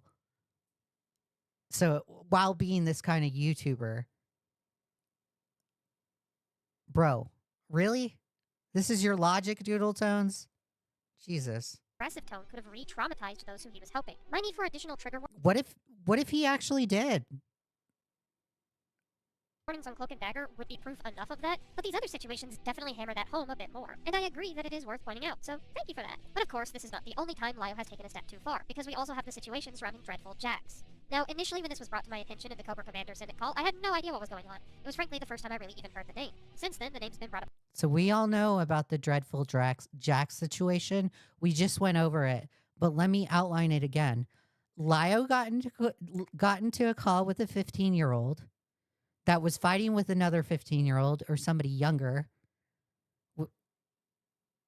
Lio got into the call, inserted himself in this conversation, started throwing weight. Lio said that he could find the kid's address based on his profile picture. And then the kid says, if you show up at my house, I'm going to shoot you. Then Lio further escalates, continues to make threats and intimidate the kid, and then also calls the school in hopes of getting the kid arrested and to scare them straight. That is the situation right there. Let's see how Doodle Tones describes this situation. Let's see. Let's see the downplaying by Doodle Tones. A few times, and after a conversation with Streamline Workshop about it, I decided to look into it myself, and yeah, it's a pretty uncomfortable call between Lio and some edgy teenager. So apparently, Some edgy teenager. the story goes, Lio threatened this kid with finding where he lives and going into his home. Something that I can see where the insinuation lies, even if I myself have my own read on the statement made. I should be. Give me a few reasons. Well, number one, I can figure out very quickly where a kid lives by their photo, and I'm pretty sure you probably got one running around. Contextually, this was after Jax had asked why he should be afraid of Lio, so to me, this read more as an intimidation tactic to bump chests, not really trying to be a threat itself. But I can see Look at that downplay. Look at it. It's presented to us on a silver platter. Doodle Tones is so stupid. So dumb. I didn't take it as a threat, guys. I just took it as intimidation. Bro, how about you look at it as intimidation and a threat? Are you kidding me? Threats are supposed to be intimidating. You're so stupid, Doodle Tones. Look at the excuse that Doodle Tones makes for her friend. Bro. why people would say so, especially since at multiple points in this video, Lio directly tells Jax that he'll call Jax to school to say that they're making Leah, I think it was a channel in the Senate. Okay. threats regarding a firearm, something that also got misconstrued as calling Jax a school shooter. Allegedly, these rumors were sparked by Jax himself, but I have no evidence for or against what actually happened beyond the call on Queen Seraphina's channel, so frankly, again, this is not my business. However, Wait, what? Let me rewind that. tactic to bump chests, not really trying to be a threat itself, but I can see why people would say so, especially since at multiple points in this video, Lio directly tells Jax that he'll call Jax to school to say that they're making threats regarding a firearm, something that also got misconstrued as calling Jax a school shooter. Allegedly, these rumors were sparked by Jax himself, but I have no evidence for or against what actually happened beyond the call on Queen Seraphina. Doodle Tones, he called the school! You're so dumb! He called the school! Lio called the school! Your friend called the school! Talk about minimizing Lio's actions. Holy shit! Oh my god, Doodle Tones is so fucking stupid. They're a stupid bitch. This channel, so frankly, again, this is not my business. However, Yeah, it's not your business. You're only saying it's not your business because you're dismissing their actions. You're gonna magically look the other way. the point of critique that we can extract from this is how to treat certain people in conversations like this. Not because Jax was like a troll or anything. No, trolls absolutely can go too far and dip into illegal territory. In fact, I'd argue trolling period has kind of become a lost art in that regard. But no, I say this because Jax was a kid. Specifically, if I'm not mistaken, a 15-year-old. So essentially, Lio got into a call with an edgy kid talking like a COD Zombies written squeaker, and instead of deciding that it wasn't worth it, joined in, threatening the kid, going through the threat, and while Jax apparently didn't get into trouble for Lio doing so, it's still too far to go for a kid acting tough. But So this is the same deflection that Lio does. This is their go-to. Yeah, what Lio did was bad, but what Jax also does is bad too. Nobody gives a fuck about the actions of Jax. I give a fuck about the actions of Lio.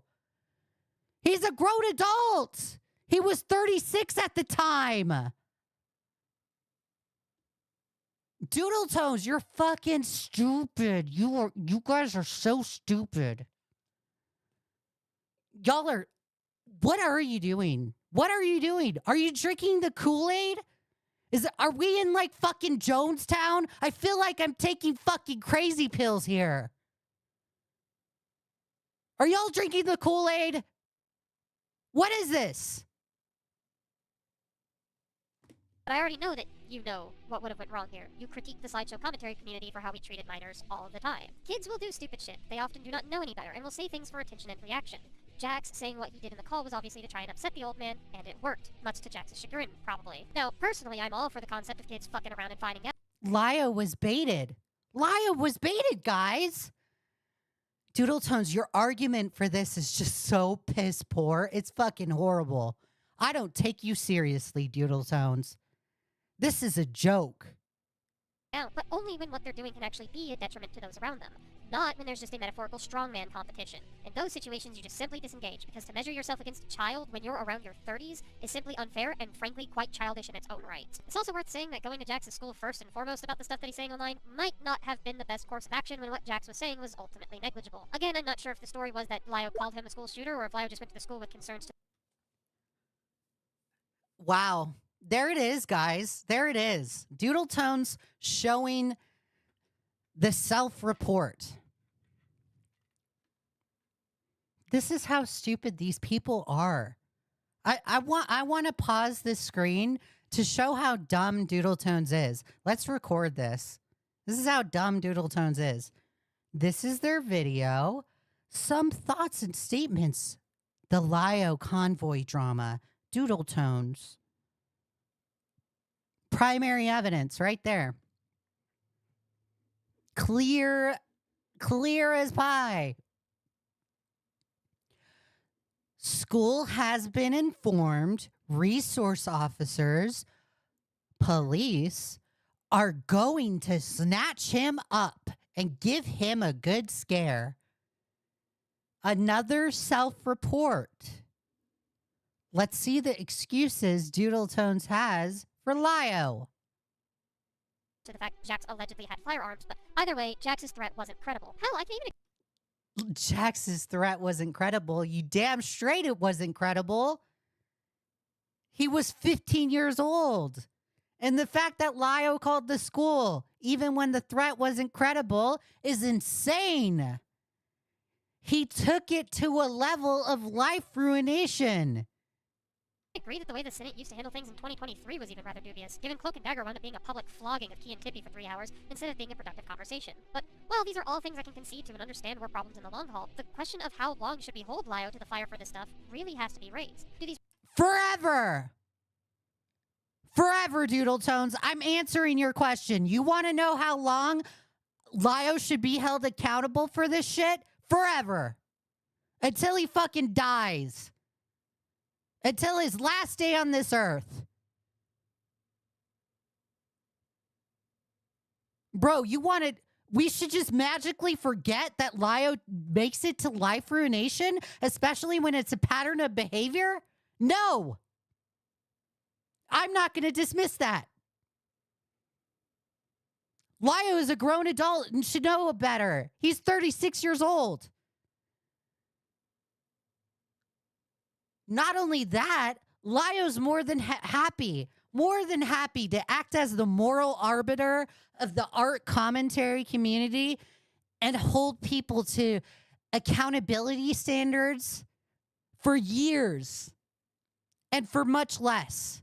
So Lio's going to get the same fucking treatment. Doodles, you're so dumb. These regrets and apologies have to be made public? Would that satiate the taste of justice? Maybe. Like, I know what I know because I talk to Lio pretty privately, but as I continue to learn time and time again in this situation, is that people don't know everything I know, so... People don't know everything I know? Doodle Tones, you knew everything and you still covered for your friend. You're just as bad. You're an enabler. I'm not sure. Regardless, I know Lio doesn't tend to talk about it all himself in his video, so I'll let him speak for himself and see where y'all take it from there. From a personal stance, though, I'm willing to go easier on him because I have personally seen change myself. No, that's bullshit. That's bullshit, Doodle Tones. You're going easy on Lio because that's your friend. That's why. You have no principles, Doodle Tones. You have no principles. You are just the same as Lio. You're going to excuse the bad behavior of your friends, but be more than happy to stand on your soapbox and call Peaches and Lumi abusive. You know, I could do you better and call you all fucking losers. You're all losers. I can all criticize you.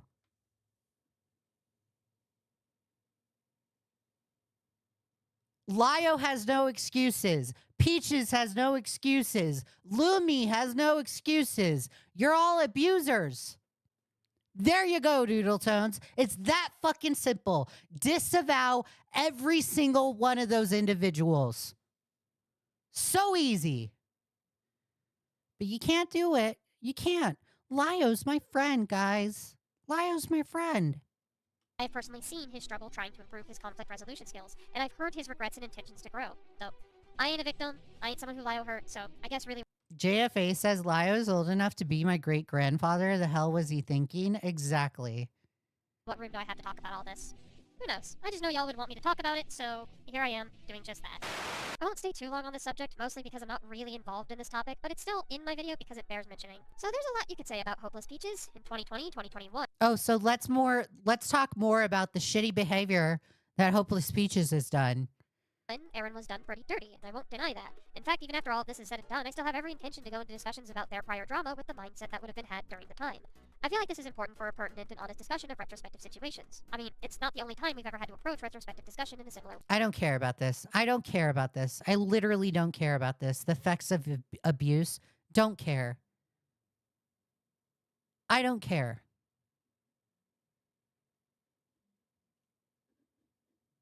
Might have retained my perspective on what all actually happened in there. So I hope I didn't confuse you too much, Laka, and if I did, I'm sorry. That said, I also have to thank you for that conversation, not only because I was able to dispel a notion regarding how much I helped ponder Sprocket's Walker Theory videos, a notion I frankly was not even aware of was actually there to begin with, but also because it did give me a rethink and look back into my time actually in the FCK. And I think I've pieced together my timeline better, so let me go through it. So when the Senate Archive crew of 3 went through the logs, we did find that I had joined March 31st, 2020, and last posted June 3rd, 2020, which tells me that as far as activity goes, that was my most active time frame, which frankly, given how few messages I posted in there, is really surprising.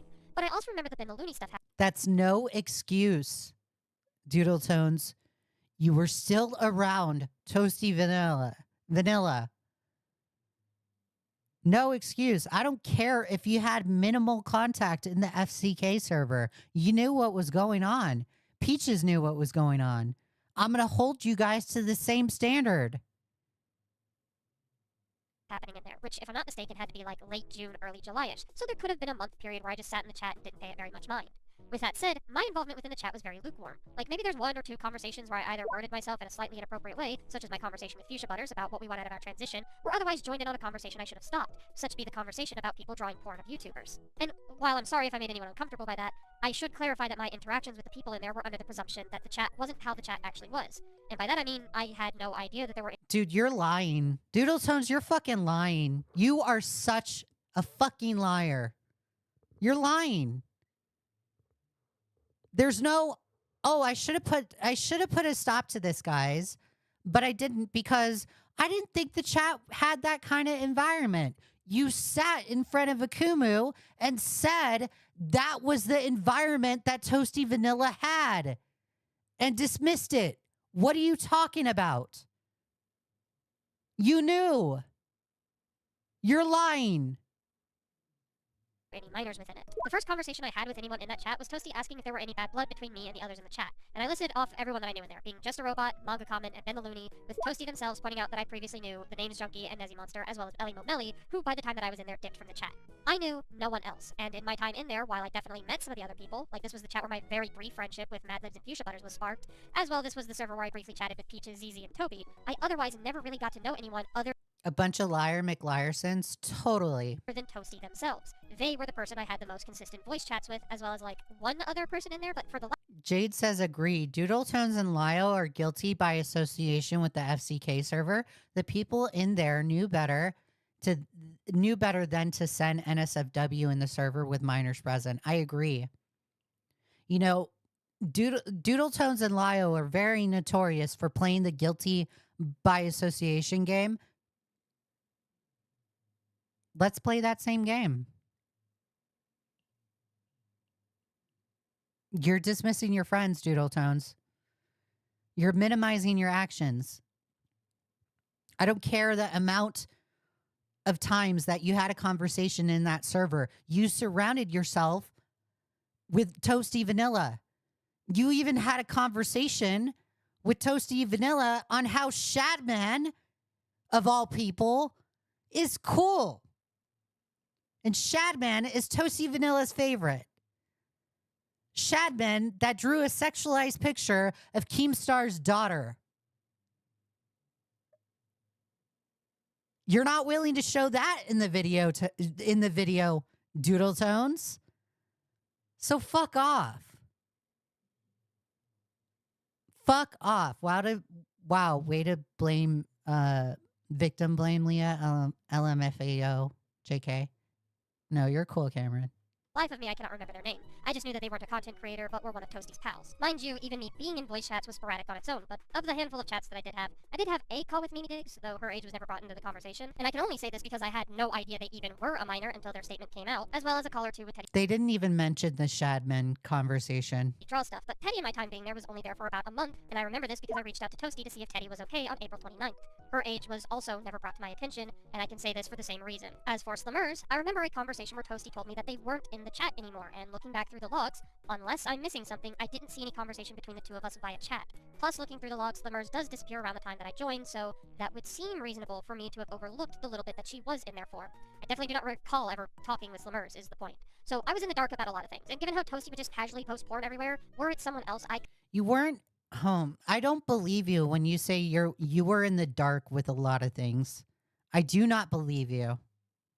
Say it'd be a bit forgivable if they mistook the You're downplaying your actions, Doodle Tones. chat for an 18+ server. Like, literally one of the rules in there was that you had to tell people if you were a virgin, so I don't know, what would you have expected? Especially since prior I was also in Chaos 55T's personal NSFW server, the Pregnancy Haven, or something like that, which, again, was also 18+ to my knowledge. Again, I then dipped around the Slimmers had an entire NSFW chat, Doodles. That's telling in and of itself. Although Doodle Tones is saying, well, I don't remember Slimmers being in the FCK server. They had an entire chat. What are you talking about? the time of the Ben the Looney stuff, and then I think I learned that Toasty was a creep around the video Galvino made on the Toby Majestic and Toasty Vanilla stuff in October of that year. But by that point, I had already stopped really talking with Toasty, I had backed out of the Fruitcake Club, and many of the ties were severed by that point, barring like Junkie, Chaos, and Nezzy. I didn't really keep in contact with very many people by that point, and so a lot of what happened hadn't really kept in my mind, not helped by the fact that, as I was also reminded as of scripting, that Gal had gone back on what they had said about Toasty like a few months later. I almost ruined 3 lives. One is Mario Kutsu, another is Toasty Vanilla, who I am in good terms with and has been on another account for the— So this is, again, this is another deflection. This is them saying, yeah, what happened in the server was bad. Yeah, this person is totally bad. But look, this person is also totally bad. Deflection. It's like, that's all you guys do. Lie, deny, deflect, distract. That's all y'all do. Huh. It's almost like groupthink. their safety. The last one is named too. I especially didn't have the logs by that point. Hey, Advent. Love seeing how your ass is kicking, Leah. Thank you. I really appreciate it. I appreciate the support. I'd only gotten my own copy of the logs by November of 2023, so I could look through them for the Ben the Looney conversation while I was making my video on Spawkter. Of course, we know what happened between then and now. I've been terribly busy with medical problems and SCC cleanup, so there's not really much that needs to be discussed as why I hadn't talked about this sooner, something else that had been asked of me in the Laka call. I only started looking through the logs when it was requested of me by Lio in February of this year, and so prior, I didn't remember everything, and when I could be reminded of it all, I hadn't had the ability to. So, yeah, take that as you will. You can choose to believe me or not. After all, much of the FCK stuff is very messy, and my memory has been and could still be very faulty. If there are inaccuracies in what we can see in logs, or someone else from the chat can remember something, then I can come back and make corrections when needed, but that's more or less my full testimony that I can give you now. Okay, so I think it's hilarious that Doodle Tones is like, well, that's all I remember. And if something else is proven, I can come back and make corrections. Doodle Tones, every time you come back and talk about the FCK server, you always say it's mentioned again. Oh, we're talking about the FCK server again, guys. How about you just come out with it right now? I don't care about your lapse in memory. I don't care about it. I don't care whether you remember or don't remember. All of you, every single person involved in the FCK server has said, I don't remember. I don't remember. And I'm sick and tired of hearing, I don't remember. I'm sick and tired of it. That's no longer an excuse. I could believe one person having memory issues, but I'm not going to believe that entire group has a memory issue. It started with Miss Easy. Miss Easy doesn't remember. Miss Easy forgot about what happened in the FCK server. Then it moves on to Fuchsia Butters. I don't remember. Then Peaches. I don't remember. I don't buy it. It's an excuse. Think of a better excuse. Because I don't care about, I don't remember. I don't care. However, this situation isn't about me. It shouldn't be about me, and I do not want it to be about me. It is 100% about you. You were involved in the FCK server. It is about you. Like, I can only give you my perspective at the end of the day, but it's not the perspective that matters the most. The perspective that... It does matter the most because you were involved in the FCK server. What are you talking about, Doodle Tones? What are you talking about? That matters the most is of the victims of Toasty Vanilla and the others in the chat. And I hope it's been talked about by the point that this is released, but I had learned that there was some actual grooming by members of the chat in there, unfortunately most of it being very external. So you're gonna want to listen to the stories of those who were groomed, listen to the names that they bring up, listen to the stories that these people tell, as it's them that are the most important. Now that's not to underplay the behavior in the server. There is a lot of guilty parties, and even my friends who had gotten involved in areas where they shouldn't have. But the hyper-focusing on who was in the server instead of the what actually happened in there is, at least in my opinion, a problem. Thuman's video probably should be out by the time this video is, so her video allowing the victims to speak will also be linked in the description below. And if it's not, well, when it's released, it will be, and I'll probably link it in my community tab. But that said, as much as the victims in this matter the most, they are the people who have been considered the least from what I've seen. Akumu and the Fruitcake Club leaks account run by... Bro, I'm so fucking sick and tired of people saying we don't care about the victims. I'm so fucking sick and tired of it. I'm so sick and tired of it. It's shit like this. It's like, you guys don't care about the victims. We've been calling out the FCK server. So if you're going to sit here and say, we don't care about the victims, you don't care about them either, because you didn't even speak out against the FCK server. Point the finger right back at you, Doodle. So dumb.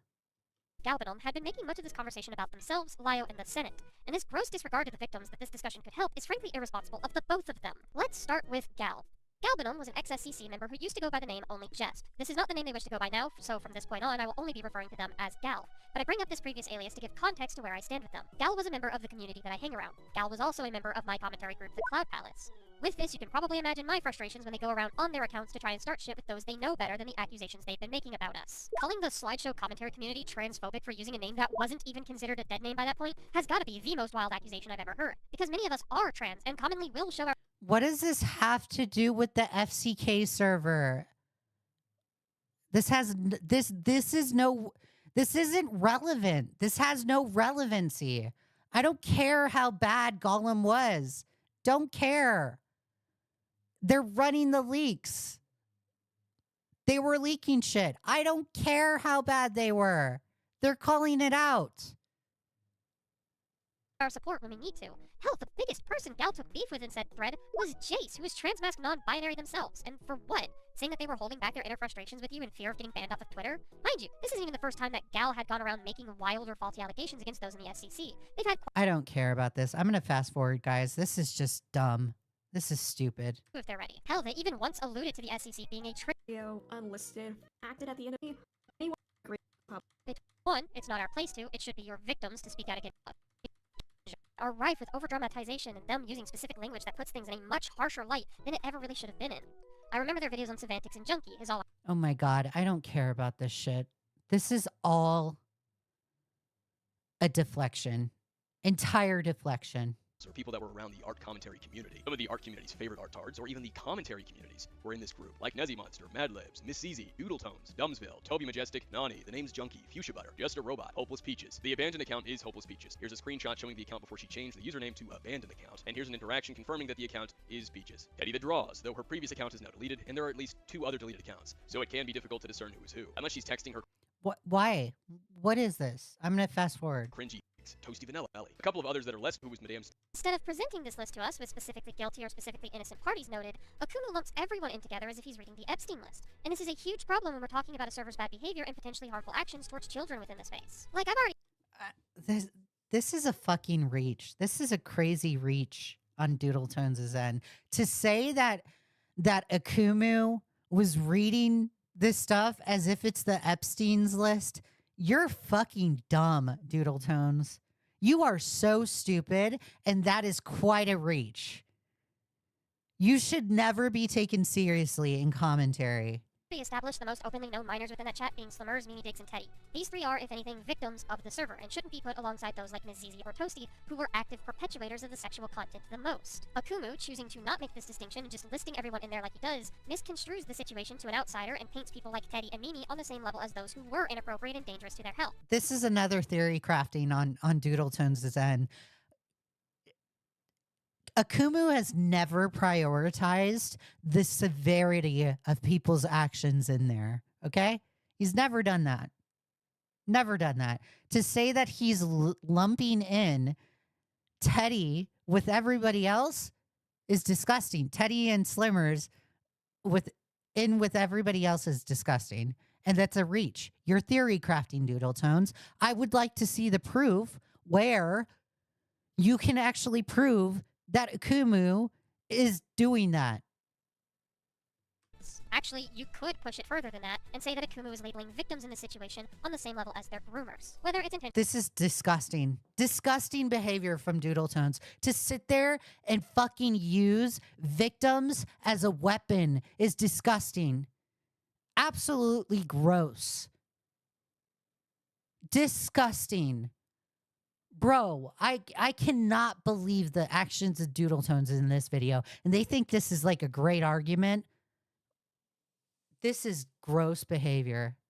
Intentional or not. And if that notion on its own is I'm like, guys, I'm completely appalled by this. This is just disgusting. enough to make your spine crawl, then there's a problem. Akumu also barely makes note of when people join and when people leave, or even how active the people were in that chat. People like LS Mark, Manga Common, Just a Robot, and Dumbsville all shouldn't really even be names brought up because they were all invited into the server and did pretty much next to nothing. Barring Jar, whose view posts were iconic as hell. Now, I'll be fair and say that these lack of distinctions do get rectified a little bit when Akumu starts listing off the ages of everyone in the chat. Now, just before we dive right in, I want to clarify the ages of everyone involved with the degeneracy at the time this took place, from October of 2019 to mid-2020. Mad Libs was Oh my god. This is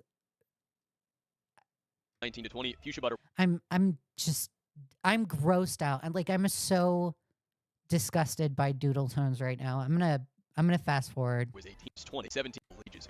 But of the ages that were in there, Teddy, Weta, Alexo, Snailu, Jamesy, Pollen Patch, and Mimi Dix were the only ones whose ages I know for sure were talked about in the chat. People like Fuchsia, Nani, Peaches, Nezzy, and others that Akumu names and gives ages about weren't actually touched upon within the chat. Furthermore, at least one of the That does not matter. You should always vet ages, especially when talking about inappropriate topics or sexual topics. It is not that hard to turn to someone and say, "Hey buddy, how old are you?" before I make this joke or before I spam porn. No excuse, Doodle Tones. The ages Akumu states in the section is just wrong. Like, I can't confirm the rest of the ages. I got a few asking around, and some were rough answers, so I'll give Akumu what little benefit of doubt I can. But returning back to the point that I spoke about earlier, Nezzy Monster was 19 when he joined the Fruitcake Club, and was that age for the majority of the time that he was in there. Nezzy's birthday is June 12th, and he's 23 as of scripting. He's turning 24 this year, so doing just... Who cares? A little math, we would find that Nezzy would have turned 20 only a mere week before his last known active post in the server on June 25th. And I want to stress the activity because we do know that Nezzy was relatively inactive in there for a month or two after the fact. The NSFW chat was deleted in August after all. Now, what does this change? You, as the strawman I am creating for this rhetorical question, may be asking, and to that I repeat, framing. See, when presenting information, it's important to realize that how you interpret and present your evidence and information is just as important as what it is you are saying while presenting it. This was something I told Akumu a year ago in the context of it not being a good idea to just rampantly antagonize people you want an apology from, or to see take accountability for their actions. Something he had a frankly awful habit of doing some years back under his Noodle Boy alias. Which, yes, for those uninitiated, was Akumu. It's not really exposing him. He's never really hid that fact. I just have to clarify these things because when dealing with someone with alt accounts, you just kind of need to make sure, you know? Anyway, sidetracking. Back to my point. It looks a lot worse to an uninitiated audience member to hear that a 20-year-old was being sexual around a 17-year-old than it would be to hear that a 19-year-old was so. It almost paints a particular... What about Miss Zizi? Doodle Tones? Like, literally. Oh my god, this argument is just fucking horrible. To sit there and say, you have to be able to take the right approach in presenting the facts of the situation and correctly represent people's ages. No, no, no. You just stick to the basic facts of the situation, what actually happened. And I'm going to tell you, what actually happened was that there were conversations that were sexualized in the Discord. There were sexual conversations that took place in front of minors, to whom of which some of them were at the ages of 12 and at the ages of 13. That is a fact. I don't give a fuck when people's birthdays are. I don't care how old they were. I don't care. The fact is, the facts at hand was that there were inappropriate conversations that happened in the Discord in front of minors that were at the ages, for the youngest, between 12 and 13. Are you kidding me? And if you want to talk about specific ages, let's talk about Miss Zizi, because Miss Zizi was 23 years old. Particularly pedophilic undertone, when otherwise you would be dealing with a still maturing younger adult goofing around with someone within their general age range. Not that it's exactly excusing it in this context, as sexual imagery was still posted where it shouldn't be, and as the adult... Not that it's excusing it, you're excusing it. That's exactly what you're doing. The situation, Nezzy should have been more careful about that. But, and maybe it's a personal value of mine, but 18-year-old and 19-year-olds are still going to be kind of stupid sometimes. Like, as long as they aren't actively hurting others or breaking a Oh, is this the age gap argument that you're going to try and make? law, I tend to go a little easier on them myself depending on the circumstance. Of course, though, that's just my value, and you can take that or leave it as you may. Dude, this age gap argument is so dumb. Don't ever get yourself in an age gap argument. Don't ever fucking argue it, because it's a bad slippery slope. You just focus on the fact that you had an inappropriate conversation with a minor being there. I don't care about the age gap. Morality ultimately is subjective at the end of the day. My point is, because I'm getting a little long-winded again, that you need to better present your shit. You need to be able to present your evidence in a way that's understandable to your audience and doesn't leave room for them to have to fill in the gaps with whatever more extreme examples they can come up with. The less your audience has to do your work interpreting things, the better your points become. There's less room for misunderstandings and less room for assumptions to be made. This is also why you'd have to acknowledge the when these ages were stated and who was all a part of those conversations, because commonly within chats, some conversations will be overlooked or missed unless you're someone who's willing to rake through chats obsessively or do often enough backreading, which, if you're anything like me, you probably don't. Especially if it's something like a contextless no mic chat. There is nuance to these things, is the point, and that's very important. No, there's no nuance. There is no fucking nuance. There's no nuance, Doodle Tones. You're a freak. You are a freak, and I'm fucking side-eyeing you right now. You're a freak. To say that there's nuance to the FCK server, fuck off. Fuck off. There's no fucking nuance. Y'all are all degenerates. You're all degenerates. You're all freaks. No nuance. There's no nuance when it comes to Toasty Vanilla saying that they like Shadman. There's no nuance to Hopeless Peach's flirtation with Toasty Vanilla. No nuance. When you want to make very serious allegations like Akumu is making, and when you're presented with uncertainties or holes in the story, such being the case surrounding the roughly 7 deleted users in that chat as an example, then you need to do a better job at giving some benefit. There's no holes in this story. Oh my god, Doodle Tones is just fucking horrible. This is bad. This is horrible. Giving the benefit of the doubt. That's how they fucking labeled the chapter. Let's see what giving the benefit of the doubt is. Let's hear their crazy behavior. What do you got to say, Crazy? Do try to be more constructive in our videos when compared to some other forms of commentary, but that doesn't mean we see ourselves with any sort of superiority. I'm pretty sure if you ask any of us, most, if not all of us, would say that we have had a particularly egregious past or have done things that we're not exactly proud of. No, Lio sees himself as superior because he has a big ass ego. I have definitely spoken Welcome back, Tina.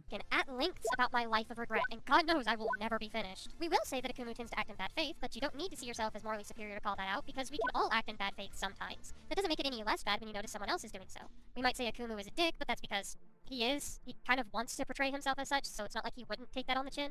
Hell, some people will even call him a liar, and that again doesn't need to be called out by a morally virtuous person if we're to go by the logic of Akumu himself. Go tell that to your friend, Lio Convoy, Doodle Tones. That is unless Akumu wants to try and backtrack and say that he is morally superior to the rest of us, but then like, that would go against his stated intentions because he says that he doesn't believe he is, and he's been calling us all liars pretty constantly. It'd get contradictory really fast.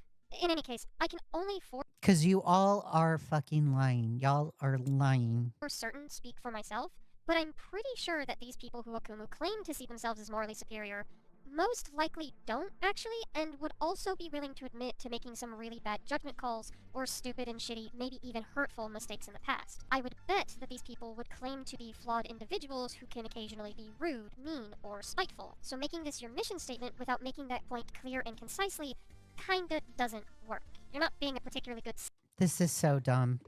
This is like, these are like the world's dumbest arguments. I'm skipping forward. This, another importance of nuance, guys. We got to know the importance of nuance. Let's learn it. Let's see what Doodle Tones has to say right here. have been gained from grifting in the past, specifically in political debates and internet dramas. A grifter will join in on a situation specifically to gain notoriety, to get subscribers, or to gain credibility, even if they are doing none of the actual work or researching or discussing the topic in question in any meaningful or interesting way. That's, at best, mind you. At worst, having these people come in to leech off of every drama can muddy the waters, with people coming in without full context, making statements that are inflammatory and accusatory without evidence, or misinterpreting things people say in bad faith without further asking questions to clear up or clarify what one means when they say something. And in my opinion, these people are worse because you wind up with an audience who is uninformed, angry, and wanting justice. Go look, point that finger at Lio. Lio's audience is primary evidence of that. It's a primary example, Doodle Tones. Lio's audience ate his response video as if it's nothing, as if it's the word of God. Jesus Christ. I have heard over the course of everything that's been happening the past couple of months a lot of these perspectives, from claims of Peaches plagiarizing Illumination's grooming story to accusations against Zakisnotkyle and I becoming the next of Lio's adopted children. These claims are not really that important when the leading accusations were of abuse and dishonesty, but they've been Doodle Tones, could you learn the meaning of speculation? Please, learn it. Live it, love it. thrown into the mix because of those who are making the accusations wanting to further stifle the The only nuance I could find was that they were interested in kids way too much. Way to go, Doodle Tones. You just let a group of degenerates get away with murder, or in that case, preying on children. I agree. I agree. And not only that, Doodle Tones wants to act as like if they're the leader of calling out the FCK server, and they just made excuses for them. accused's ability to respond. Because if we just keep piling on more unnecessary allegations, then they have to address it all. If they don't, then my You know what? I'm going to be right back, guys. I have to go to the bathroom. I drank too much water. I will be right back. Let me play some music for y'all. Let me play music. BRB.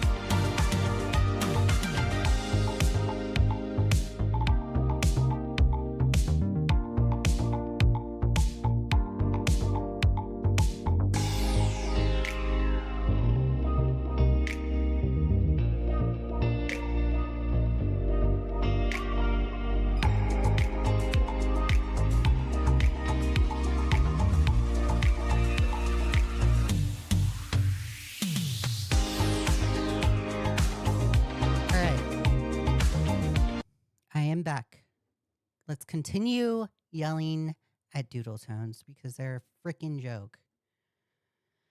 They are a joke. A joke. Complete joke.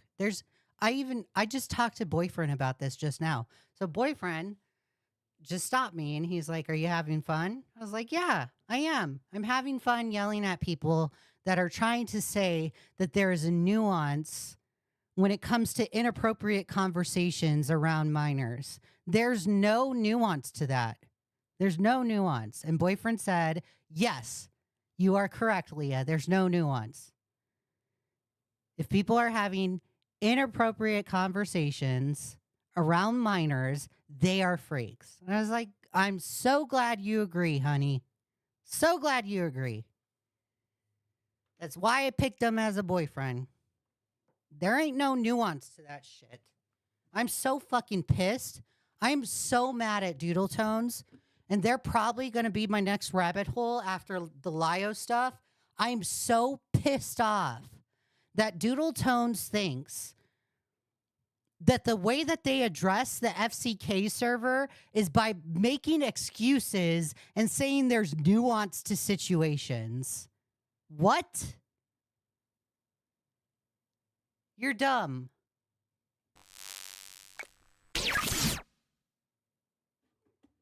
Dumb. Accusations remain untouched, and I can look like the more credible source in all of this. I'm merely reporting on the truth of it all, but whether or not these people are shouldn't be predicated on Ranch Dressing says, "Leah, after the stream, go get some Taco Bell and go laugh it off. You deserve it. Jesus Christ, I agree." whether or not the accused is responding, especially when all this does is effectively gish If I was in boyfriend's position, my response would be, "Oh, okay. Breaks the the best is fine China. Much better, yeah." gallop the accused. In these situations, it becomes the audience's job to remain skeptical. Listen to the stories you are being told, but verify yourself whether they are accurate or not. For instance, going back to Zach and I being alleged siblings, if you asked either of us how we felt about Lio's found family dynamic as of current, both Who was calling Doodle Tones and Zach siblings? Who was calling them siblings? I don't even think they're siblings. What is this? of us would agree that maybe Lio's success rate is a sign that he shouldn't continue doing so.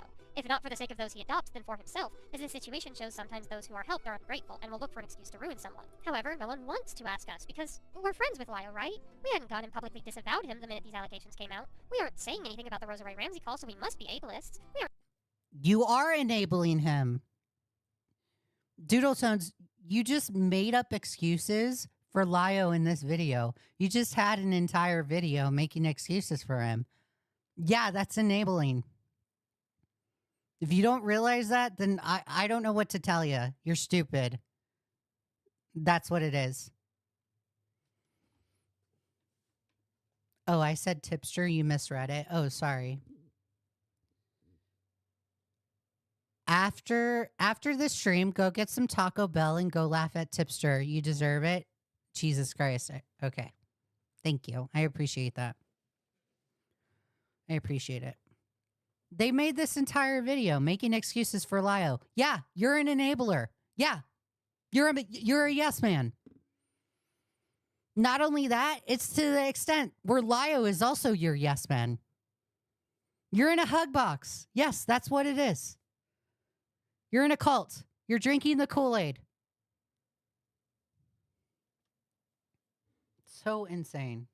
We aren't saying anything about his abuse of these kids, so he must be abuse apologist. We aren't saying anything about the FCK logs. You've been more than happy to go around calling Rosa Ray Ramsey a pedo enableist. So yeah. I don't blame people that I don't blame anyone that people are calling you an abuse apologist, abuser apologist. I don't blame people like that. I just think you enable Lio. You make excuses for him and you dismiss his behavior. You make it to where it's acceptable for Lio to act that way. This is why you got the years or the year of abuse by Peaches. Because y'all tolerated that behavior. It is on you as grown adults to put your foot down and say, no, I don't tolerate that. This is a boundary on my end. If you do it again, you're out of my life. It's so simple. Hey, Justine. So simple. Now, because Zach is 19 years old, I'm not going to put the weight of that on his shoulders because that's Zach. Zach is younger. But Doodle Tones, you should know better.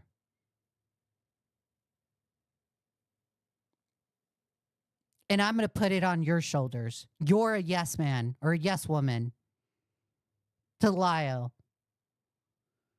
And Lio, being 38 years old, should know better.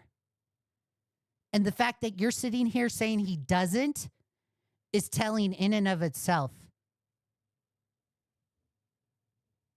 So we must be okay with grooming and inappropriate behavior around minors. Never mind the nuances behind what actually all happened behind the scenes, or what might be able to debunk or further dispel some of the notions that are being created. When I said that I didn't want to make a statement, or wanted to wait to pass judgment until Lio's statement came out, that should have notified you guys that I wanted to remain skeptical, that I was looking at these allegations with a level of scrutiny, which should have also— You didn't look at it with a level of scrutiny. You were waiting for Lio to make his response in order to make an excuse for your friend.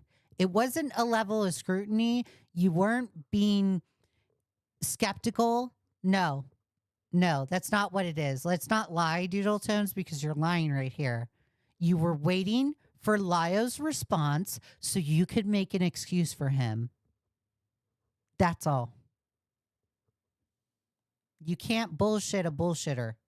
also been no surprise when I literally detail my skepticism within my video. Doodle Tones is just a weird individual. Yeah. My radar is on Doodle Tones. I think my next art commentary person that I'm going to look into is Doodle Tones or just a robot. It's going to be one of those two, but this is just yikes. This is horrible. On Brooke. The more my silence remained, the more it should have told you guys that these things were being looked into, or at the very least, that I wanted to take these allegations very seriously. You didn't take them seriously because we're witnessing you not taking it seriously. We're witnessing an hour or 2 hour and 43-minute video to where you say that there's nuance to the FCK server.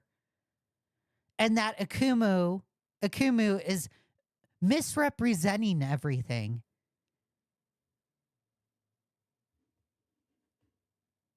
The Russia creator to put out a response or demand that the accused only apologize without further ability to debunk any faulty narrative shows me that the audience of this particular situation did not take these allegations very seriously. Because if they did, then they would recognize the lack of evidence in these allegations as being a problem, and understand the silence as a sign that things are being listened to and addressed. But the grifters in this situation— No, you're so dumb. You are so dumb, You are so dumb, Doodle Tones. Just because somebody is silent doesn't mean that people should automatically know to respond. You know that in the history of YouTube, when a YouTube creator is facing allegations and they just disappear, that is a bad look optics-wise. That is a bad look.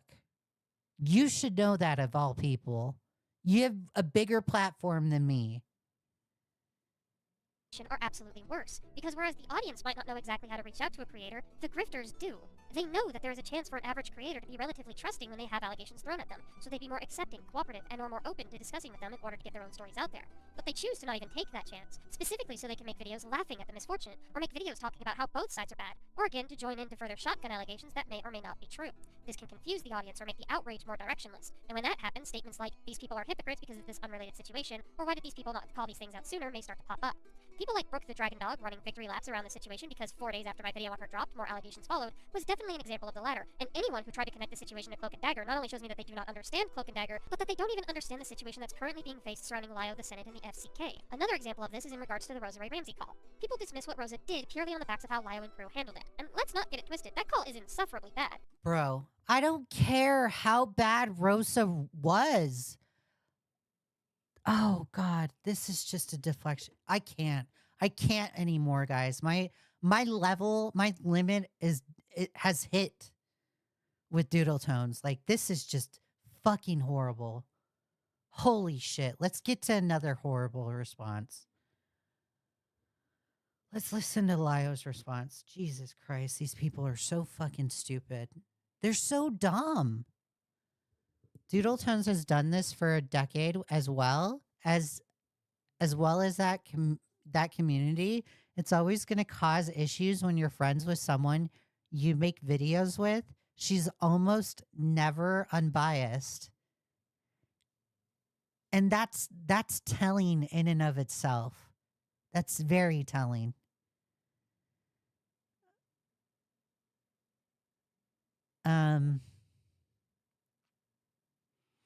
Art commentary channels should be like Lavender Town and Duchess Castella or Cecil McFly, where they make commentary videos about art things relating to art, no drama commentary. Yeah, I agree. I hate how she's talking about shit that doesn't matter at all, regardless of what happened with Rosa or regardless of what Rosa has done. Abusing a mentally handicapped woman is unacceptable. I agree. These people don't get it. This is why Lio's response is horrible. First of all, I want to again apologize for my part in the Rosa call in 2022. I wanted to state so earlier. You know what? I'm not even going to go over the Peaches situation because we've already established that Lio has way more evidence against Peaches in regards to the allegations. So he blew Peaches out of the water. So I'm going to go ahead and skip that. I'm going to skip Patchwork's response because this shouldn't even be in the video. Addressing the allegations made by Jay. Addressing the allegations made by Jordan and calling him out for his abhorrent behavior. Addressing faults. Okay. So I want to go over these two sections. We'll go over Dreadful Jax.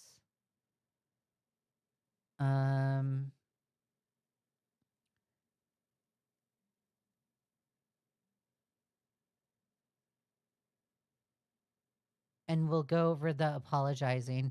I want it noted. I like how the apologizing. So like 1% of Lio's, like exactly 1 minute of Lio's video is dedicated to apologizing. 1 minute. Lio dedicated 1 minute out of an entire 4-hour response to apologizing. And then the rest of it is attacking. So 1% of that was accountability and apologizing. 1%. The rest, attacking. This is how I know Lio doesn't change. This is how I know it. Okay, so we'll go over the Jordan stuff. Resolved as neither Jay or Jordan chose to take accountability and treat Peaches like a regular person. These are the two major events in the family unit. I'll detail other things as I go along. Let's get into it now. Hey, this is Hopeless Peaches, and this is the last time you'll hear from me. First of all, I want to again apologize for my part in the Rosa call in 2022. I wanted to state so earlier, but everything else that piled on since made me shut down and, well, changed the server. But it doesn't erase that call, though. I wanted to apologize for the Rosa call earlier, but never did. Instead, he just got angry at me for the fact that call was even out there. I'll address that call yet again later in this video, but Peaches choosing to address this in a Google Doc instead of their largest platform when he had it is not only grossly inappropriate, but not proper accountability. While I included it in a video not specific. Lio, I don't think you're in the position to say what's proper accountability. Okay, Lio? You're not in that position. This is my same take that I have on Lio, where he says, look at the ableism, guys. You can't point out the ableism, Lio, because you used the R word in past behavior. It's hypocritical.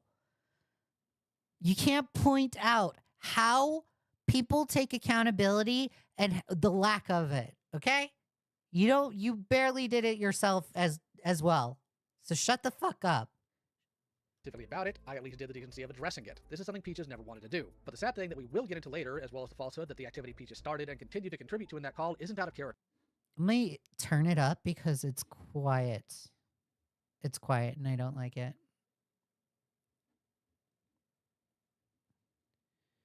Oh, I didn't want to favor that. Remove.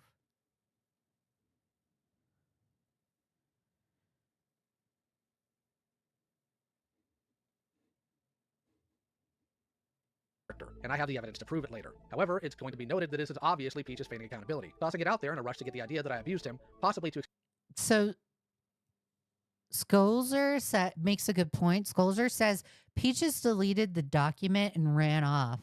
So they did delete the document, and I have suspicion on why they deleted the document. I think the reason why they deleted that specific Google Doc was because they didn't want the Google Doc to be used against them. And clearly, Lio and company are using the Google Doc against Peaches. So I think they did that on purpose. They did it to hide, and they did it to not take any kind of accountability whatsoever. excuse his own actions, and to appear more pitiable to the overall public. Another thing to point out later is that this behavior for Peaches isn't out of character like he's claiming. As I mentioned earlier, he just moved it to more private places. The reason I'm leaving Senate and why I have purged all my social media is to get away from all their platforms, to get away from their harassers, people like Kai and Omnia. This was due to their involvement in the FCK and the fact that they claimed other creators were labeling them as a groomer and a predator because of it. Peaches had already disconnected from me by this point, something I didn't fight against or subvert. I gave him what he wanted, like I always did. I used to say that I had been abused online for 10 years straight, but it's taken me a long time to realize. Okay, I'm just gonna fast forward when the statements are read because I don't care. The abuse isn't a child predator. It's the distinction that this is how he feels. This isn't based on evidence, just emotion. While having feelings about something can be valid, the important aspect about these feelings is how you utilize them. In this, Peaches utilizes it to toss accusations at me with no evidence. The fact that he even italicized the "that I know of" portion of the accusations of me being a predator is, frankly, disgusting. Especially that he would later to go on to imply I was a sexual predator in multiple different instances later on. If anything, the wording here is more like a cryptic preamble to what he would say later. This is Peaches trying to give themselves plausible deniability about how they're framing me in this doc. I also never claimed to be some sort of— Dude, Lio, if you're gonna sit here and say that Peaches does plausible deniability, you do the exact same thing. You have no room to speak, bro. Savior of the innocent either. I actively try to help people as much as I can and have been doing so for 6 years, even to Stop helping people. It gets you nowhere, you loser. my own detriment. Peaches knows this. I may not always go about it in the best way, and I can acknowledge my shortcomings or my mistakes in that regard, but that's always— No, you can't. No, you can't. No, you can't. It's been my intention. Thomas Giera is a man who's taken in vulnerable people, most he knew as minors, who— Lio is brain dead, is so brain deaded that he makes Krax look like a motherfucking Athena from Greek mythology. I don't know who Krax is. Kurt, thank you for subscribing. I really appreciate it. Starchild, thank you for subscribing. I really appreciate it. Thanks, guys. Lio is snorting glue. Totally.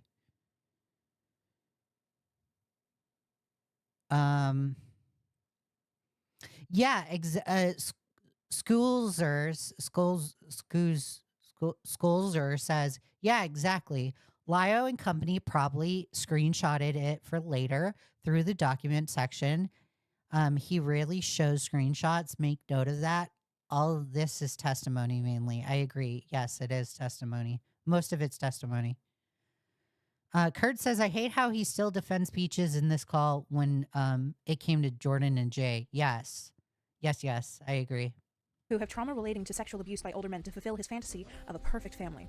I had 4 members of my found family. I met 2 of them when they were minors and took them in after they became adults. Jay and Peaches I met in their 20s. 50% isn't most, and Peaches actively knows this. He's intentionally being dishonest here about the percentage in order to paint the picture that I'm prowling for people to hurt, as we'll see later. Peaches painting this not only as fantasy while highlighting that they have sexual trauma by older men is, again, Peaches trying to frame this as predatory. All of us had been sexually abused by older parental figures. Jordan, Jay, Opal, and myself. My groomer posed the same family dynamic. Recently, I have found out that Thomas tried to push 2 other young, barely legal AFABs who were specifically groomed by Joshua Vida, Thomas Guerra's ex-friend, into this dynamic too, then treated them like shit when they refused. While it is true that Peaches' groomer proposed a similar family dynamic, as you can see with this screen cap, it's not the same. Peaches trying to constantly compare me to their groomer was a consistent thing he always did when he was mad at me. He did this because he knew it would hurt me. The claim about the other 2 is also wrong. I never tried to push Lio. No, okay, I'm not going to have that take. Never mind. anyone into my family dynamic.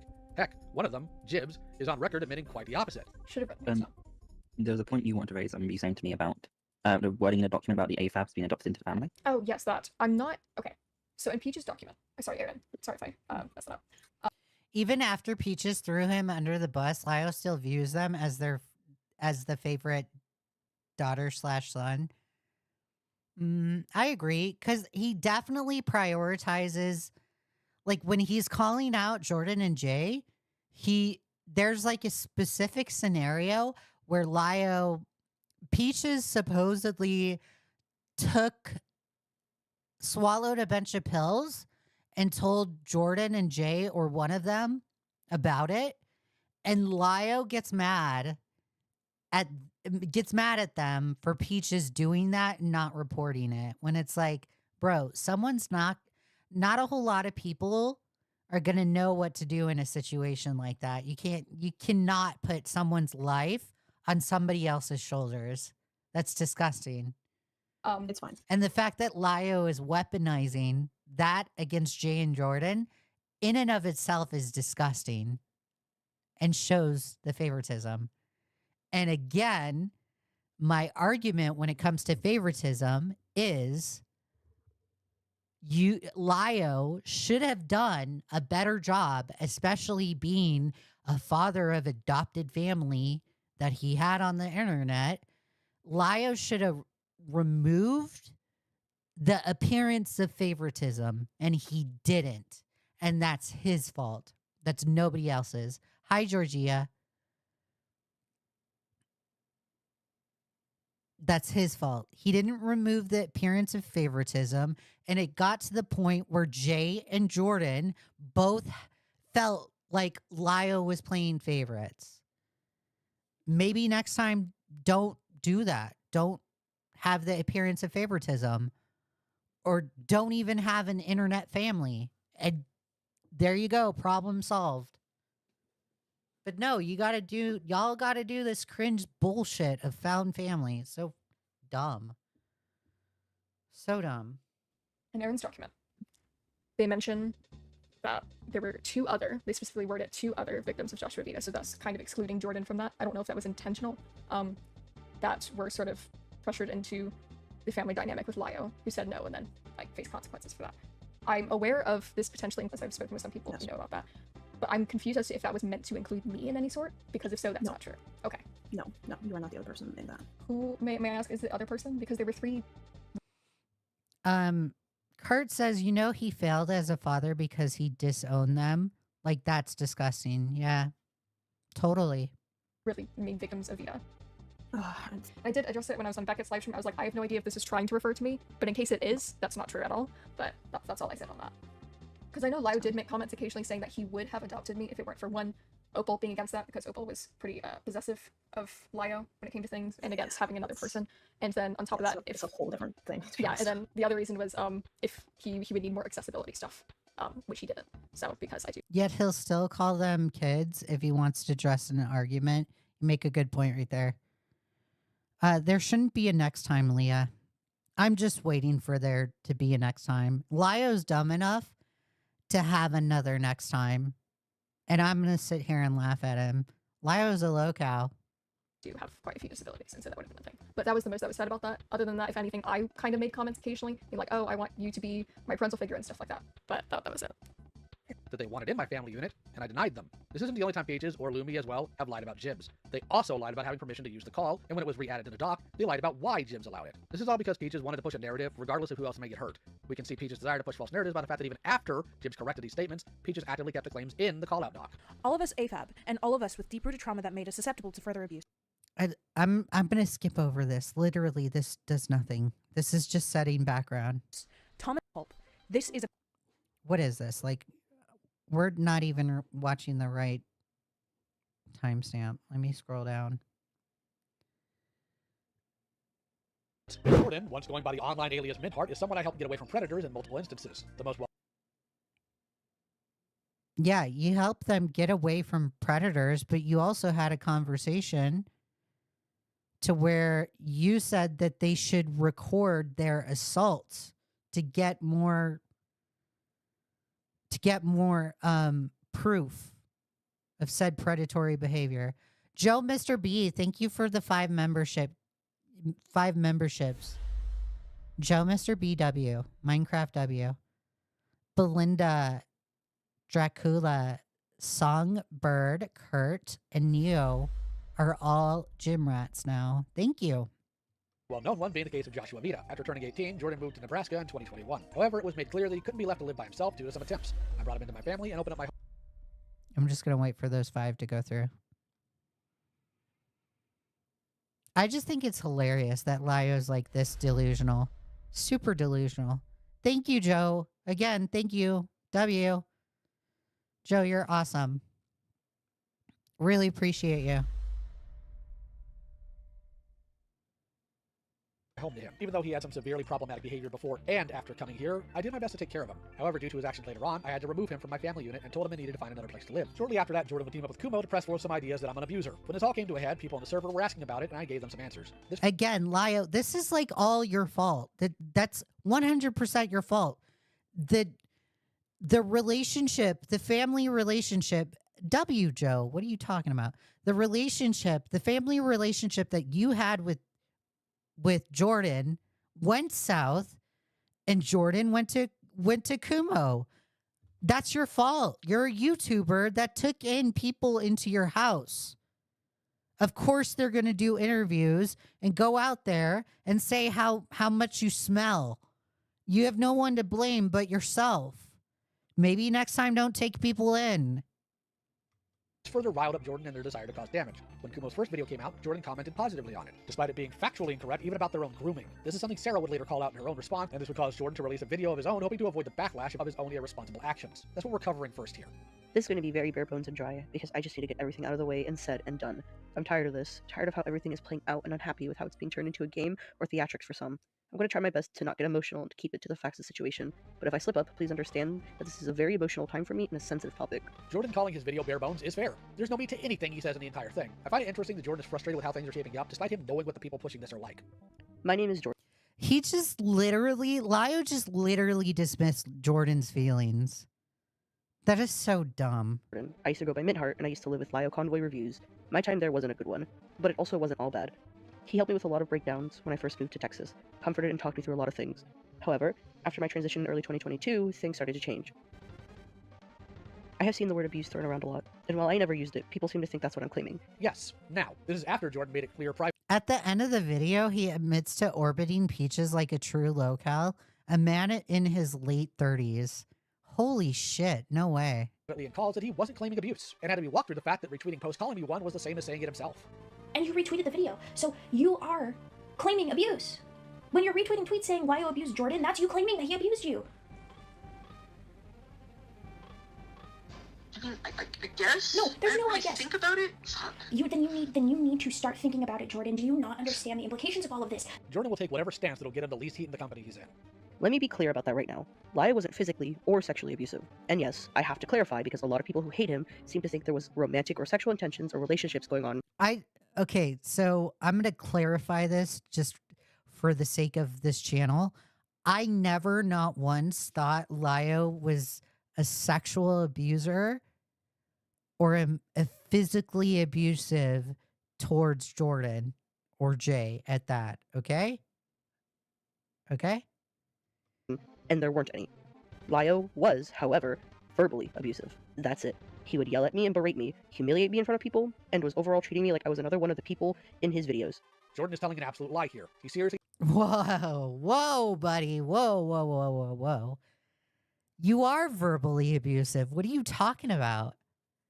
There's primary evidence out there showing how you are verbally abusive. What are you talking about, Lio? That's not a lie. That's someone saying how they felt. Just like I'm not going to dismiss your feelings when it comes to Peaches, I'm not going to dismiss Jordan's feelings when it comes to you. If Jordan thinks you're verbally abusive towards them, then that's what Jordan thinks. That's how Jordan feels. There's tons of evidence out there. The Rosa Ray Ramsey call, primary evidence out there that proves that you are verbally abusive. You did it to Jibs in their call. You did it to Jax. Lio, it is proven you have a pattern of behavior with verbally abusing people. Verbally abusing people. There's no dismissing it, and there's no saying that's an outright lie. You can fuck off with that. Jordan Cosmic Cookie. Holy crap, this is still going. Yes, I typically have longer live streams. And I did outline that this live stream would be long because we're covering long-ass content. This is the last This is the last video I'm covering in this live stream, though. So we're almost done. Lio, there's primary evidence out there that you are verbally abusive. You can't say it's a lie. Trying to say I treated him the same way I do the freaks and scumbags in my videos. This is because Jordan knows it's the only point of reference people will have, and it paints the worst of possible pictures. However, Jordan neglects to mention that my wife was also in the house. And frankly, if that were the case, you can be sure that my wife would have taken issues with it. There was an incident where he had a call with me, his wife, Peaches, and one of my other siblings as well. He proceeded to scream at me and rip me apart in front of them. And when I got emotional and started to cry, he told me to stop throwing a tantrum. I don't even remember what it was that sparked this call, but I don't think that I deserve to be humiliated. Dang, Lio keeps on digging his grave. Totally. Totally. Do you have a server? No, I do not have a server. Unlike Lio and company, I do not have a server. I will never make a server. Never. And screamed out like that in front of everyone. And when his wife got home and I was forced to go downstairs with her, still in tears and being berated, he got mad at me when I flinched away from her touching my arm. They assumed I thought she was going to hit me. In reality, I just didn't want to be touched and was severely mentally and emotionally overwhelmed. But I do appreciate you asking, by the way. Your local cryptid said, I wanted to beat my head during the call with him, Akumu and Jar. It felt like they never pressed him on anything and let him get away with so much. So Akumu probably, like I'm gonna say Akumu probably didn't press him as bad. Like he did press him a little, but he probably didn't want to press him too much because then Lio would have left the call. Jordan's emotional issues only cropped up when he was in trouble or when he needed something. He wants to blame everything on his emotional status while ignoring the cognitive decisions he made. I won't go into every fight we had. They're not really important. I only bring that one up as an example of his behavior towards me. But a giant turning point was Thanksgiving of 2022. I was still very emotional and hurt, and I was absolutely acting like, for lack of a better term, an asshole. I was cold, I was distant, and I was angry from the treatment I was receiving and didn't want to partake in the festivities. Tensions were at an all-time high, and with the siblings visiting, everything was just not great. I had lightened up a bit when they were there, but even that was going downhill very fast, with Opal leaving early, no longer wanting to be in the family. And then Hopeless Peaches, for whatever reason, said that I hadn't wanted Pink in the family, which tarnished my relationship with them for months and led to an even worse Thanksgiving that was ultimately blamed on me. If Jordan admits that he caused trouble, then why would he be upset that the situation he caused would be blamed on him? Not that it's even true, mind you. Jordan may have been spoken to when he made false allegations towards me or when he was outed for being a jerk to Jay, but the entirety of the bad experience wasn't ever blamed on him. And Peaches didn't lie to anyone about what Jordan said, because Peaches wouldn't even have known that Jordan said that if it wasn't said around him to begin with. Jordan wants to pretend I wasn't there for— Why? Literally, this is so fucking weird that Lio is like defending Peaches in their response video while saying Peaches is an abuser and manipulative towards Lio. Like, this is what makes me believe you less. I don't believe it. We all know Peaches is toxic. We all know they're abusive. But I don't believe you were manipulated. I think you were more than happy to go along because you're dumb, Lio. That's what it is. these conversations, but I was, and I know he's lying.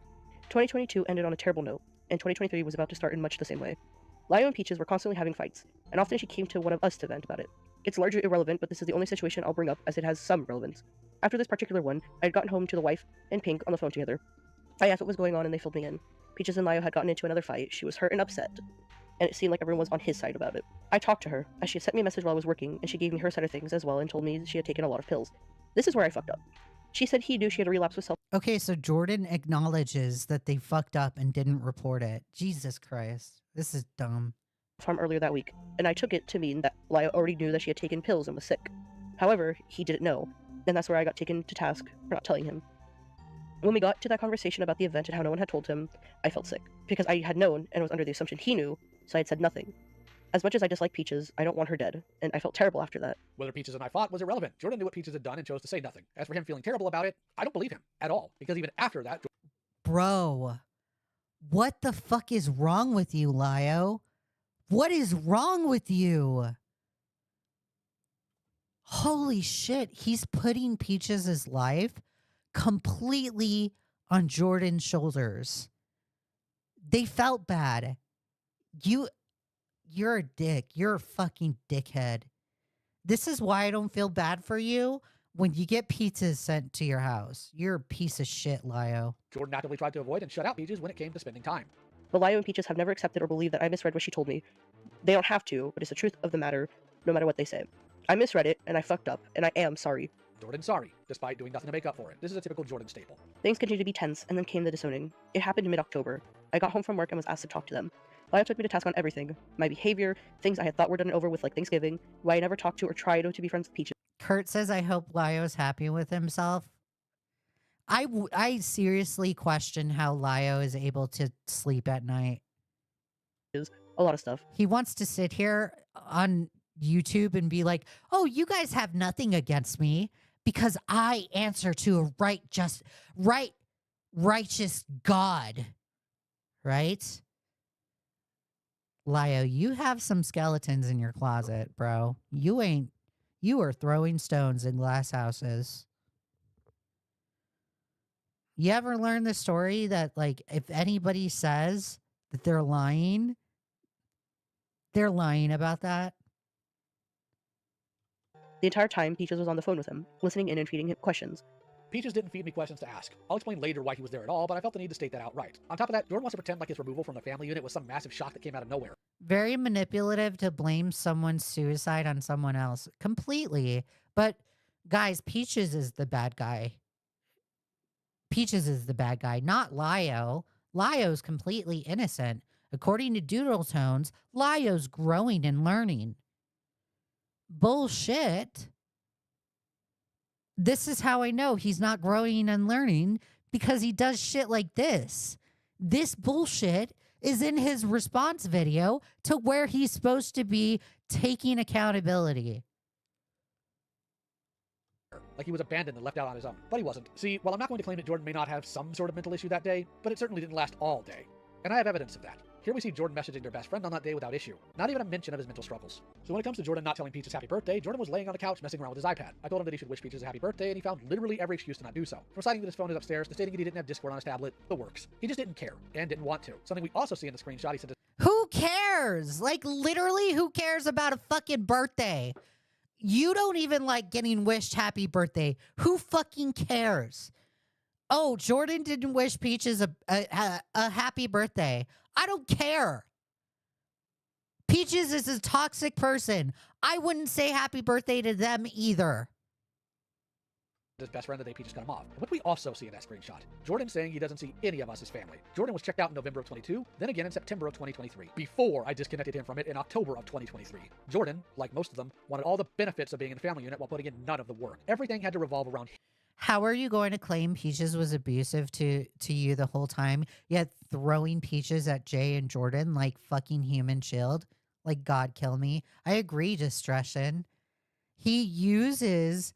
The way that he uses Peaches is selective and manipulative. He uses Peaches as an abuser. He paints them as an abuser, to which I believe, because Peaches is actually abusive, right?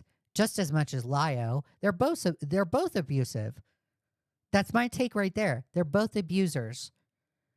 He uses painting Peaches as an abuser to appeal and appear like the victim, but in order to attack people, I'm going to use Peaches as a weapon to make these people look guilty.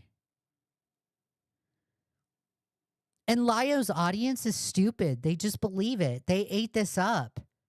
And it's like, bro, anybody else that is critiquing or criticizing you right now, we can see right through the bullshit. We can see it. You don't get to selectively use Peaches the way that you want, okay? You don't get to have your cake. One, you're not in the position to have your cake. And two, you're insane for thinking that. That's not how the world works.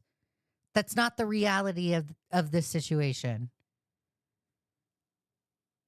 Him. In the final conversation we had, I told him he had until the end of March to find a new place to live. That's 5 months he could have saved up with his full-time job. Instead, he left on Christmas with a quirky little note. After apparently talking to weirdos he knew had issues with me while in my own home still. Jordan didn't leave because I cruelly kicked him out. He left because the free ride was over. Otherwise, he would have left back in September. I wish I had the screenshot, but she gloated about the whole event on Twitter and sent me quite a nasty text the next morning. I feel bad for his wife. I do too. I left in December, and then things started to blow up. I find it interesting how few people read this screen cap, because while it's true that Jordan himself didn't IP trace a kid, he absolutely helped Neko Coda terrorize some kids over a beef they had with another kid that Coda wanted to protect. That's why Jordan got this message. While it can be— Oh, so Neko Coda is Jordan's fault now? So not only is it Rosa Ray Ramsey's fault, but it's also Jordan. Okay. Got it, Lio. Great. When will it be your fault? When's your turn? Kurt for the $4.99 says, just know Jordan said he didn't want to wake up on his Twitter, and it was after the video was released. Again, I hope Lio is happy with himself. I agree, Kurt. Thank you for the $4.99. I really appreciate it. Thank you. He said that Peaches does hold grudges. In this case, it's over something that happened. Lio will say I sought out Gilded Poo and Kumo commentary, two people he and Peaches have argued with and condemned. This is not the truth. I saw Gilded's video and was in his comments correcting things, to which Kumo reached out and asked if I would talk to him in order to clear things up. This all happened in December, a whole 2 months after I was disowned. Lio will say I also knew exactly what Poo and Kumo had done, but in reality, I didn't know. I had heard their names, but I didn't know what they had done. After Kumo responded to my comment, I even had to look up who he was because I had no clue. And in my first call with Kumo, we discussed it, and Poo, and I looked at all the evidence he gave me and came to my own conclusion on the matter. In the DMs Jordan showed on the screen, he makes it obvious and knows full well what Kumo did. Of course, I also told him while he lived here, the same with Gilded Poo. So Jordan looked at that little weirdo that had a girl cut for him who also allied himself with the zoo-defending Fox Mafia, as well as the weirdo that's cool with There goes the guilty by association. owning zoo porn, and said it's all fine. That absolutely demonstrates that Jordan has no issue with the wrongs others have committed so long as it serves his purpose. And deflection right there. Our original intentions for the call were to clear up misunderstandings. I told Kumo I didn't want him to release anything until after I left Lio's home. I didn't want to deal with what would come of me talking to him while living there. Again, Kurt, thank you for the $4.99. I really appreciate it. And yes, I was scared. I should have either issued a public statement or made a video like I am now instead of how things have been playing out so far. But hindsight is 20/20. I never meant for it to get like this, and at this point I'm simply exhausted. If Jordan was concerned with this getting out of hand, he wouldn't have allowed his story to be used by these people. This was intentional. It's why he's framing it the way he is. Jordan has a pattern of starting problems when he's mad, only to backtrack the moment it blows back on him.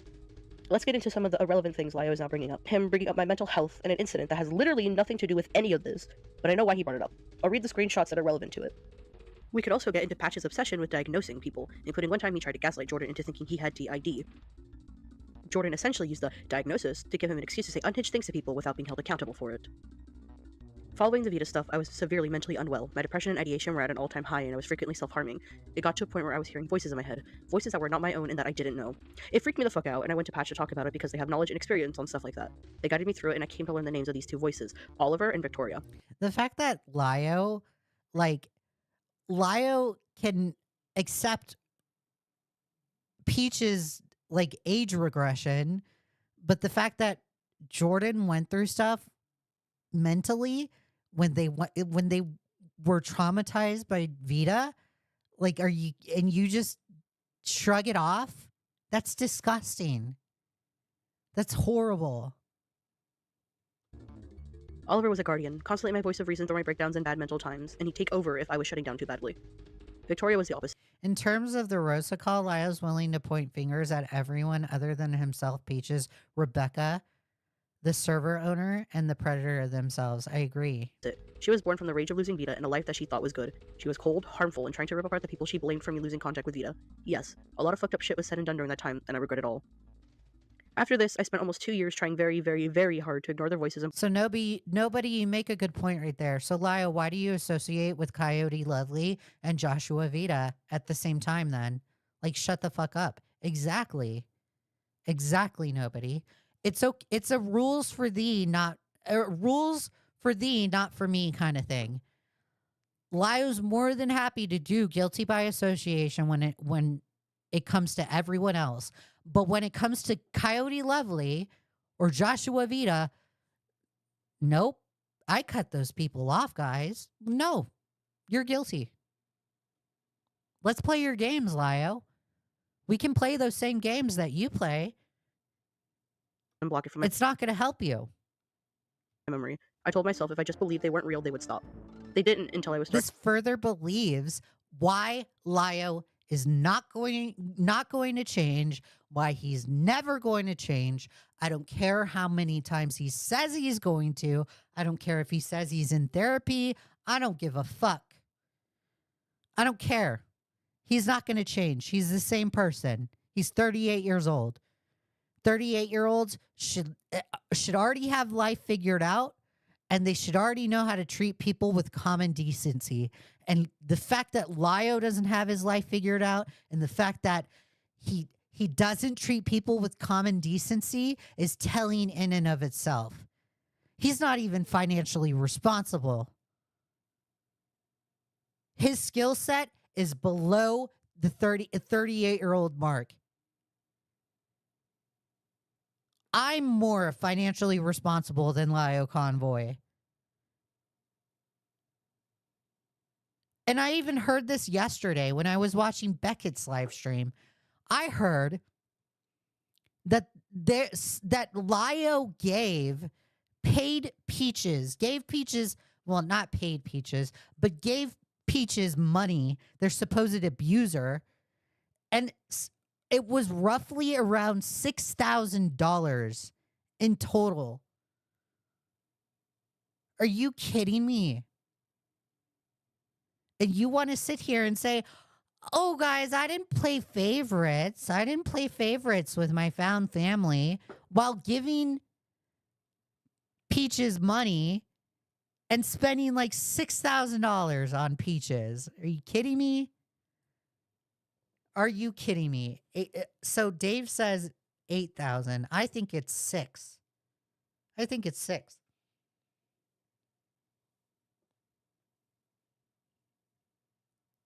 I think it's 6. But guys, Peaches is Lio's abuser. Bro, you gave him money. What are you talking about? Abuser? What? Kurt says, yet he judges Jordan for spending money on Uber. Yeah. Starting to become more stable. He even in this response video, there have been so many times where he says, Jordan and Jay have lived in my house rent-free. That's your fault. You should have been charging them rent. You should have said, hey, you got to pay rent. Get a job. You got to pay rent. You gave Peaches money. So what? Are you kidding me? That's favoritism in and of itself. You're dumb. At which point the voices went away.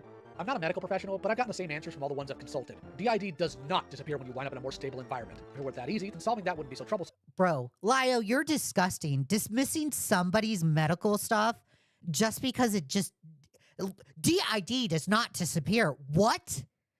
What the fuck is wrong with you? What is wrong with you? You want everybody to take Peaches, the fact that Peaches age regresses, seriously, but you're gonna fucking dismiss Jordan's DID?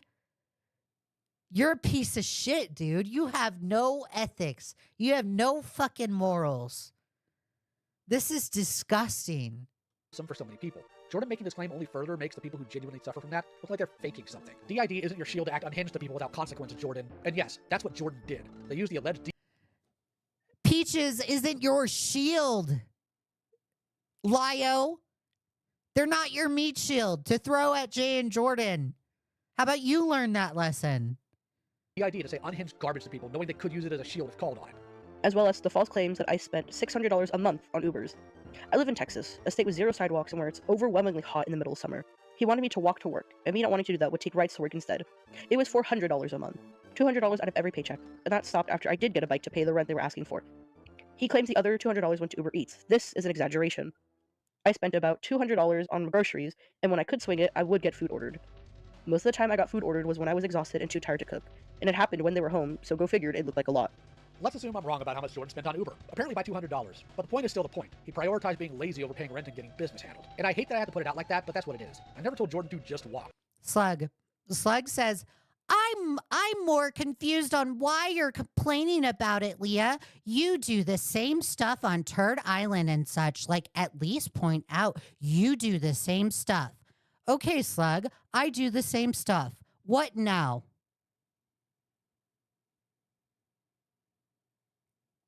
What now? What are we going to do? What's the point? I've never dismissed my actions. Never. I've always been fully transparent, and I've always fucking said all my faults. So you're fucking dumb, Slug. You are so stupid. What's your game now? I'm waiting. There we go. Consistency. Now sit down and shut the fuck up, Slug. I told him for the better part of a year to get a bike. He worked 5 miles from my house, sidewalk or not. It's safe enough to bike, as many people do that exact same thing on that exact same road every day. In our final conversation, I asked Jordan why he hadn't bought a bike. His exact answer was, I couldn't be bothered to. There's also the fact that Jordan took advantage of a friend's kindness to pay their rent instead of just biking to work. Granted, that person doesn't want to be named, so take that with a grain of salt. But Jordan paying $200 a month for their own room, their own bathroom, and utilities and Wi-Fi isn't some horrific amount to ask. I will say I'm doing all this for I will agree $200 isn't a whole lot. attention. That's not true. If I was looking for attention, I would have immediately blasted this everywhere the moment I was out of his home, and got to people who I know for a fact despise him and have far bigger platforms than Kumo does. This isn't for attention. This isn't because I love drama and want to cause people issues. This has blown up far more than I wanted and has gone to lengths that are becoming childish. And for some part of it, I am to blame. We'll talk about how dumb this choice is when I go over the people Jordan ran to. Kumo did a stream about a week ago at the time of this recording, and the way I conducted myself in that stream was not okay. I was very angry. So much so that I was barely thinking clearly. Lio spreading nothing but lies about me was upsetting, but I should have kept a cool head instead. This is becoming far too personal and petty, as opposed to just saying my piece and moving on. So, with this video, I'm doing exactly that, which I should have done from the beginning. After this, I'm not going to engage in other talks about it. If people have questions or need more clarification, I'm willing to give it. I might even do my own stream to clear up other things, but I will not be appearing in other streams or commenting on this further. I'm tired and just wanted— They kept to their word. Jordan kept to their word. Jordan and Jay both did. I said this in my previous stream. Jordan has not been going around doing like a press tour and like getting interviewed by a bunch of people and saying how stinky Lio Convoy is. They've kind of just disappeared. They did the one interview and they went away. Done with. Jordan, of course, didn't want this over with. He was seeing in streams these people have done even after this video dropped. Further fanning— No, he was not in streams. What are you talking about, Lio? This is a clear lie. Lio, you're lying. They have not gone around doing anything. I haven't even seen Jordan in my chat. What are you talking about? The flames of all this. You can't get mad that a fire— Like, prove it. You're saying you're making this claim, but you're showing nothing. There's no proof. How about you show proof? Spreading when you keep throwing gasoline on it, Jordan. Lio, I know this will get back to you. You said I likely wouldn't want to talk to you, but you're wrong. Despite what you think, I'm far more open to communication and being an adult to hash things out than you give me credit for. But I'm not doing it in Senate. You want to talk? You have my number. Text or call me, we can set it up to be in private. Just you and me. Otherwise, it won't happen. Distression says where? Exactly, where? I don't know any other interview that Jordan and Jay did, so it's like, point it out. Point it out, Lio. What other interviews? What else did they do? With all that being said, I'm going to end the video now. I'm sorry if this was a mess, or if I left things unexplained. I tried to make it as straightforward as I could, and I've never been the greatest at writing scripts or making videos. Jordan can posture about maturity here if it makes him feel better, but we both know that's not the case. Jordan, you spread public claims using individuals you knew were both unsavory and with a bias against me. I'm not obligated to give you a private discussion. There won't be one at all, in fact. I didn't want to have to embarrass you, but you put me in a position where I have to respond to you. I hope your moments of impotent rage because someone held you accountable and told you to pay rent were worth it. Now, there's more Jordan has said, but we'll have to go a bit back in time to address it. This is in Kumo's preview video. Something behind a paywall now. Classy. She does. I think she has 2 firearms at this point. That's good. He owns swords. Actually, on the subject of her, how does she feel about his online antics? She doesn't like him at all. Oh. And that's because he spends almost every moment of his free time in his own. Slug, you know what? Since I already gave you a warning, you can fuck off. Bye, Slug. If you're going to make the conversation about something else in order to distract the live stream, you can fuck off. Go on your live stream and talk about it. Go on your live stream and talk about Steve DeLeve for the billionth time. Or me. Okay? Go call me Leroy something. But you're not going to do it here. So, bye. Office on the internet doing nonsense. Okay. Has she ever taken issue with how he like baby talks to Peaches and some of the others? I don't know. We've never really talked about it. I've heard people try to say otherwise, that his wife is perfectly fine with it and knows about all this nonsense. Jordan wouldn't have a clue about how my wife feels or thinks about anything in this matter, because my wife isn't of the opinion that she should talk to some 20-year-old about what she may not like concerning her own husband. Truth is, the main problem my wife had with my predator hunting was the exhaustion and destruction it would do to me and my mental health. Jordan trying to cast doubt on whether or not my wife knows or approves of what I do is flatly a form of manipulation. And I think it's also safe to assume because she's okay with it. From the top to the So like if your wife has a problem with the predator hunting, why do it? Like it's even gotten to the point where pizzas are now getting sent to your place. What did Slug say? He talked about me giving my work number to Tipster, and he's trying to use it as an own against me and say that I'm terminally online when Tipster asked for my number. Slug just wants to call out my actions in the chat because I'm calling out his best friend, Lio Convoy. That's why. Bottom, on top, I start. Let's see here. Love that Kumo is so bad at questioning that he makes it obvious when he's asking leading ones. Makes things easier to deal with, honestly. My wife can hear literally everything I say in this room. It's directly connected to our bedroom. As far as the baby talk goes, if I did, who cares? This is stupid. Not really. I'll let you know a little secret. Lio did something to me that it does not get shared until after January 3rd. Okay. January 3rd is the date that I'm moving out, and Lio does not know that because I am not blue, and I don't plan on him. Okay. Was there a particular reason he disowned you? It had to do with... Sorry, that's too big of a question. Lio, I don't care about your mental health. I completely agree with that. Completely agree with that. It's very complicated. So, Peaches is also, is also one of them. So there's a couple of Peaches, who is now his homemade, educated, and she and I did not get along. We had a lot of fights. He told you over that? It's because I'm not a perfect person. I'm not a perfect person, but it really is. I have a lot of problems. I have a lot of mental issues. And last year, around Thanksgiving and Christmas, it was particularly bad. I was very cool with people, so I was just being a big asshole. I mean, what else do you have to knock yourself after? You're funny, because it's funny, because it's true. But, long story short, I was a big asshole. I hurt her too many times, but I went off. Okay, this audio is too fast. I'm just gonna fast forward. Trying to make a joke about all of this. This could have been a coping mechanism, yes, but my wife was terrified. She'd never dealt with anything like that before. So I told her to head home while I stayed with Jordan. I was there for 7 hours, telling him how much we cared, and that nothing he went through was worth his life, that adversity could be overcome, and that I believed in him. I wasn't angry with the fact that he slipped into ideation, but I did have him apologize for scaring my wife so badly. If that were it, I wouldn't have mentioned it. But unfortunately, Jordan decided their ideation was a joke. Yeah, Angry Slug is a pathetic commentary clout fluff. So he's a commentary reject. Nobody in commentary likes him. He's just tolerated. And the reason why he's tolerated is because he was the editor of Mama Max. And then when Mama Max was getting heat on 2 separate occasions, Angry Slug disavowed him in the name of popularity. So it's funny that Lio Convoy surrounds himself like people like Peaches and Angry Slug when it's convenient to throw people under the bus. One day in February of 2023, I got a message from a boy he was flirting with named Chrome, telling me... Anyways, I'm done talking about Slug. He's irrelevant. He's not even important, guys. ...that Jordan was in danger trying to find a bridge. I was worried, of course, and went directly to his room, where Jordan answered it, trying to hold back laughter. Jordan thought my love and care was a joke to be mocked, no matter what. I know I told this story in that Senate call going around, so of course Jordan rushed to delete his message talking to me about it. But Chrome didn't. If Jordan wasn't trying to hide something, he wouldn't have deleted any of that. This isn't the first time Jordan made a joke of my concerns either. Another time involved me flatly telling Jordan that he didn't need to be dating at the current time. He had no clue who he was at his core, and the other attempts had only ended in disaster. I didn't want him to deal with more heartbreak because I saw what it did to him. Jordan, knowing this, decided to date Neko Koda as a joke, once again making light of my concern for him. When Neko Koda decided to delete everything and run in December of 2022, Jordan came crying into my room to wake me up in the middle of the night, absolutely distraught. The fact that, like, Lio uses the fact that Jordan got into a relationship with somebody else against them is absolutely disgusting. And I will also further note that Jordan getting into a relationship with Neko Koda, gross. Absolutely gross.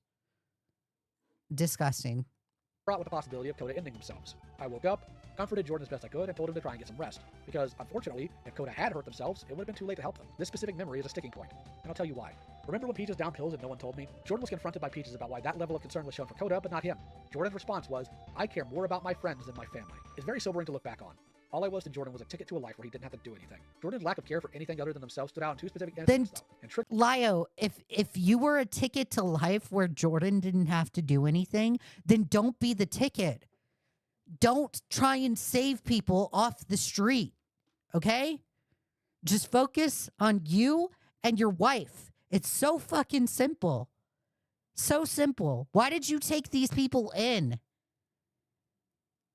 God damn. If you can't handle being able to handle a victim on the internet, then what makes you think you can handle them in person? Victims are complex. It is a long-term relationship, one that is exemplified by Queen Seraphina and Crystal Flame. And the fact that you sit there and you're just like, yeah, I was a ticket to free life. Don't take them in, you fucking loser. Don't take them in. It's so simple. Bye, Kurt.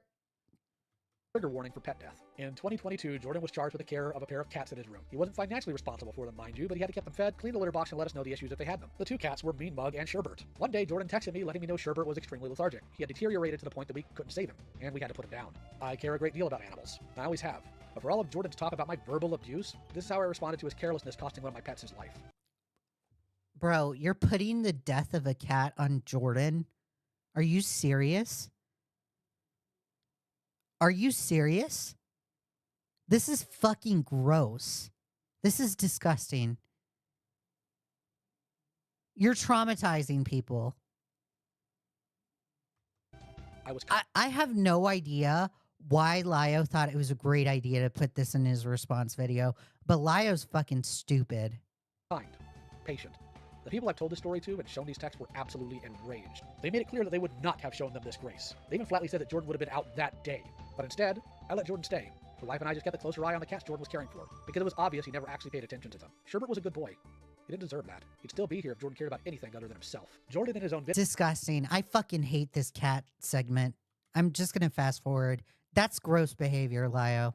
And let him go. 15 minutes later, he called to let me know the wife isn't very good at hiding her guns. Being over an hour away from someone you care about when they have a firearm and are threatening that is one of the worst feelings you can ever have.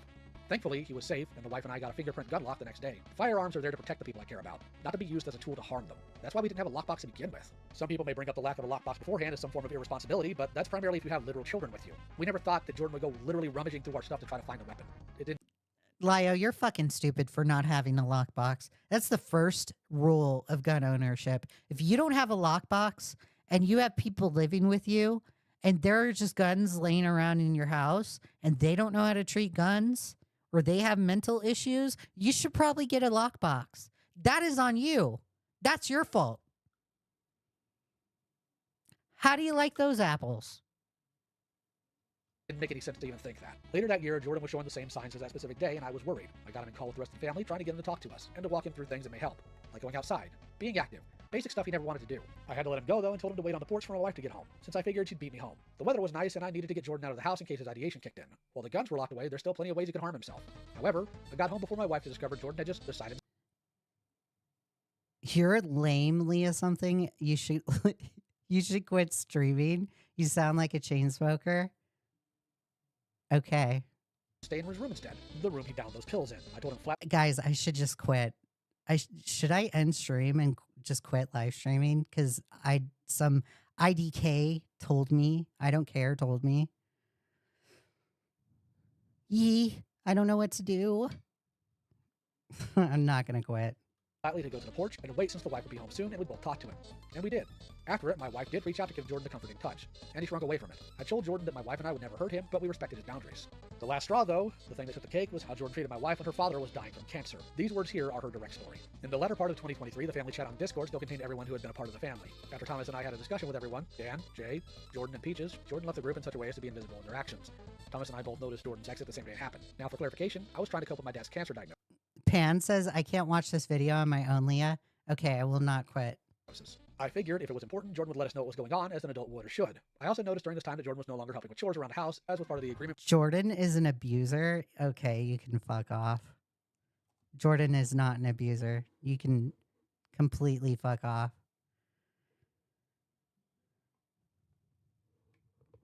Bye.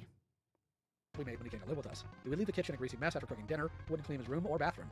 He was just barely. I'm not invalidating victims, so bye, victim invalidation person or whatever. Taking care of the cats that shared a space, which was also part of the agreement. So I confronted Jordan in a non-aggressive manner to ask, 1, why are you not assisting with chores around the house? And 2, why did you quietly leave the Discord group? I got no response to the first question, just typical behavior of looking down at the floor and shrugging his shoulders. When I asked the second question, I also provided to him that Thomas and I noticed immediately, and I was asked, Why did it take so long for either of you to say anything? I told Jordan the reason why was because we have a lot of other things going on personally to deal with on top of an adult who couldn't communicate.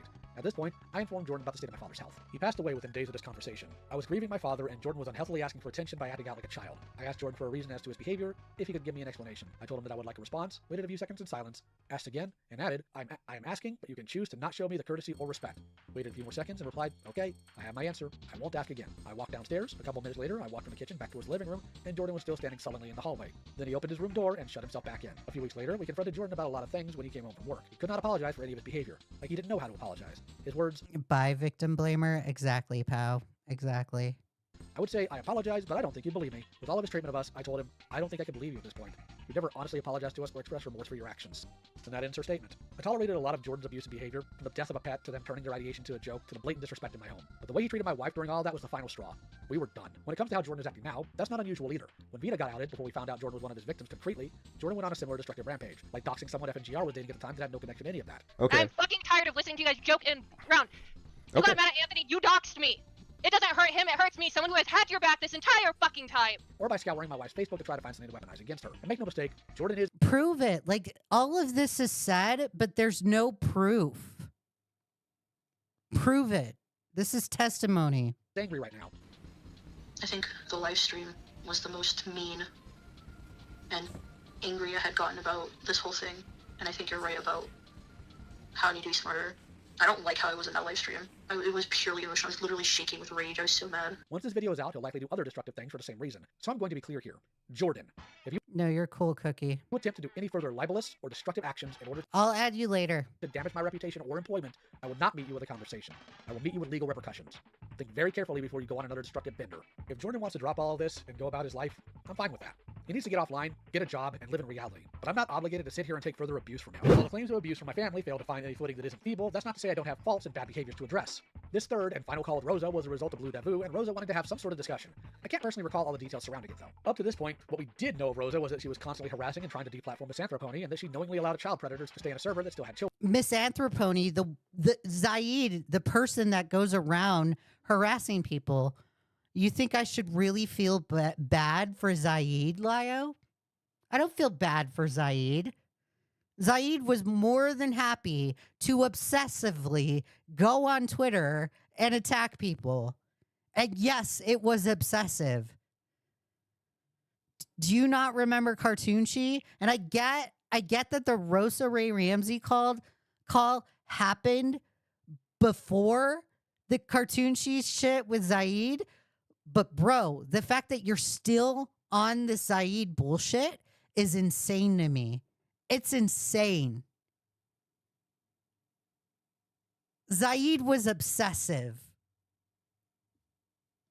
Children in it. In fact, my very first call with her on Techno stream was initially about her harassment of Misanthropony. She was lying to Techno about Misanthropony's actions in order to get Techno to cover him on his internet horror series, where people like Lily Orchard were covered. So anyway, Rosa, let's get down into the nit and gritty. Let's talk turkey here. So you recently recommended. This is the double down, guys. This part of Lio's response is very interesting because he apologizes, but then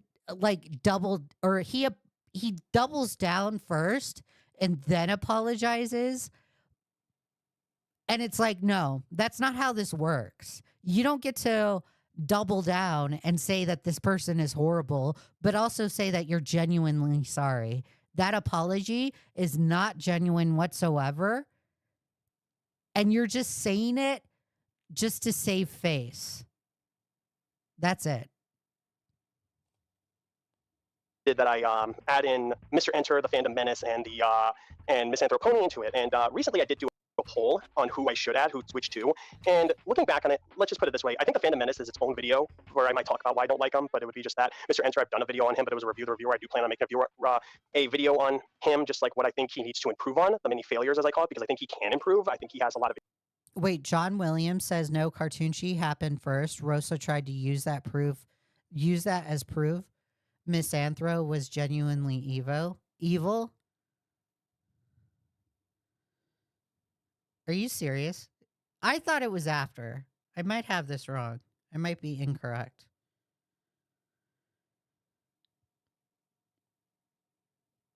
Hold on 1 second. I have my boss texting me right now.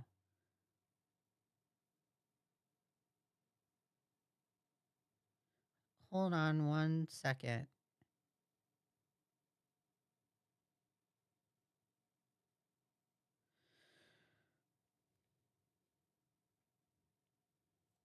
Okay.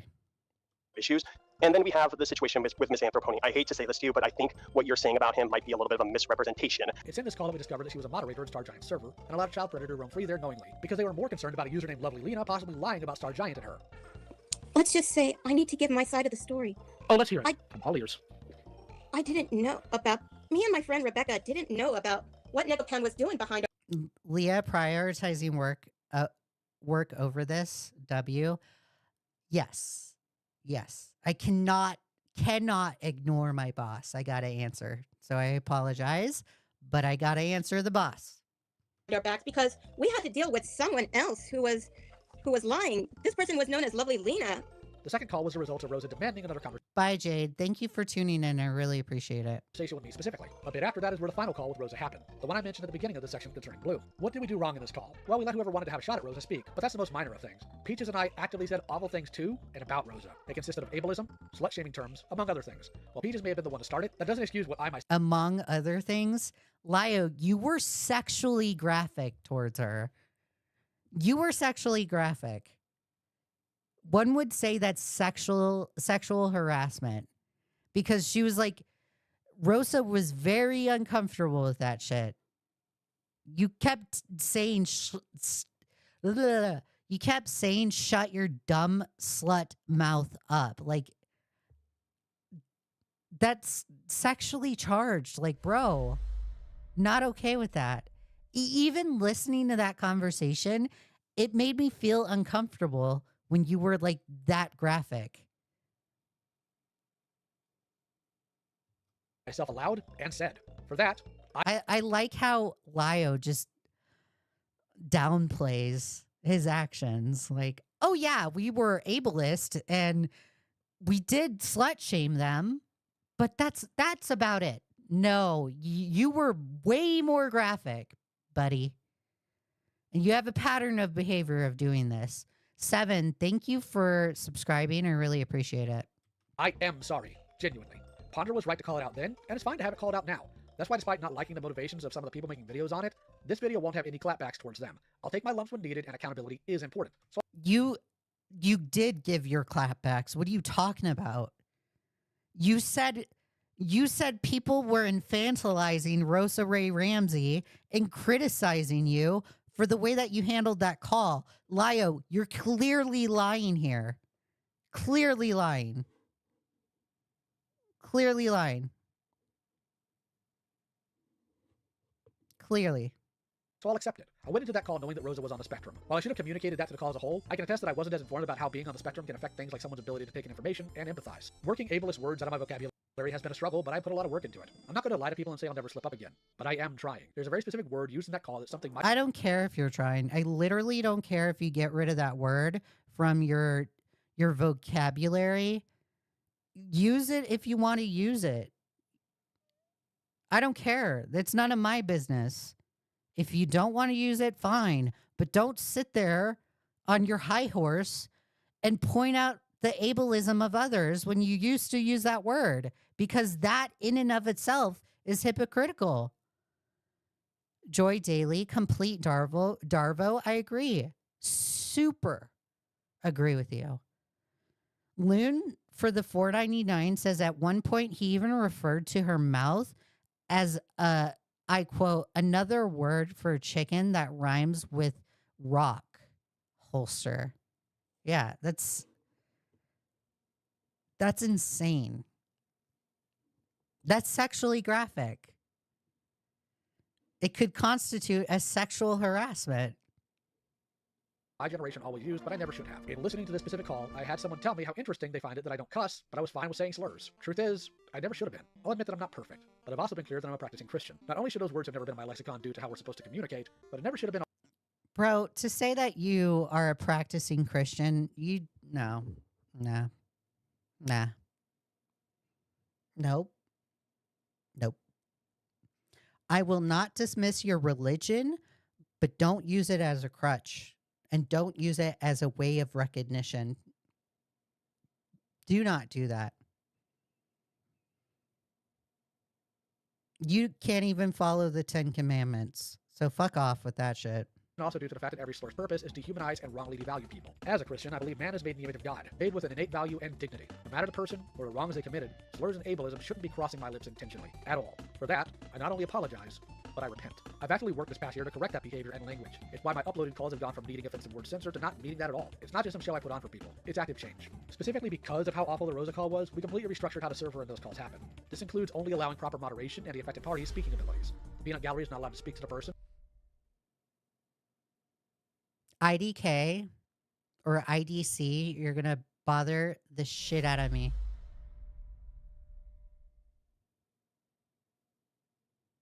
If you cannot respect boundaries, I'm gonna have a problem with you.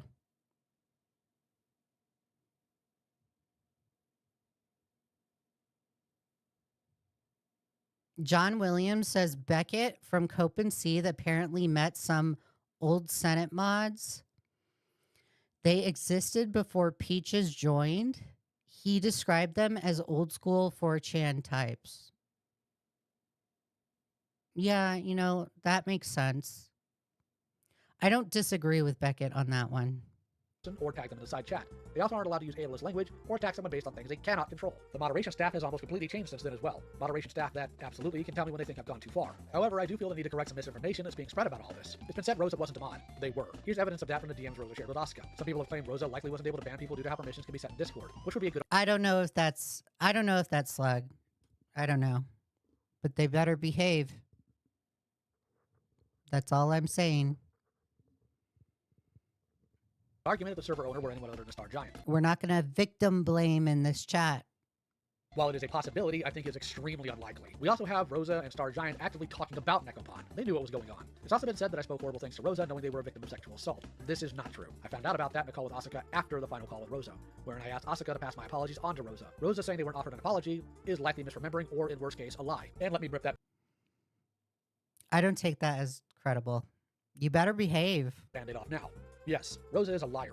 Although they are on the spectrum and have seizures, I feel the attitude other people have towards Rosa has flipped all the way to ableism in the other direction, by treating Rosa like she has no agency because she has a handler. This movement of overcorrection is something I've done as well, so I get it. It's something to work on. While the call I had with Rosa was vile and abhorrent, people forget how I ran into her to begin with. My initial confrontation with her on Techno's channel was due to her stalking, harassing, and scheming to get someone else to do a video. Okay, bye. Go make another alt.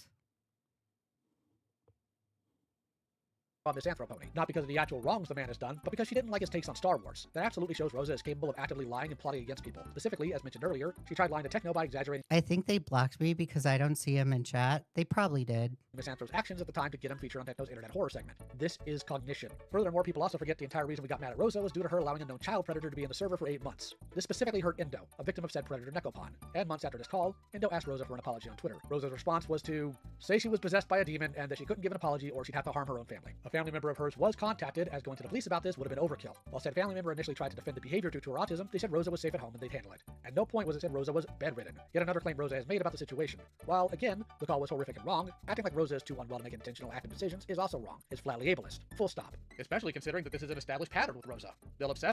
So the fact that, like, Lio's saying, oh my god, you guys, you're taking away Rosa's agency by defending her.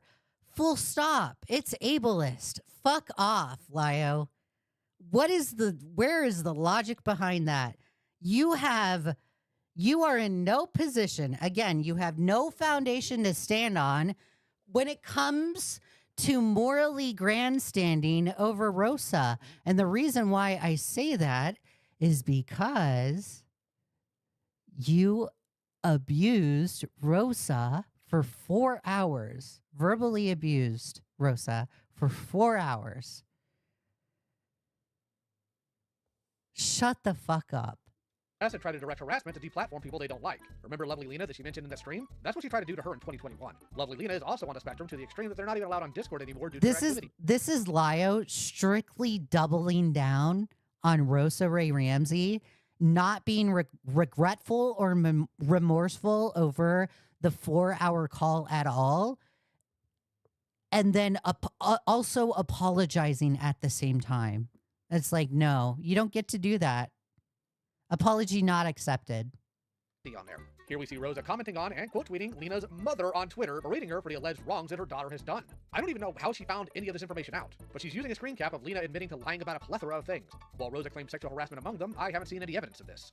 Now, it could very well be true, and I recommend anybody look into it if they feel they need to, but all this really does is further highlight that Rosa knows when things are wrong and knows, at least in some fundamental level, to call things out. This also goes into her promoting videos about Lena, as well as talking about demons. Again, Rosa knew who Nekopon was and what she did. She's cognitive enough to try and run at least 2 people offline, both on the spectrum for smaller effects. Loon says, 1, Rosa literally couldn't ban Nekopon given that Neko was a mod themselves. And 2, if Rosa did ban Neko, Rebecca would have brought her back into the server and banned Rosa. So it's a lose-lose. I acknowledge that. Offenses. She's not helpless or incapable of making decisions. We may have treated her horribly, and make no mistake, we did. But Rosa is an obsessive stalker. He's no better than Zaid. I agree. And the fact that, like, Lio is saying Rosa is an obsessive stalker, bro, like, you harbored and protected Zaid. What are you talking about? We found out later on that while Nekopon was also in moderation in that server, it doesn't change the fact that Rosa has absolutely reacted negatively to terrible things about people before, to the point of obsession. Rosa knew what she was doing. When it comes to Rosa, I don't want to... Bro, where's your criticism on Zaid? What the fuck are you doing, Lio? Lio's so fucking stupid. So dumb. Overcorrect again in either direction, but I have to acknowledge that Rosa has done things that were, and are, absolutely a concern to me. And I want to address the behavior appropriately without distracting from my own mishaps. The thing is, I'm still trying to feel out how to go about stuff like that when it comes to people with those disabilities and struggles. So I'm reaching out to you guys, the audience, for your feedback and experience. I'd be happy to hear you all out. I've had people ask me... He's reaching out to us, guys, for feedback. This is so dumb. That's a virtue signal. That is such a political play. I'm trying to save my audience that I'm losing. So let me ask for their feedback because I truly care, guys. What a load of crap. Me why we didn't get Star Giant and call instead of Rosa. An excellent question. Here's the answer. We tried to, multiple times. Star refused to budge. It took Indo coaxing them into a private call where I wasn't allowed to get aggressive to her to get Star to talk to us at all. And the moment I pointed out an inconsistency, Star dipped hard. This isn't up to you. You wrong somebody else, but you're trying to set terms on when something's over? When you're sitting here going in circles? You really think that's how that works? No, it doesn't. Go on. Yeah. Here's what's going to happen. You're going to make time sometime tomorrow. And you're going to talk to them properly about all this, because they got a lot of other stuff they need to ask you, including chat logs where you are talking to Rosa about Nekopon. I don't remember this. Well, it's a good thing they have these chat logs then, isn't it? Yeah. Yeah. Because we're going to remind you. We're going to refresh your memory.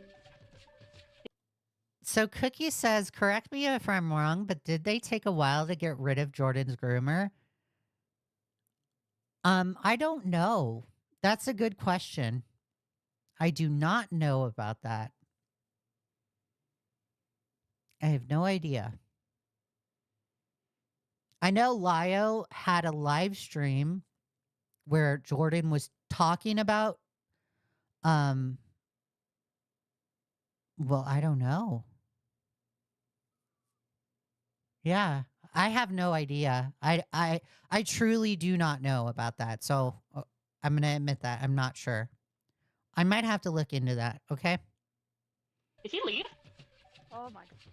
That's why I was so calm in that call, alongside trying not to repeat the behavior with Rosa. This call, unfortunately, was leaked against Indo's will to dishonest actors by Techno, because Indo can't catch a break. Now I feel it's important to segue into the call I started with Raven Pines. While Susie will go into greater detail about this in her video, I had to talk about it a bit as Peaches decided to lie about what happened in that call to paint the idea that I haven't changed since the Rosa call. That's complete fabrication, and anyone who has heard both calls would see the obvious difference. For starters, I didn't come into that call aggressive or angry at all. I wanted Raven to be honest, and I earlier got her a couple of lies. While I won't deny that my rounds of questioning became too invasive, I didn't go in there to be an ableist jerk. I was trying to figure out where she was at mentally so I wouldn't repeat the same behavior with Rosa. It can be difficult to hold people on the spectrum accountable if you're not aware of Y'all, I don't know if that's slug.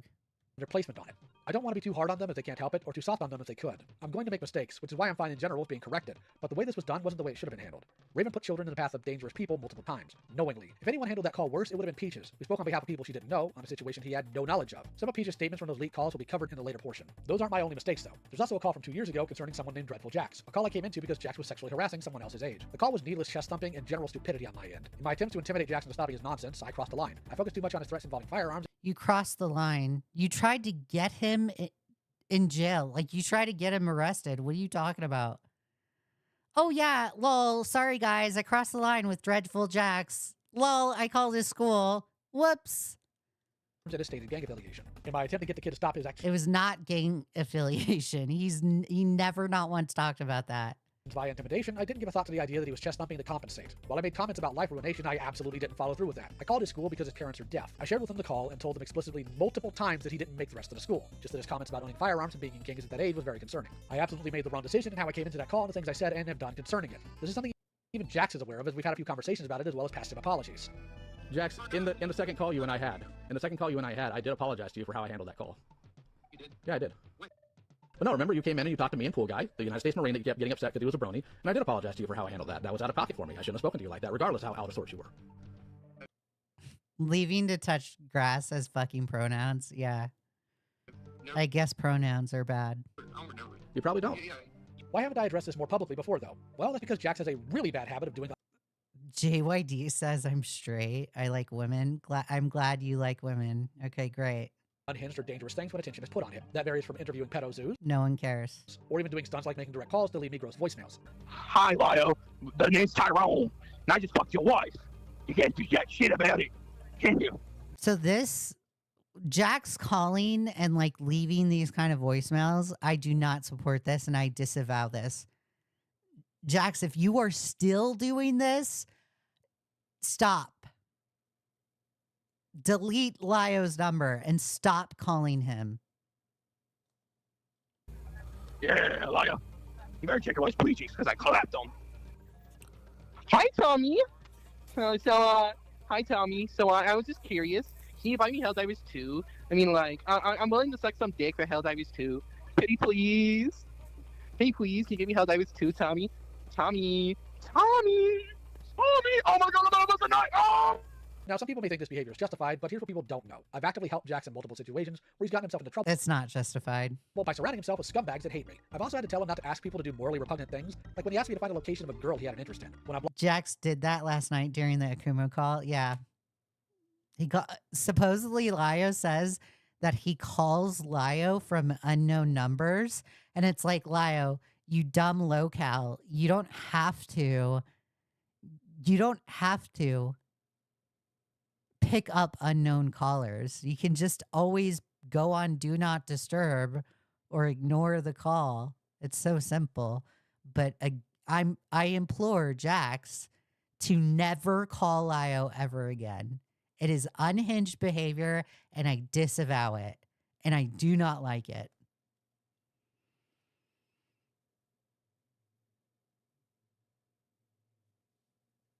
blocked Jax months ago, I laid all that out before doing so. Jax is a troubled teen by his own admission with severe anger issues. You got. Dude, no one cares that you're straight, okay? Great. You're straight. No one cares.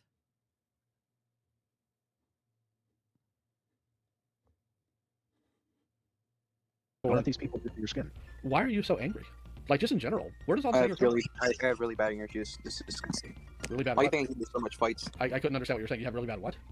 Anger issues. Yeah, but it's got to come from somewhere, son. Where is it? I've done everything I could to help Jax despite his actions, including his aiding of sexual harassment to Queen Seraphina. I will not be speaking of him after this video. And Jax, any further attempts by you and your friends to harass or trouble me will be met with legal action, especially considering the deranged voicemails you've been leaving me. You said you wanted to join the army. Don't blow up because you still think your online actions don't affect your real life. To correct the record, though, no, I didn't tell his school that he was a school shooter. Here's the DMs that I had with Sarah during my contacting of the school, where I'm frustrated that I had to keep telling them that it's not what I was claiming. For those of you who think this... The fact that Lio puts this screenshot, it's like Lio thinks he's proving his innocence with this screenshot.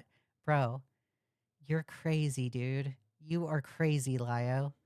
Crazy. Alongside that is Mally Malware, who I tried to get to cut off people like Harley, Thuman, and Cringy. It also goes to people like Manga Common, Asuka, Nikki, and a few others I'm probably forgetting because of the sheer amount of damage I've done. Explanations will come, I promise, but I'm genuinely sorry for those actions. One apology... Cookie says Jax does seem like a bad kid. I'm not gonna lie. I'm not excusing Lio's action. I just think both parties are wrong. I think so too. What Lio did is unhinged, but what Jax is doing now by calling Lio, even after that shit happened years ago, and even after Lio blocked him, you would think people would respect their boundaries. You would think you would get the hint from the blocking, but clearly they didn't take the hint. And they're continuing their unhinged behavior. And it's like, no, that it isn't helping you. Stop calling Lio and respect that Lio blocked you. Blocking means I no longer want to have contact with you. You should just respect it.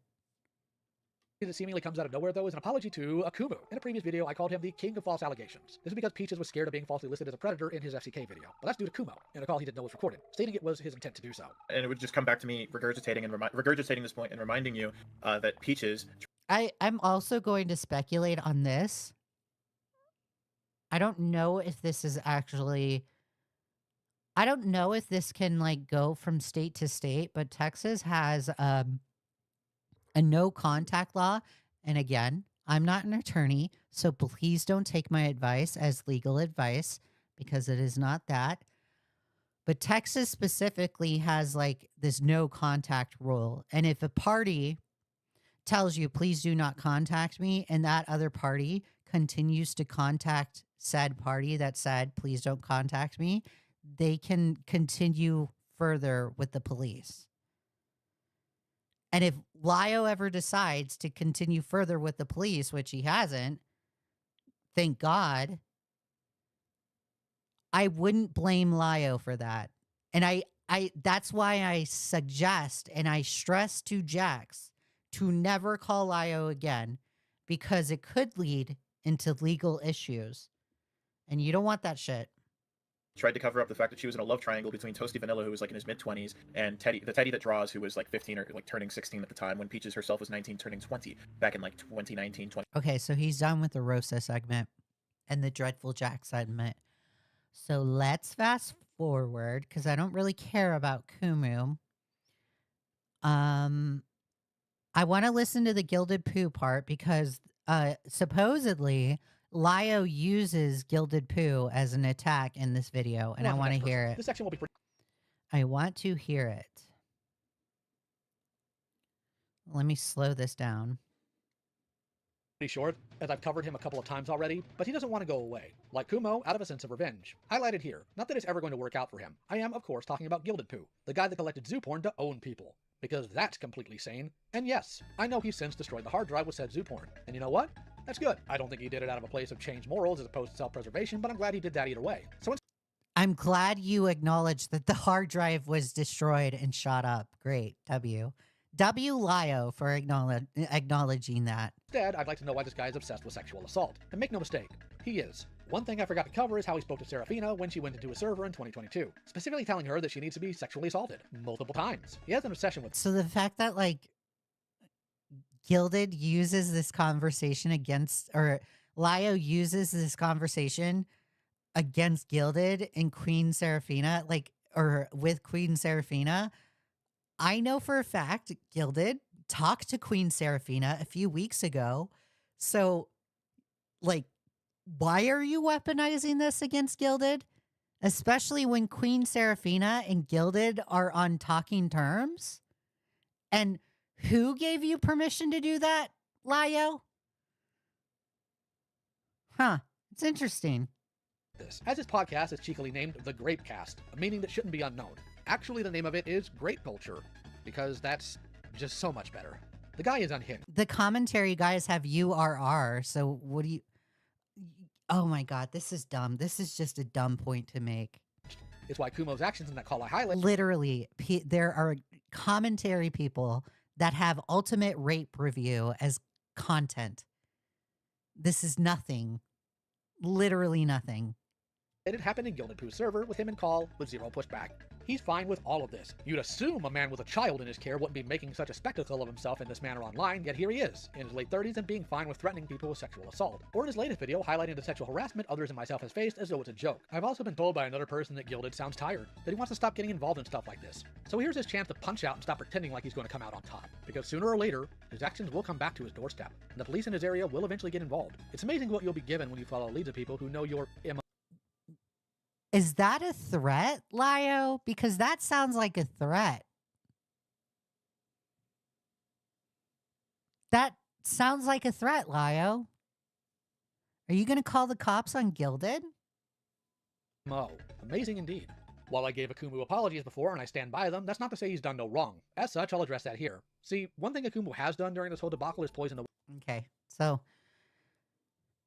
That sounded like a threat with the gilded stuff. Let's fast forward to my section because he calls me a pick-me and I love it. Better, dude. Leigha Something is some weird commentary pick-me girl that's been obsessed with me ever since I put her friend Papa Rivet around Blast for doing the exact same thing. They were mad as Papa Riveter. It's Peepaw Riveter. It's Peepaw Riveter, Lio. Get that right, Lio. Learn Peepaw Riveter's name, Lio. It's not Papa Riveter. It's Peepaw Riveter. Get it right. Learn it. Live it. Love it. And I am a pick-me. That's like the most obvious thing you could ever say about me is call me a pick-me. Bruh.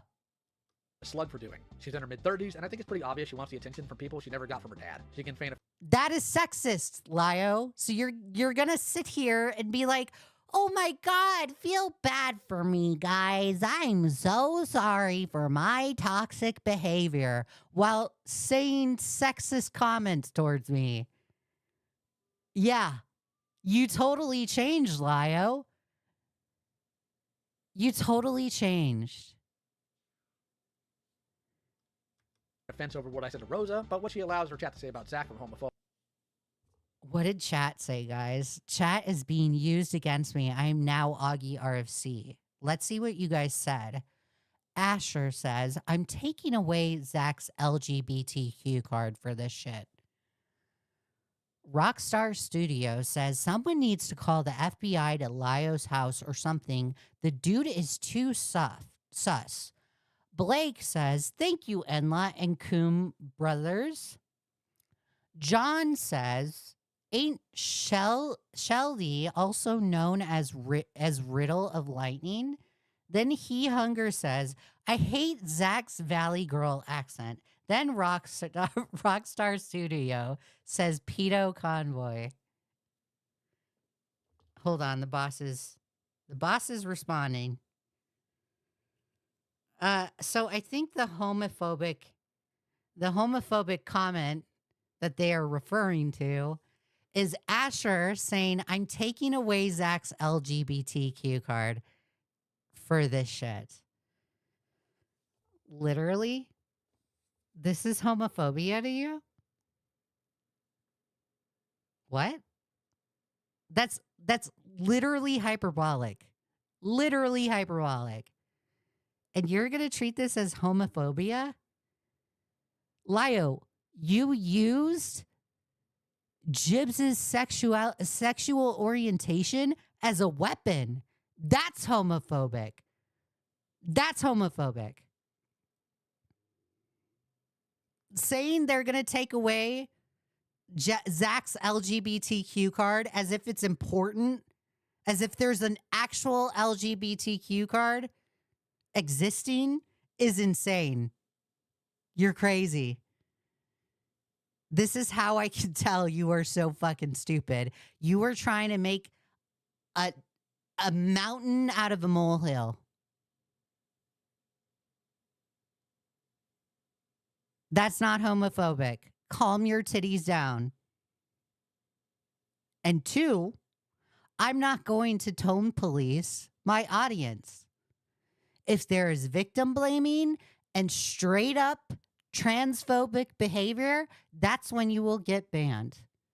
You will also get banned when you spam the chat or if I think you're annoying. I will not tone police people, Lio. That's on you to do that with your audience. But don't put your projections, your dumb values onto me. Because I don't follow your rules, Lio. I am thankfully not like you. Fuck off with that shit. Albeit sexual harassment, shows she doesn't actually care. I'm not really interested in speaking to Rosa, What is this but what she one? allows her chat to say about Zach for homophobia and sexual harassment. Carlos says, cause Zach slurps Lio's meat all day, bro. Gonna ride that dude till Lio leaves this world from diabetes. Is Carlos even in the chat right now? Like, bro, Carlos isn't even in the chat right now. And then not only that, Zach falsely accused me of sexually harassing him. And that's not even a comment I made. So again, I'm waiting for the proof that I sexually harassed Zach. Where's the proof that I directly said something sexual towards Zach? Prove it. I'd love to know. Until then, shut the fuck up. You're pushing false allegations here, buddy. Okay, buddy. Okay, buddy. Shows she doesn't actually care. I'm not really interested in speaking to her at the moment, but if she needs help finding her dad, I'm sure I can chip in. No. No, Lio. I don't want you to be my father. You can't chip in. I wouldn't touch you with a 10-foot pole, and I have no intentions of contacting you besides getting into blood sports with you. Okay? So you can calm down on those 2 little birthday wishes that you have. Because those birthday wishes are not going to happen, Lio. They're not going to happen. Would you be able to just call the mom again and tell her that, yeah, Rin is not doing good? I could, but I'm not. Because I am tired of this person being able to hide. There's going to be no more. So John Williams says Lio wasn't the one who called Zach his twink secretary. Exactly. I was the one that pointed out that the inappropriate age gap between Zach and Lio. But that's supposedly sexual harassment, guys. We don't get to point out that it's inappropriate for somebody that is of Zach's age to hang out with someone that is Lio's age. What the fuck do you... Lio, let me ask you this question. You as a 38-year-old, what do you have in common with someone that is 19 years old? What do you have in common? That's like me hanging out with Kumo and Akumu. I have nothing in common with them. You don't see me being friends with them. Just saying, the age gap, inappropriate, fucking weird. I'm going to point it out. That's not sexual harassment. You're dumb. They want to keep playing on their pants, and swinging like they're a big boy, they're going to get hit like one. Understood. Whoa. Then hit me. Since you insist, Rin. Rin is a commentary nobody previously known under the handles of Galvanum, FishLizard.zip, Mind Your Own Business, Werewolf, and a name that starts with J that he suddenly decided was dead naming, even though it's not a legal name, and was a user. Okay, I don't care about the Ren stuff. I think that's that. I think this is end of live stream. Yeah, let's go to final thoughts. What's my takeaway from all of this, though? A good question, and one that I've been struggling with articulating the entire time this video has been in production. One thought is that I don't want to hear anyone who immediately took a side when this all began mention any other dramas where people were dogged on without their side being heard, especially with how knowingly dishonest the people I've mentioned have been. At the same time, I've spent no small amount of time reflecting. I've been involved with dealing with the worst of humanity for over 6 years now. 6 years without the support system that I needed. It's absolutely... Do you know why you're dealing with the worst of humanity? The reason why you're dealing with the worst of humanity is because you're a fucking dickhead. You are a dick. You are a jackass, Lio. That's why you're dealing with worst of humanity. Because you're an asshole. Maybe you should start being nice. Absolutely made me deteriorate mentally and physically. In looking for resources for this video, I had to listen to some older calls. After being in therapy for my anger issues and on medication alongside altering how I conduct myself in calls, I don't even recognize myself in these older calls. All that anger and sometimes over absolutely nothing. I treated some people that didn't deserve. You didn't change, dude. The fact that he's sitting here and being like, guys, I changed. I don't recognize myself anymore. Bro, your response is 90% of your response is literally attacking people. And then like the 1% or the 10% is apology. And then not only that, when you apologize, you double down. So it's not even genuine. Deserve it horribly. I won't lie. I hate showing this much vulnerability. I never wanted to make the fact that I've been in therapy and on medication public. Since I'm being accused of not changing, I feel I don't really have a choice but to make that public. Most people figure out where they are based on other people. So while others may tell me that me having... It's so hilarious when Lio's like, I don't I don't like to show vulnerability, guys. You have no problem oversharing on the internet, so I don't believe that either. Anger issues was obvious, it wasn't to me. I always saw others with anger issues as being physically violent or regularly unhinged. I tried to channel my anger into productive things. After all, who deserves that more than predators and the other morally repugnant individuals? I never saw how it spilled onto people like Jibs. All I wanted to do was help people, and I still do. But I can't be doing what I have been. No, no, for the love of God, Lio, please do not help people. Don't help people, please. Past 6 years. I never made this public, but I stopped doing active predator hunting last year. I still have a few things to cover, but I don't think I can keep getting emotionally and mentally in that space. It does things to you. It's why officers that cover this only do so for so long and get a lot of mental help for it. It colors how you see things. So, oh yeah, the job is so tough, Lio. Oh my God, it's so tough being Lio. It's so tough. We should just feel bad for Lio. Oh, so tough. Boo-hoo. Living Lio's life is so hard, guys. We should feel bad. I don't. I, for one, don't. I also don't feel bad for the people in the FCK server. He's not an officer, though. So true, Teeth. He's not, but he's comparing himself to one. It's so hard. So hard being a pedo hunter. Maybe don't do it. It's that simple. Go back to making toy content. Go back to Miku month and shut the fuck up. Yeah, actually, that's a smart choice. Go back to Miku month, and shut the fuck up. There you go. All right, that's end of stream. I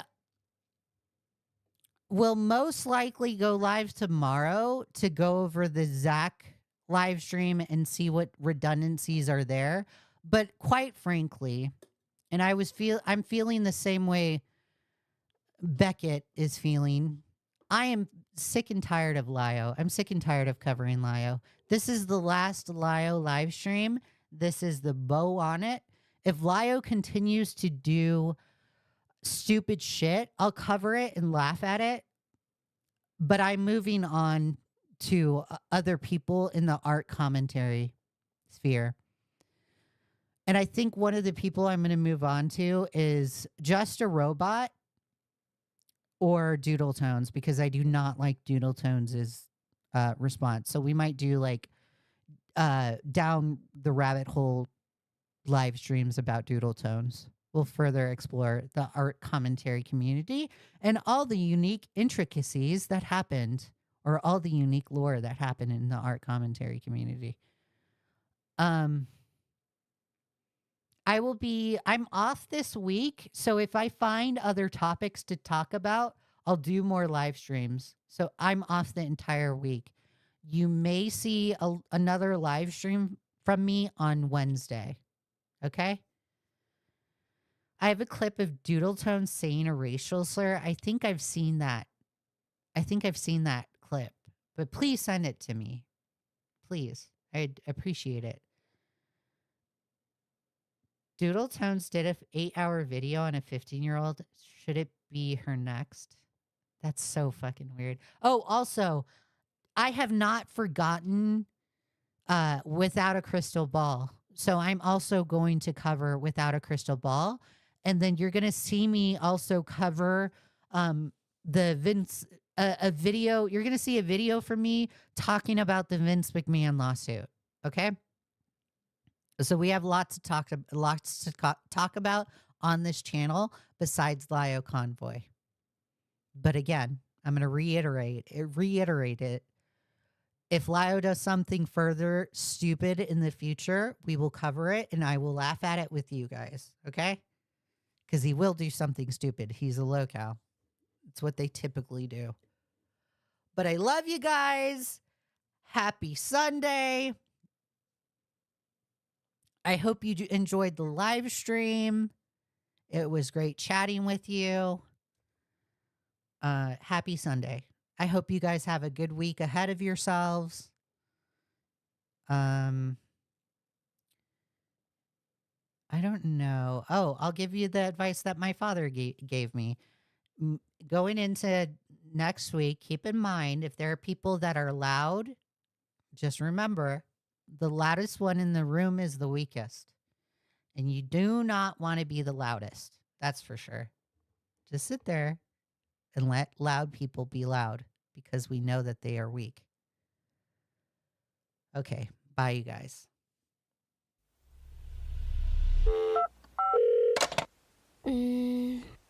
사실은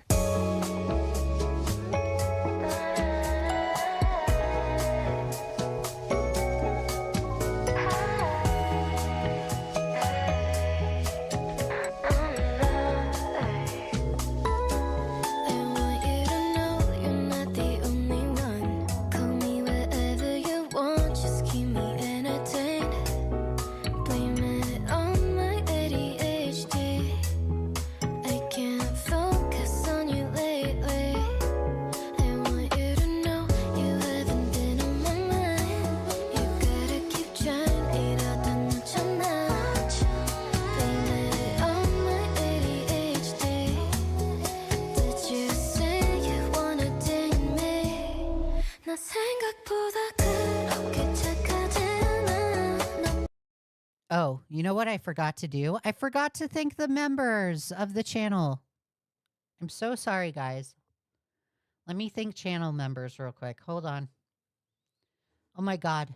I'm neglecting things. I'm so sorry. So sorry. Let me go to the list. Thank you for becoming a gym rat. So thank you, Belinda. Thank you, Neo. Thank you, Dracula, Songbird, Kurt, Shyfora, Pudgy, Heavenly Ash, Getza Berry, Daydream, H. Dobbs, Darth Tara, Sonylox Larsson, It's Lissy, JoeMrB. Again, thank you, Joe, for gifting me the 5 memberships. Darg Ginger, I've loved the stars too fondly, Coby-o, Joy Daily, KhuckCast, and KiaKat. Thanks, you guys. Thanks for becoming gym rats. All right. Let me continue with the song.